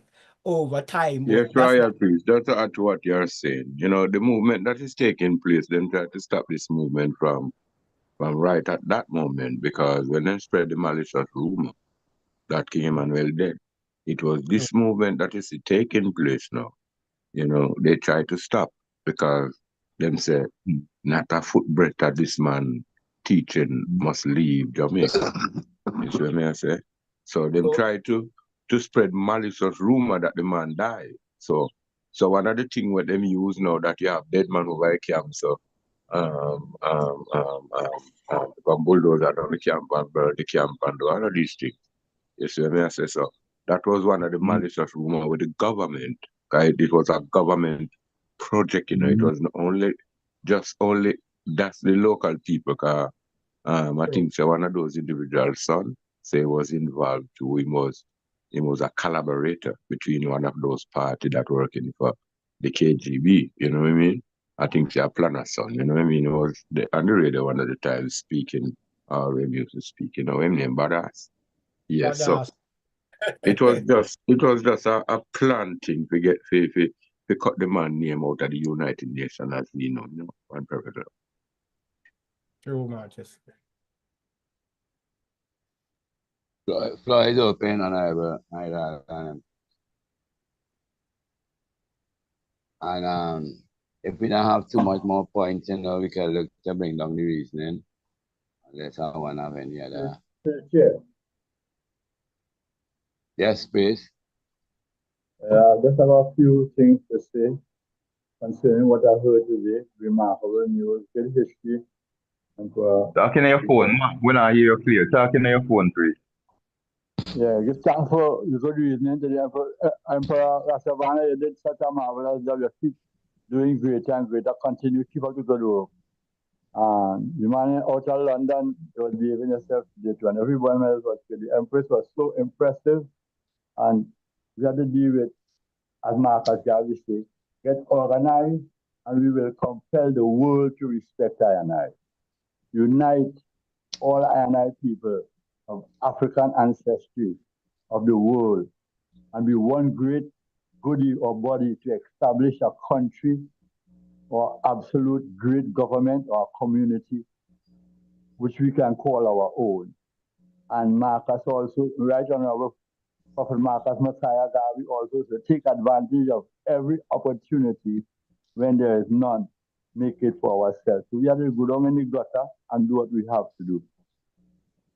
If we are other people who realize the greatness from whence we came, we will be less likely to disrespect ourselves. For our greatest weapon used against the Negro is disorganization. Unity. Let's get together. That's what we have to do, my Lord and Majesty. Blessed Black of out. my Lord. Yeah, black out. Yeah. Yes, my lord. So, an Empress, can look to take it down now. Yes, my lord. I would just wrap up by saying that we we dissected sovereignty, and we should have a clearer understanding between sovereignty and autonomy, and also how they both play into our everyday life as we defend our rights and our justice. You hear them use it in this in when they were talking about Burkina Faso and Ibrahim, they talk about the sovereignty of the country, seeing and the people being sovereign as Africans on their in Yes. their nations. Okay. So we understand now how it applies to us as African people. So being that the diaspora is part of the construct of Africa, this is where now advocacy come in. We need to continues to keep the pressure on the AU. That same crew that Ibrahim finds to be a gentleman's club now and not a united security body. You know, they are holding up the formalizing of the sixth region and allowing us to come to the table with conscious suggestions of action plans moving forward. See, even though in their narrative they keep on saying that the diaspora is the ace in the hole, is the important missing element, you know. But in principle, what they want is our knowledge and our resources without our presence, you know. And I'm hearing that from many ones who have repatriated already in how they are being treated on the ground in trying to participate now in that whole structure of things. See, so they are identifying that. See, so yes, family. Give thanks for what has been said and done, you know, from this morning until now. We are good conversation from everyone. The Empress was firing today. She said she missed us last week, so she came on all cylinders today. Um, Great conversation as usual. And the Like that. royal historian was informed. Give thanks to the family, my lord and empress. Blessed love. My Lord. Um, Yeah. on our, Give, on our, go ahead. yeah. Yeah. Yeah, my closing note, you know. Yeah, man, it was a pleasure, you know, to be here, you know, and give thanks, you know, because Ibrahim is the Arabic Abraham, and Abraham mean father of the nation. So give thanks for the spirit of the father of the nations rising a president like Ibrahim Traore to show the love for him people, to be a benchmark and a landmark for what has been done before, but now happening the reality of now in 2025 going forward. And give thanks for Victory Day, 5th of May, you know, when after come from the Mussolini invasion, you know, and he's also Ayman caretaker, you know. Yeah, so give thanks for this day and give thanks for a brighter day and the revelation of the events, cause like the man said, the events of today become the history of tomorrow. So give thanks for this unfolding history and for brighter days. Most High, Haile Selassie, Jah, Rastafari. Rastafari. Yes, My family. Lord. To Family. give thanks, and you know, it will be very interesting for us to get on the ground report of Barry, African Liberation Day. Bakito Faso with the Empress on the ground. So we have our eyes. We got Burkina Faso. Yeah, so we gotta have our eyes on the ground to get our first-hand report too. You know, already looking forward to that. And Before you go Pre-7, royal chair, yeah, go ahead, Pre-7. I did want to ask the honorable priest Sadigan if he did go out on the 30th up on the road. That's all I want to ask. Okay. Not me. No, I never go like that still. I just watch events, you know, but I never have no rallying point like that still. It had anything in England? London, and I'm London. I think them did. Yeah, them did London. All right. Well, we have the People in jail. Something in London, yeah. So we have the African Liberation Day coming up, and as I say, we gotta have our eyes on the place itself. And Honorable Priest Seven, you can close it all, but before, may I ask Honorable Prophet Jeffries, Honorable Ida Star, if him have anything to put in before we close it out. My Lord. Yeah, I'd like to say something when he's done, my Lord. Okay, Yes, my Lord. Honorable Prophet Jeffries, you can unmute your mic.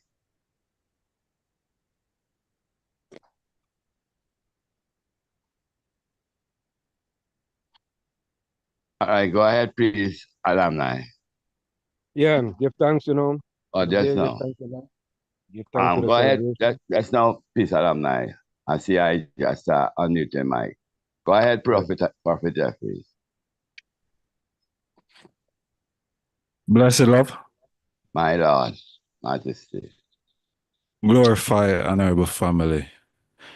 Holy Emmanuel I, King Selassie I, Yeah. Rastafari. Yes, I've been in and out of the reasoning still. Give thanks for the royal moment, with the royal family. Give thanks, what is happening, within the African community right about now. A whole heap of things I want to say, but you see, me I go try and keep the frequency and the same vibration that it's on right now. But to be honest, honorable family, a whole heap of things me have to say, but I'm not going to change the frequency right now. So I just want to say more love and strength to, what is going on here. And, I hope we can work towards bettering ourselves as a Congress and as a people, because we not see no unity amongst us as a Congress, number one. We not see no unity amongst us as Rastafari people who should be living. Leading the charge. I don't wanna interrupt me still, I just want to talk free and then I want can speak after. Zin. Me not see no unity in our in our Wagwan. You understand? I just talk and people are fight for power. And it is disheartening to see this within the Rastafari community and within Bobo Shanti, within the Congress. It's very disheartening what when we see a go on, and me just sit back and I watch and I observe everything that is unfolding itself. Me not really want to be the one who are the person who are the spoil the party. But some of the time, one have to just speak free and whatever happen after that does happen. But Speak freely, my Lord. Speak freely, my Lord. me not see no unity. All me see, we are send letters to our one another, Zine, and as a Congress, when me read the Black Supremacy book, me see letters sent to the United Nations, me see letters sent to the Queen of England and King's House and these different places. Me never see Bobo as a Congress I send letter to the Bobo them were there in a Trinidad, or the Bobo them were there in a Belize, or the Bobo them were there in the VI. But that is what me I see within the Congress today. Bobo now agitate and I send letter towards heads of governments. Bobo agitate and I send letter to them one another. It's a joke. It's joke. It's a big joke. And we sit here and we come here and we talk all these pretty talk, heavy strong. And we now point out the real issues that we have amongst ourselves. This topic here today, we are talking about unity within the Sahel. The African them are do it. In Africa, them are do it. Mali, Niger, and Burkina Faso, they doing it. What we are do out there, so we only speculate and a look upon where we going in Africa, but amongst ourselves, we not do it. We only are send letter to one another like joke. Big joke. And then we because we have all these titles of priests and prophets and empresses. But the reality is, enough of we not do nothing. All we do is just talk and throw words at each other and counteract each other. Wouldn't even glorify our one another. But we're quick for what counteract for one. If one person make a point and it sounds strong, you hear next bubble fly in. I try to counteract it or try to bring a stronger thing. Then when we observe them things, they come in like a some little baby we are deal with. Some little baby will love trivial behaviors and attitudes. And that me see amongst big people, adults. And then I know as a virgin, me must just sit down and just watch them virgin here go through and I do this thing here and don't say nothing. Me have the virgin them from the Congress the other day pan my platform, Zane, and the man them a fight unity. The man them a fight anybody who listen to the program there. Sister, the man them a fight unity. Me never hear Bobo a fight against unity yet. But me come now in this 2025 and hear big honorable priests a fight against unity. Fight against unity. And I say them a priest.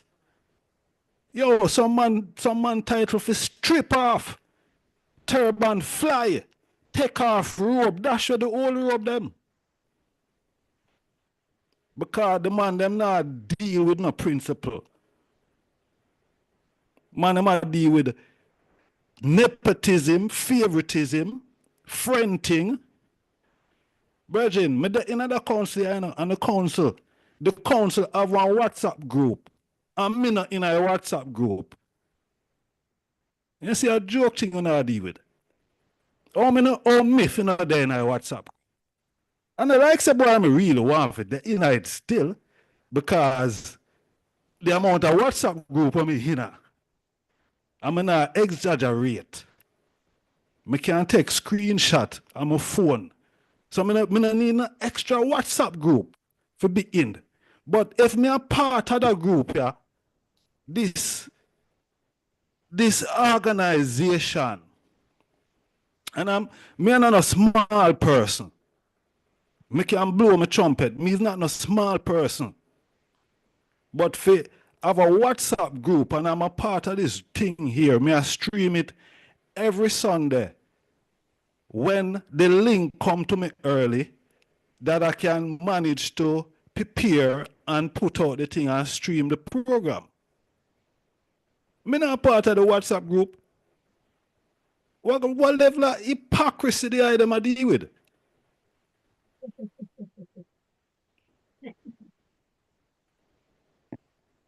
Me turn up here today, something when I mention already, for improve, improve us, Something when I mention is on the day when me turn up on the day, the host I go say to me, say if me can do this on the day. Then nothing no work, so me is a professional person, I'm a professional person. Nobody calls through when see me up on the social media sometime and say some me professional on every level. So if me I tell you something for advance us is for I and I benefit. Now when me turn up now, you gotta ask me to do something that you could have linked me in the strong prior prepare the program properly so the audience can have a proper presentation, not on the day when we turn up on the day we don't know who I do this and who I do that. And we're supposed to have executive reasoning within the strong to make sure say Sunday when we come Sunday everything around smooth Sunday. But when we come Sunday I may observe everything, the thing not run smooth. People don't know what them are do. Other people are listening. The thing are stream international. Zane, and listen, You see if the item, you see if nobody the inner, I don't know why me stream the program. On talk, on nobody go around and create nobody some little issues. If you don't want me stream this, on talk. A five pick me have. I can use my time better. Better. So my Lord and Empress, me I go leave it right there, sir. Zine? So give thanks and a more love and strength. Holy Emmanuel I, King Selassie I, Jah, Rastafari. I not mix no word, I not sugarcoat no. To the chair. My Listen, Lord. my Lord. Yes. And I would like to apologize for that. I have been away for the last 3 weeks to a month. I'm not even on my own computer. So this certain things are done last minute because I'm in a different space. So this is the reason why I would have reached out to you to ask you to do what I did ask you today. But I am not in the space where I need to be to do what I need to get done. I'm doing everything outside of my space. So I do apologize for that. And secondly, I should have already added you to the WhatsApp platform. But like again, I said, I have been outside of my space and tied up doing a lot. So my apologies to the eye for that. Give thanks. Blessed love, Empress, give thanks, my Lord and Majesty. Well, my Lord, and I give thanks that I could express how we feel because it's the only way we will understand each other. What I can assure the eye is that I don't believe none of us ever maliciously deal with the eye. As you hear the Empress say, it was a lack of thing on our part, wasn't maliciously done something. And I believe I could speak for everyone that we certainly cherish the eye presence amongst us. And I don't think you could have say you feel any other way different from the way how we deal with the eye. This is why if AMS specifically Honorable priest, Honorable priest, I pray thee, pardon Honorable priest, I pray thee. But you just say it in one. Just come in like that pan the eye. My Lord, you know say me there here.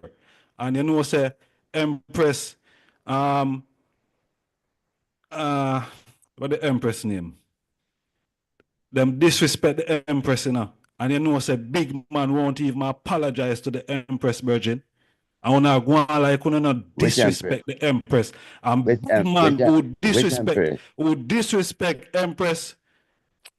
I can't even remember the Empress name, but her name was being mentioned the other day. And big man wouldn't even apologize to them sister. Or are you supposed to be a sister's keeper? You're supposed to be brother or priest? Some man for take off them turban. Some man for take off them turban. Because you see, some people want to be critical against other people, But you see, when it comes to them, when them not want to pick the beam out to feed them eye. But you want to be critical. Yeah, but we're going wrong. People. We're going wrong and wrong. What it is, I am not aware of what you're speaking about. Which Empress got disrespected, my lord? By who? By what? Yeah, and any idea know what the prophet talking about? Empress Esther. Why Empress Esther is not here? It's because she's been disrespected. What? And all of the items just want to shove it under the carpet and do not want to deal with the situation. Honorable priest, Honorable priest Adigan Empress came, I think probably about 3 strong ago, and was saying a similar thing. Zane, so I was here. It was recorded. You understand? But before the item address the situation, the item a go around the thing like a friend thing. That our sister. That Empress was Esther. She that our was sister. never. She one of the leading empress. Honorable But Priest, I my don't want to lord, speak over the eye, yeah, but the but eye that's what time you're if you doing talking. because I was talking and I cut in. I All was right, I talking, pray thee, my lord. and the Pardon I me. cut in, my lord. Pardon me. I Pardon me, listen to Honorable. the I speak, and I'll make you talk. It's what I would pray say, thee, my free lord. up your. It's me who say, free yourself up, my lord. That is what I'm doing. I'm freeing myself up, my lord. All right, so we can discuss it. You But know, first and foremost, when we get in a differences, we're not going to talk about Uno. It's Honorable Empress and Honorable Priest. Even when we Bobo, a Jamaica, I'm born and growing, my my lord. lord, Uno we is a are part of our Ethiopian. We vocabulary, are my lord. Ethiopian. We born in Jamaica, but we're It's a not part from of there. our vocabulary. No, it's not. It We're not is. dealing with. We're not dealing with my lord. We're not dealing with no Jamaican. We're But may I dealing with tell you where my born? Ethiopia. Where my Priest born? Nappy is A calling for Jamaica, the my chair, born. my And lord and my lord. Priest, and we all live stream. Priest Nappy is calling for the chair. Honorable Priest Nappy.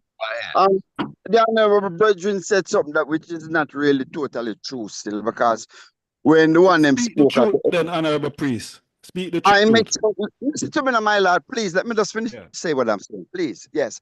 I said yes, I have defended Empress Esther all along the journey, my lord. I have never downplayed her, and I don't hear no one run here with downplayed her. I have kept in contact with her, and as I said, we send an award down to her to Jamaica to show her time in the Congress and all that she have done and her recognition. So it's not like we don't recognize her. Maybe there's an issue going on with the Empress, so she don't really want to interact too much right now because of maybe certain medical issues. So, but I don't know, I know I and her good. She and Priest look good. She and well, probably other Bridget them good. Maybe she and one or two Bridget may have an issue possible, which, going at the Congress, but we're not going to say we're not defend the Empress, my lord. No, man, Empress, you can't call nothing for the Woman Freedom League and I need my mention right up in the top with that, my majesty. No, not at all. I defend Empress Esther. All the way, majesty. We're not going to say the glory which is, and she gets struggle from someone. You know me, I do just like how the whole we get struggle from certain individual in the Congress also. So, but I glorify the Empress, my lord, and the work that she do, and she and I keep in contact, my lord. Majesty bless. Is that Empress periodically me always send some little reasoning to her, some chorus. So me and Empress Esther is no, so it's kind of surprising me how the honorable prophet, and here me I say, and not uno, how the honorable prophet, could have did feel this way. But I give thanks that the honorable prophet could have did frame heart. So that's the only way, because this is a total surprise to me. It's like me say, wow, me never even know this existing. So this what I say, it's always good to be, let me talk with heart, and in doing that, we never forget it's a throne room conversation. So it's a both side learning. You getting, you say you're professional. That means to say you getting a chance to express a difference where you don't like in an upfront and honorable way. We not because we get vexed with us going on any kind of dialect. This is one of the teachment and the training where we're dealing with as moral and ethnic value, even when we disagree. My lord, floor is open, my lord. Blessed love. Yes, Royal Chair. On Yes, perfect my love. lord. Yes, I was gonna try to make a balance.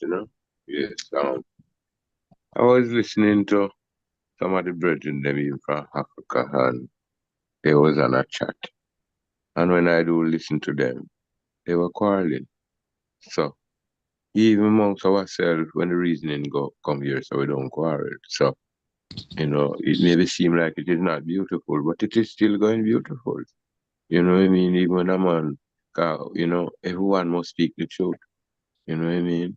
But and you're gonna get the beauty out of it because we are reasoning. And as I say, I judge some other individual. And as I say, even some of our brethren them that are African, you know what I mean? Them don't allow the other individual to talk. That, you could hear the reasoning flowing from them don't agree with something, it just going that way where it sound confusing. So we are still reasoning and we are amongst ourselves, and this is the way we must reason, man. We are not quarreling. We are advancing one perfect love. My Lord, Majesty. Floor is open, my Lord. What do I them think of the Honorable Prophet and what he said? Majesty bless. My Lord and Honorable Chair. blessed Lord. Honorable Chair. Yes, my Lord. Blessed love to the Royal House. Give My thanks for Lord. coming late. I was trying to get on the link, but I come like I pressed the wrong thing. And the area I was in was kind of, ain't really had much signal. Okay. So just come in when I hear a little thing about Africa and thing. But when I know on this same platform, I hear them honor Empress Esther and all the Empress them of the Empress League. So I personally didn't hear no disrespect. I hear that someone might have disrespect about everybody else on this panel, as far as I know, honored her. So, and we're talking about our president, our young Marcus Garvey, the Honorable Ibrahim. And I was just speaking with some elder brothers there when I was trying to get on the meeting before earlier on. I was at their place. And I asked them to look at the name. Ibrahim is Ra. I be God. Him, His Imperial Majesty. That's what I see. My Lord. Yeah. Ra. According to the Cometians, Ra is God, right? King Emmanuel 7. Leonia, God, yeah. Yeah. Rastafari. My I'm on Lord. the thing, yeah, I can understand the analogy and the anagronyms and these things, yeah. But And like you Ibrahim, said, Abraham means the father of all nations. my Lord, ready. The I is using the English language and create something out of a Arabic word. And that is the I word, I create something, what that is the I meditation, but it don't necessarily, that is an opinion. Yeah, that's why I said. That's why I see. I didn't say it was everyone for it to see it. Not I true. just look. I just look at the word, Yeah, and I look at create that word yeah, sound out of an Arabic word still. yeah, and I look at the him as His Imperial Majesty, which is Abraham, the father of our nation still. Yeah, well, Ibrahim, I already said that Ibrahim is just the Arabic version of Abraham. Abraham, which means father of the nations. And I said earlier, if you did hear, give thanks for the spirit of the father of nations rising up in the man. That's what I said. My Lord and Majesty. Let me deal with that. Let me deal with that issue what the Honorable Prophet bring up now, my Lord. Yes, my Lord. Because we are being accused of something that I don't think we done. So I like what do I them think? Cause I don't practice partiality, and for the Honorable Prophet to come and call we all them kind of hypocrisy and all them sitting there. What do I them think is, are we guilty of hypocrites? Are we hypocrites? Are we guilty of hypocrisy, my lad? As according to the Honorable Prophet, that's what he's saying. So what do I them think, my lad? Well, as the Honorable Prophet said, they have somebody brethren up on this program. So we did not hear that program, right? And you know what I mean? So I'm saying they have somebody brethren from the foundation on this program, and him see that they are what they are dealing with. You see? But him also same see hypocrisy, yeah. Well, Unless I yes, hear because wrong. no, I pray thee. Yes, because at the time when the honorable priest Adigan Empress came on, at that moment, well, remember I do reason with the Empress, right? Because his high man still get the trophy and deliver it to her, right? Well, as you know, I think that the priest, the honorable prophet, is going for someone personally. Don't choose a name, don't call. Although, you see what I say? But at that moment, I didn't have no control over to make the Empress come here because I don't think that the Empress want to come here at the moment. So I do have the control to say, make she come. But I and she reason, you know what I mean, personally. So I would have said when she ready, or she come and reason with the congregation and show, the individual, who, them have to free up because they are brother and sister, you see, because me up there and see honorable priest and Jah talk. And him say father and son, although I did not love when he was reason with Jah. But him say him father, him a reason with Jah. So our brother and sister them, so, it is best for us, what I mean, to bring the two party together, because she know who she talking, and the individual who are here maybe know who she talking. One perfect love. My Lord. Floor is open. Blessed love, my Lord. Yes, as it relates, blessed love, my Lord and Empress. Blessed. Are you right?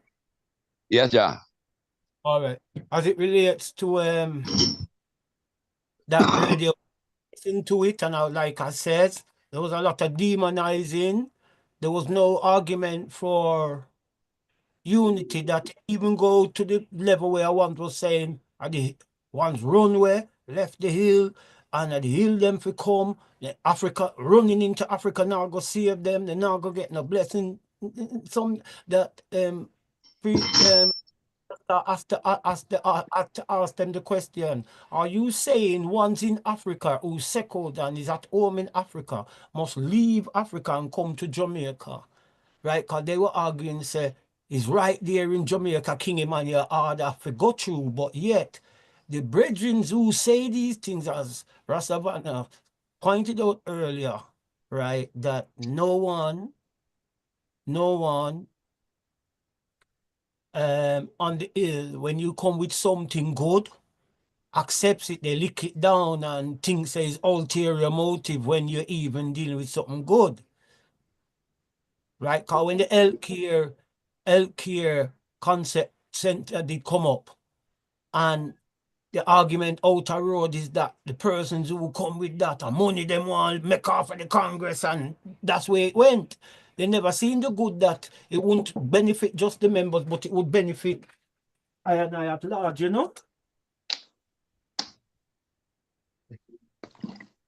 Yeah, it would benefit I and I at large. You understand? So you are on the program, honorable priest? Were you? Were you on No, the program questioning the brethren? I was listening them, but you see, if I call them, I go speak my heart, brethren, and I go tell them, say, them is part of the problem. Why we can't come together. Because, like the brethren say, the argument did based upon this unity, everything them lick. Everything. And paint it say, everyone a fight against King Emmanuel order. But when you study them, the drive for Africa is not there. Everyone a talk about develop the hill in Bull Bay and that everyone for come there. So that are the redemption ground, and that that may I say everything But, them lick. but that is not the argument. That is not the argument. The argument is that how the Honorable Prophet Jeffrey can come and accuse us of this behavior and call us hypocrite. This is what I want to find out. Reese just touch it. Him say, obviously it's personal, but no name, no call, right? See? The man specifically say A1, him never say who the one is or call no name. If you listen, Priest Earl, good, right? That's why him say him is referring to one that hypocrite in his view, because he said one on the panel or here, right? Disrespect a one and has not apologized to a one. So therefore, and one's a harbor the one, so therefore one's is hypocrites. That's what I am getting out of what he's saying. And to judge a person and call them a hypocrite is totally out of order. Because if we say we must always listen to the two sides of the story. You know that way? We must have confidence in our one another. So you see, when differences come, it shows up our true metal, you know. It shows up our true character, you know, when disagreement come. You see it? And we must have to learn to disagree honorably. I experienced both. I experienced that Jah glorify me that when I go airport, the whole camp, almost the whole camp come with me. And you want to see the next year when the man then bring up some thing against me. I experienced to be on the next side.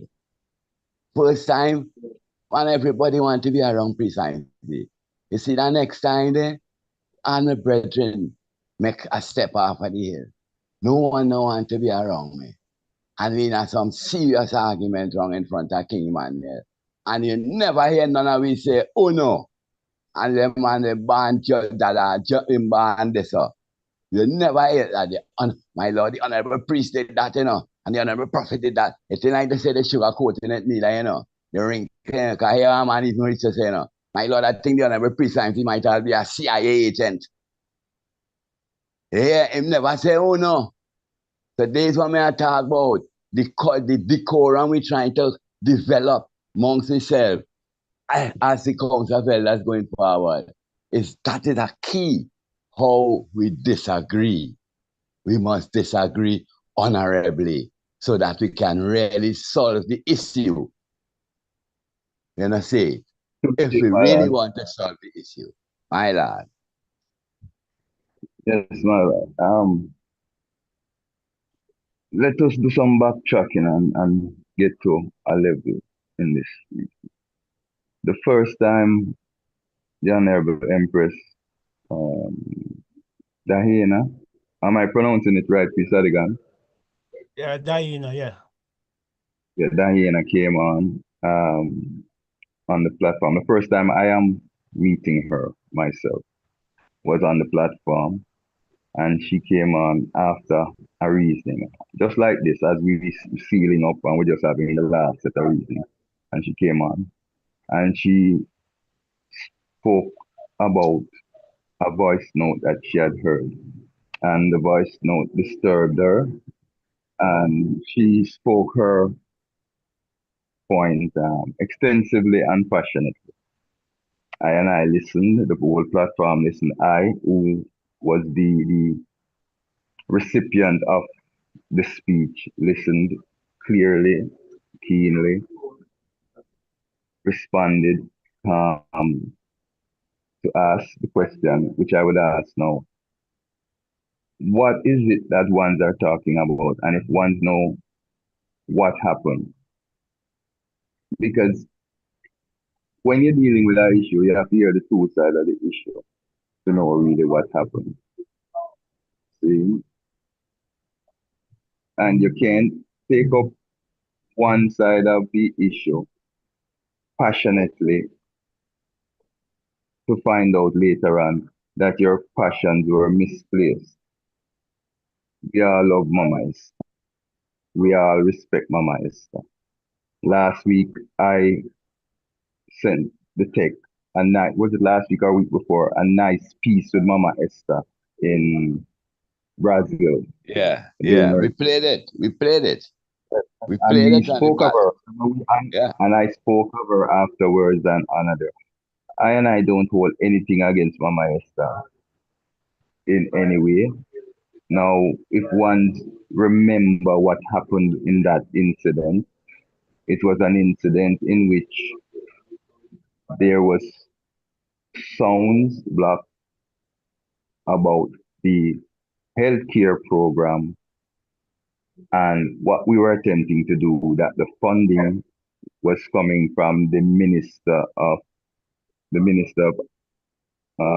Culture, Babsy Grange, and that the money that Chris Lamont Iman Institute was spending at the time to take care of the ailing elders on the hill was coming from that source. And it was a private reasoning with the Empress on the phone with a brethren, we call himself Bubba Greg. Now, the it was taped. That private conversation was taped and shared with someone that was supposed to be assisting to the Empress, and that someone ended up leaking that um, recording to the world. Now, that recording is just a little part of it has to do with myself, Priest Lamont and Priest Tooth, and the healthcare program. The majority of that recording has to do with names of other individuals in the community, most of who are non-Bobo, names being called in a negative way. And that thing was released and it caused a backlash. That word again, it caused a backlash in the community with the Empress, wherein many calls were made, you know, asking and inquiring into the if I and I heard the recording because I and I name was called in it too, and whatever statements one made and had I and I on the defensive. And no one within the community can say that I and I said anything negative towards the Empress. I and I had to clean up with who was calling to make sure that it didn't go any further from where it was. See, and this is now an incident that happened from we started out with the healthcare program. In response to the things that were said, you know, the tape is there. It went round at the time. And I responded directly to Empress Esther, not round the corner, not anywhere, directly to Empress Esther. And it was a measured response wherein which I just spoke the to the disappointment and the misnomer or ingenuity of her statements. I don't want to say lies because then it becomes a harsh word and whatever. But the ingenuity of her statements, and I spoke to the fact of that to know that I and I is coming and using the funds from among I and from out of I and I pocket to try and take care of our family. And we are being labeled as government agents working with the government. And the response was in response to that, and that is all it was. And there was no long drawn out anything. And from that time until now, there is nothing said between I and I about that incident. So I am just saying this. I don't know if that is the incident that is being um, highlighted, but ones who are passionately speaking needs to check out the two sides of the story and check out really what happened. Because nothing that happened here had nothing to do really with I. See, statements were made that were incorrect. We addressed the statements. Others addressed the Empress from the community in very harsh ways and turned that whole incident into a thing with her. Has nothing to do with me. I was not involved in that, and I had nothing to do with that. That those ones who received those tapes, it was leaked by that Empress, that the Empress trusts in, that I think she is affiliated with the Nyabingi House, if I am not mistaken. But she is not a Bobo. She was a Bobo, Empress Pet. It is Empress Pet who leaked the tape to the world. Yes, because the Empress tell her that she going to give her a listen or fight or something like that, and she leak it.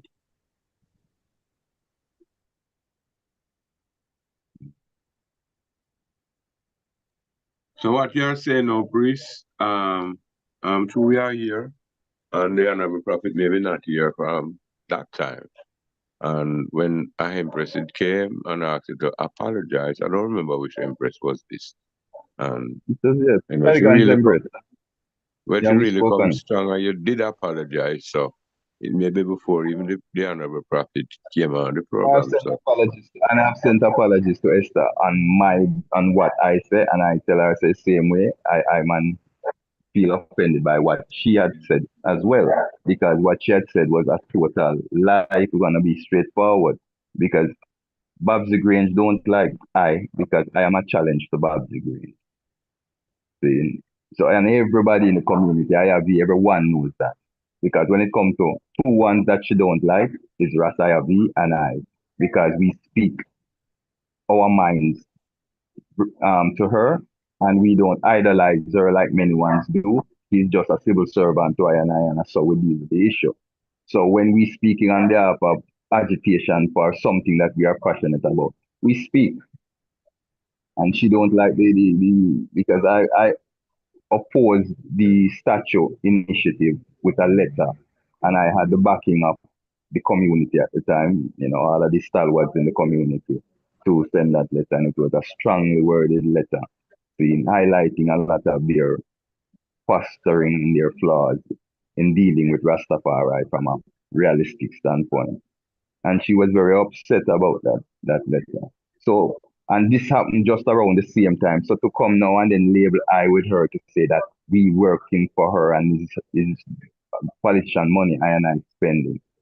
And we are Bobo, long-standing Bobo, where over the years everyone know that I and I have done what I and I have done to strengthen the Congress. Yeah, I and I was disappointed, to say the least, in the statement. And both I and Priest Lamont addressed the statement, and that was it. And that was the end of that until the Empress came forward with, her agitation for some form of justice to be split. My Lord. Unknowing that we had already apologized and justice split, but if there is something else that needs to be done, well, and just let it be known. Because I don't know what else needs to be done. Majesty bless. It have an analogy that if you're climbing a ladder and you reach a good ways up and the next two rung above you broken, what are you going to do? Take a chance to jump over? You might fall, because usually if something could happen, it does. The answer to that is that you come down off of the ladder. You fix the two broken rungs. You reinforce all the rest around. Put the ladder back up and take it one step at a time. And that's what the Council of Elders is doing. It might seem like we're writing letter to people and in the Congress, and yeah, we want to take, we're trying to fix the two wrongs for break, reinforce the rest of the wrong so we could start on the journey said way. This is why we still try to participate in what little ways. If you listen, we ask the question, should we put our signatory to that letter, but standing up manfully and womanfully for Abraham Traore against the world, against the white world. So we are addressing things that we are capable of doing. It will make no sense to try to do something where you don't know, you're not ready for, you don't have the strength to do it. We are little, we tell a while, but we still little at twos and fews. So we are doing the best that we can with what we have, Honorable, my lord. I wouldn't say I take it as an offense, but it kind of threw me off a left field, the way how the prophet come off. Because I and I hold him so dear in our hearts and welcome his presence and see him as a professional, not as no little PMP, as a God in flesh. Each and every one. This is how our mindset is. This is not just a Sunday talk, as Honorable Priest Rastavana was saying. This is a live it, live every God blessed day. You know that way, so? So that's a count it lucky when you find yourself in diverse sort of tribulation. Because again, you have a chance to improve yourself, especially when we disagree. My Lord and Empress. So the floor is open, my Lord.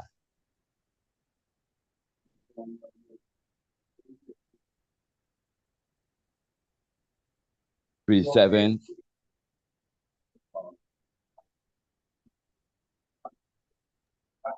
Yes, my lord. So, to a reason for your portion of time, I don't know if you could have asked me, a second. Wait, Yeah, bring it down. Because, man, Yeah. because a reason for your portion of time. All right. Yeah. I would have liked to hear the prophet address you, but I saw it go. You know. So we put out a notion for the reason to come down. Any second? Second. Majesty. Honorable Priest 7th. Priest 7 is not there. Okay. Honorable Priest Earl, you can close it off, my lord.